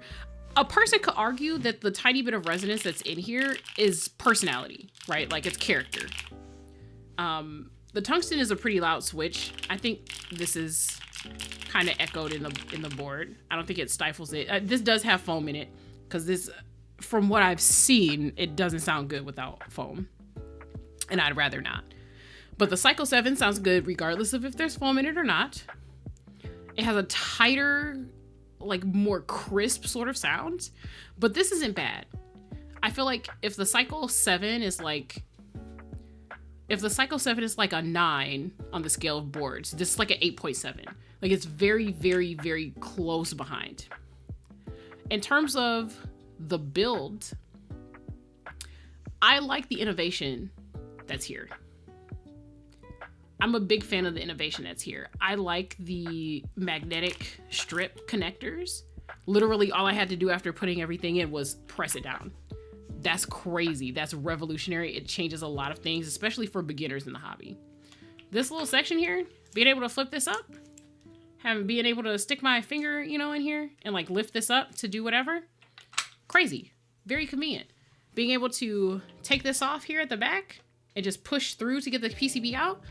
Actually ingenious. Like, don't get me wrong, the Cycle 7's ball latch is convenient as well. But over the years, as the years go by, ball catches usually become looser from taking it apart and putting it back together. You don't have to worry about that if you put it together and you know it's gonna stay the way it's gonna stay. But if the Cycle 7 is like your only board, or 1 out of 2 boards, and you have like a lot of swapping or adjustments that you want to do, then it might become a problem. Usually people don't have those sort of issues, but if you're like a content creator or something like that, right, and you're showing it off over and over and over and over, then it might be an issue, right? The magnetic connectors here, I feel like, are a game changer. Cycle 7 still requires a ribbon cable. I'm sorry, a JST cable. I think it's a JST cable. It still has a JST cable. So like, in terms of the construction, I would say this has a leg up on the Cycle 7. They're both very convenient. They're both very convenient boards, but this has like just the slightest leg up. What puts this under the Cycle 7 for me, this is a lighter board. Like, this is, I don't know how else to explain this to you. This is a very light board. This is a light board, like light. The Cycle 7 is heftier, so it feels a little more premium, right? And these are both around the same price. So we're talking, I actually think the Neo70 might be a little less. So the Cycle 7 is still really good bang for your buck. feels a little heftier, feels a little more premium. It feels like you should have paid $300 for the Cycle 7. Or $350, something like that. This definitely feels like you should have paid more than, I think this was like 110 when I picked this up.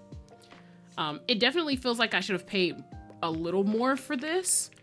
But maybe like only $100 more. So like if this board was like 200, I'd be like, yeah, okay. I see it. If I can find it still, yeah. I know some extras just went on sale for the Cycle 7. But they have limited weight options since, you know, like they've already delivered all of the orders with the custom stuff. I was tempted to buy another Cycle 7, even though I literally don't need it. I have a friend who wants a keyboard, and they're cheap enough and hefty enough, a good example of like quality, you know, like custom board, that I was considering getting him one, but it wouldn't be the weight that he wanted. So I was like, okay, never mind. But yeah, I just, you know, Cycle 7 feels overall like a bougie purchase. Like it definitely feels like you paid for like upper middle end on a board. So maybe $450 is what I would guess the price of the Cycle 7 to be versus what it actually is. This, I would guess, especially due to the weight, would guess 200, maybe 250 at the most if they're kind of grifting you. So that's different.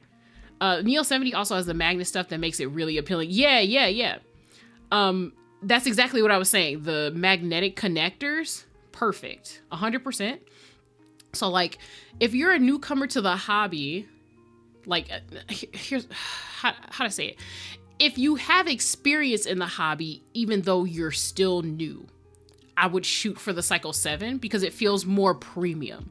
But if you're just new to custom keyboards, point blank period, grab this. This is definitely a one and done purchase for anyone who just wants one board. You get the functionality of a 65 with a couple of extra keys. It's a good price, bang for your buck for this price. Like, it's good. And also, not that anybody asked, but like, oh no, did it actually plug in? Oh no. Yes? No? Is it not actually attached? Oh no, now I have concerns. Oh, there we go, okay. I was like, what is going on? Okay. This actually does have a light. I am sad that it's not bright enough to light this up, apparently. Depression.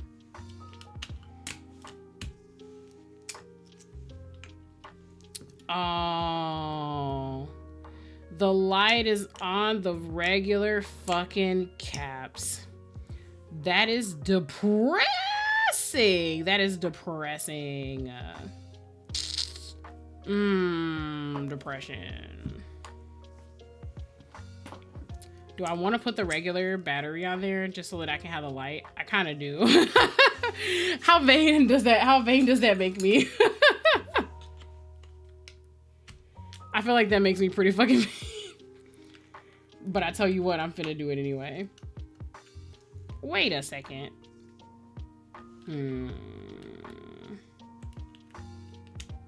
Is this one of those like damned if I do, damned if I don't because of how they place the LEDs? Oh, did this activate wireless mode? I bet it did. God damn. Let's see what happens.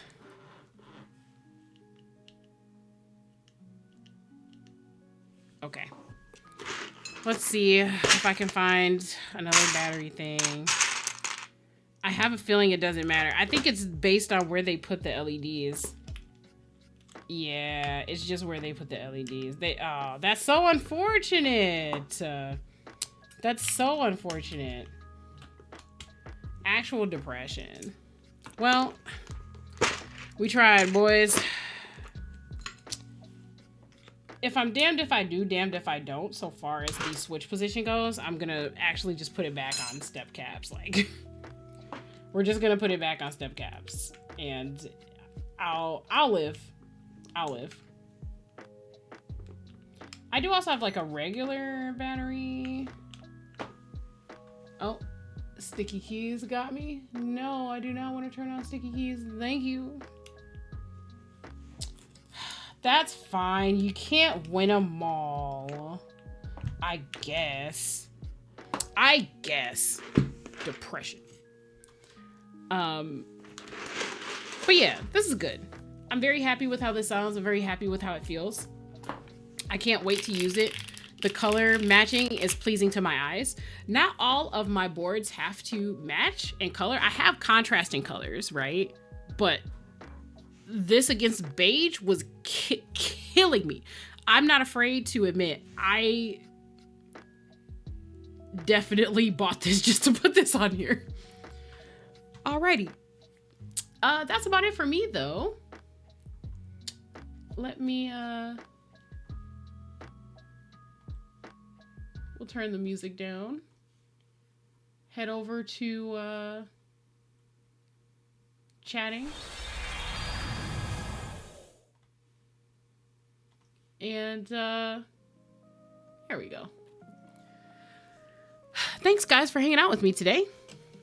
We had a lot of stuff going on. Man, got a new tarot deck. We did a whole tarot reading earlier today that actually turned out really well.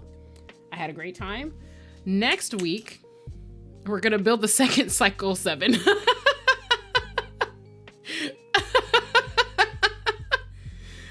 Next week, we're going to build the second cycle 7. I hope you guys aren't sick of these 70%. It's my favorite form factor. It's my favorite form factor, and I have no self-control. So what I can tell you is that I bought the tinted 70, which pioneered that layout. There was maybe like one other board that did something similar before, but tinted 70 was like the first breakout hit, I think, of the 70% board in that form factor. And then I fell in love with it. Arrow keys plus navigation plus 60. That's great. That's great. Give that to me. Put it in my veins. I have 2 more 70% on the way. I have 2 70%, 2 TKLs. And what is the other one? A 60% and a 65%. I have a mode sonnet here to build as well, but I'm waiting for the keycaps that I'm supposed to put on it. My preference would be not to just put something on there when I can wait. I have other boards that are coming. I promise I'm not addicted to boards. I can stop anytime I want. Denko, I'm glad that you enjoyed the stream. This is a longer one. I had to take my time. I had a lot of energy in the beginning, but I didn't want to rush the process and then like ruin my board. This sounds so different from the other Neo70. I'm tempted to whip them both out. So you know what? Fuck it. We're here. We're here already. This is what we're gonna do. All right. Let me bring the camera back down.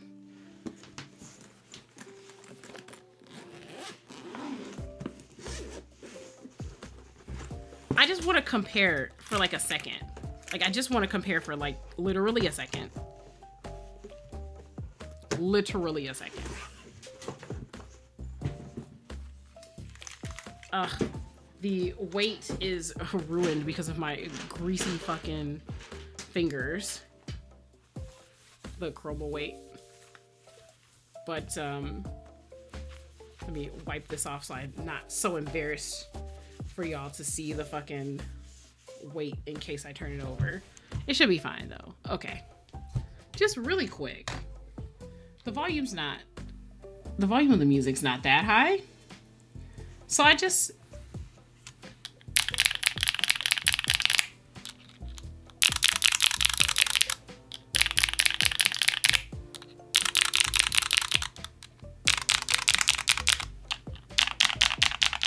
you can hear this is clearly pitched up. This is clearly pitched down. Right? Also, yes, my nails match the lettering on here. I did not do that on purpose. I am so sorry. I did not do that on purpose. But like, yeah. That tick bothering me to the end of time. This one's not nearly as bad. This is crazy. But anyway. Okay. I just wanted to hear the difference. I just wanted everybody to hear the difference.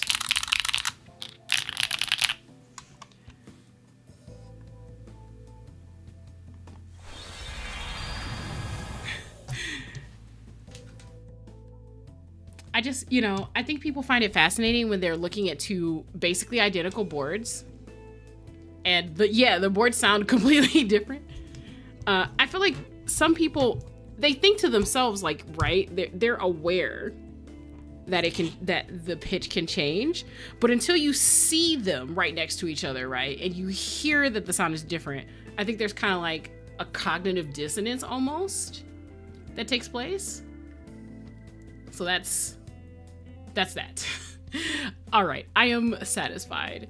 Thank you everyone for joining me today, for listening to me prattle on about my bored children and also other things. I am very excited about life this week. This was a good week. I had a good time. Hopefully you also had a good time spending it with me. I said this before, but next week we'll be coming back building a Cycle 7. I also want to start a game.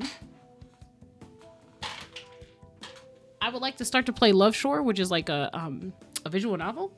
So we're probably going to get to that next week. I want to try to make some progress there. What's your opinion on the Boog 75?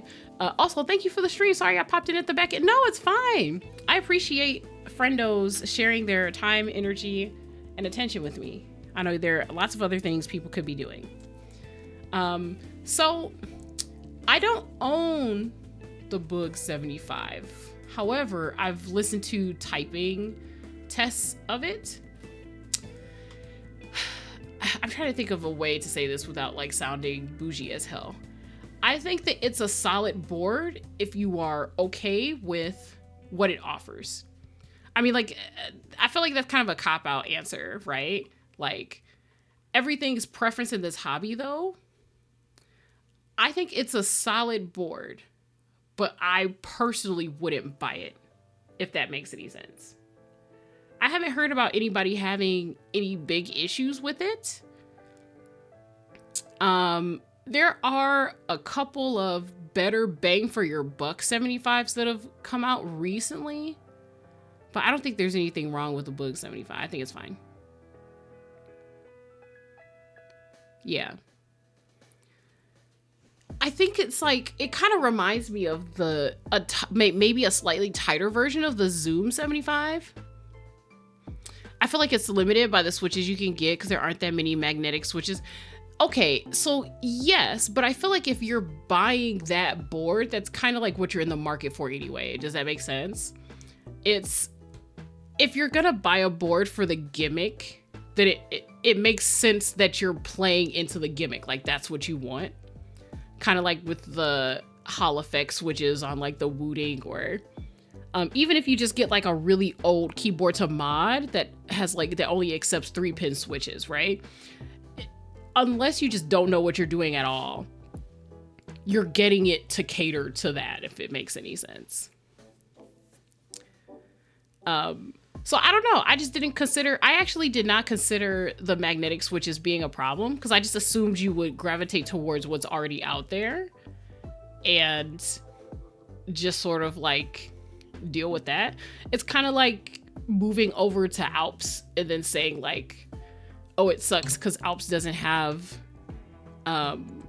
like the same type of variety as like MX. Like you've swapped systems on purpose at that point. But if I zoom out from that and I just look at it like a general person who's in the hobby who likes how it sounds and is like, oh man, magnetic switches, I definitely can see that for sure. I think it's a unique experience. You have to play into the magnetic switches though. So like be prepared. Be prepared to do that. The book, like I said, I wouldn't grab it because it's not appealing to me. But if the gimmick of it, if the magnetic switches and everything,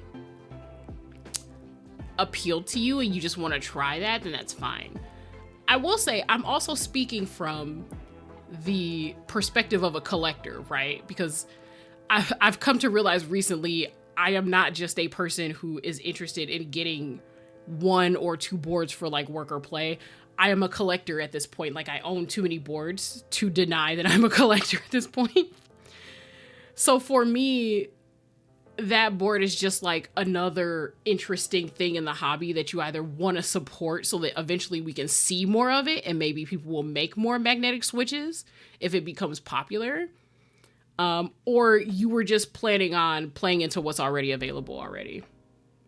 Hopefully that makes sense. That was a very long-winded way of just saying, like, it's preference. I assume that's your preference if you get the board. Okay, let me put at least one of these Neo70s away. My desk is full of boards. It's full of boards. Okay, I think I've covered just about everything I can think of. I don't think anybody had any questions. We were kind of all over the place today. I need to spend more time doing tarot readings before my streams. I had a lot of fun today, though. I appreciate you guys being here with me. My keyboard addiction worsens.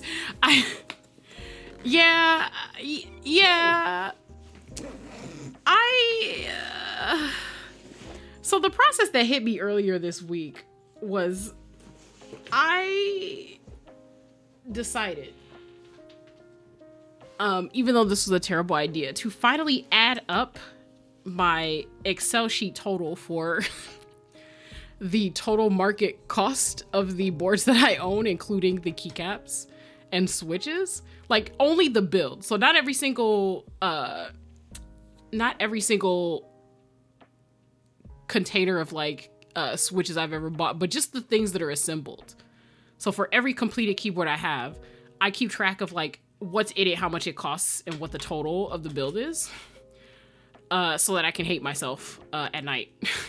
So I decided to finally put the formula in the Excel sheet to see what the total was. And I was like, yeah, well, definitely at this point, this is art that you were collecting. Clearly, the number is big. It is a big number, which is crazy because I would just like to say for the record, I am definitely very poor. I was very lucky to keep my job during the pandemic, and that helped out a lot.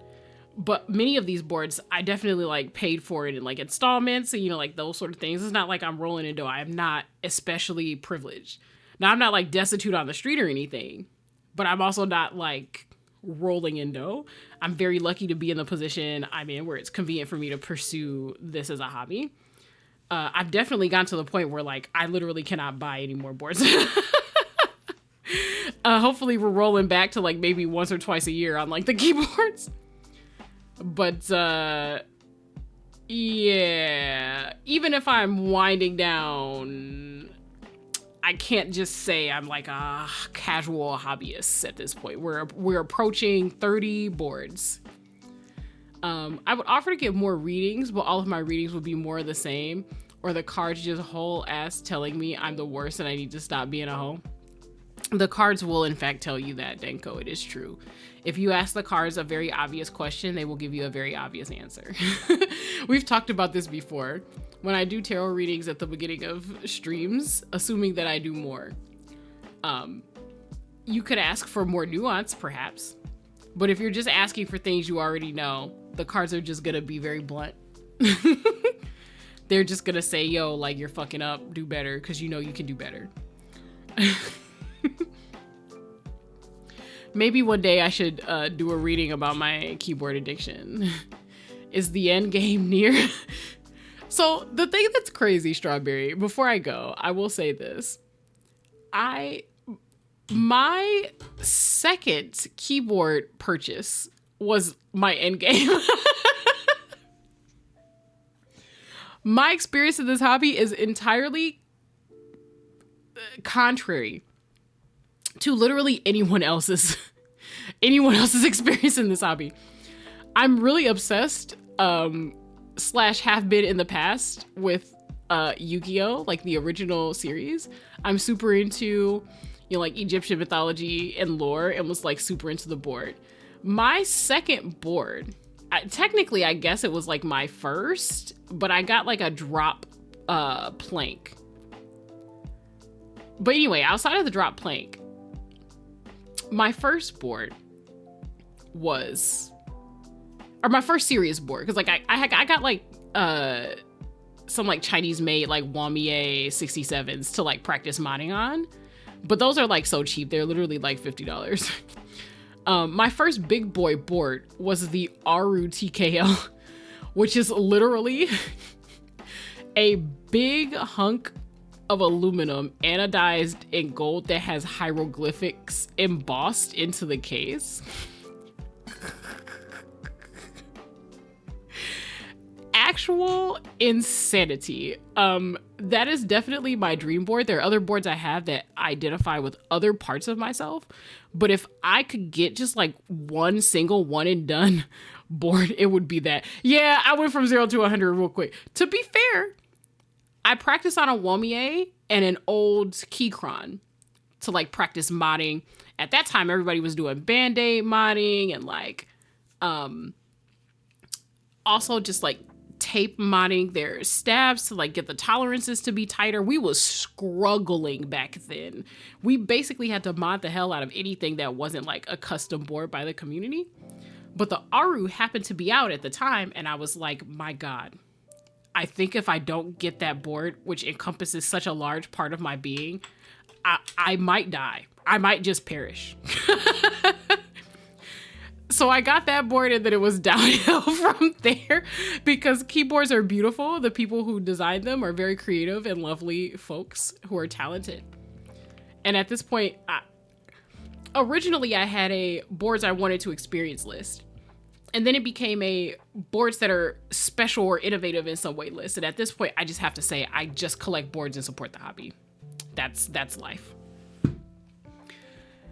Hopefully I'll never have to sell all of my boards, but if I had to, I'd probably keep maybe like 4 of them. I'd keep like 4 of them. And my keycaps, because those are also expensive. Like, good God. I can't give away the keycaps. But yeah, that's my story. I definitely was stalking the hobby for 1.5 years before I dove in, did some modding, and then fucking bought an RTKO. But yeah, so interesting times. Hopefully, slowing down. Related to keyboards, though, I will say, not sure if anybody's checked the about if you're looking on a desktop or anything like that, for any lurkers or anyone, who's just sort of like floating around. I am attempting to reach 150 as a goal for followers. When we get to that goal, I will be doing a giveaway. I've got a KBD 67 Lite from a few years ago. I've torn it down and cleaned it up. I've got some tangerine switches that I can put in there, and I have Infinikeys.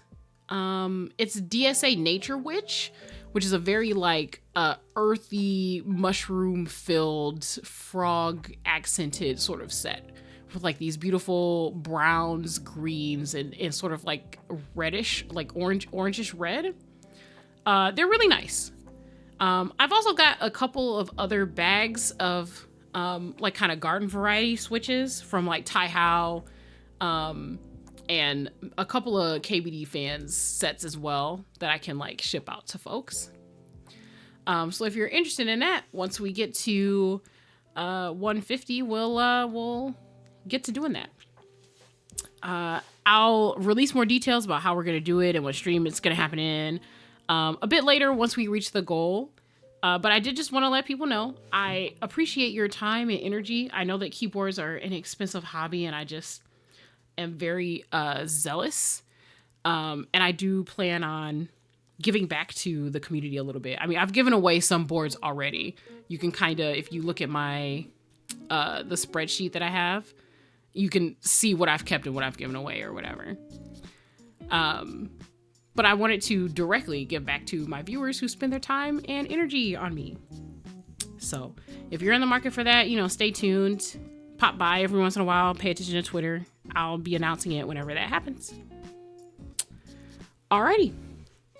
We definitely went for a long time. It's like 5 hours and 30 minutes. That's crazy.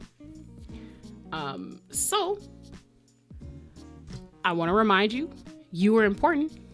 You matter. And to take care of yourself. I will see you guys next week, hopefully to play a game. Maybe for once we won't build a board. We'll just play games. But have a good evening, morning, afternoon, wherever you are. Oh yeah, absolutely. Thank you for your company. Have a great morning, afternoon, or evening, and I'll see you later. Bye-bye.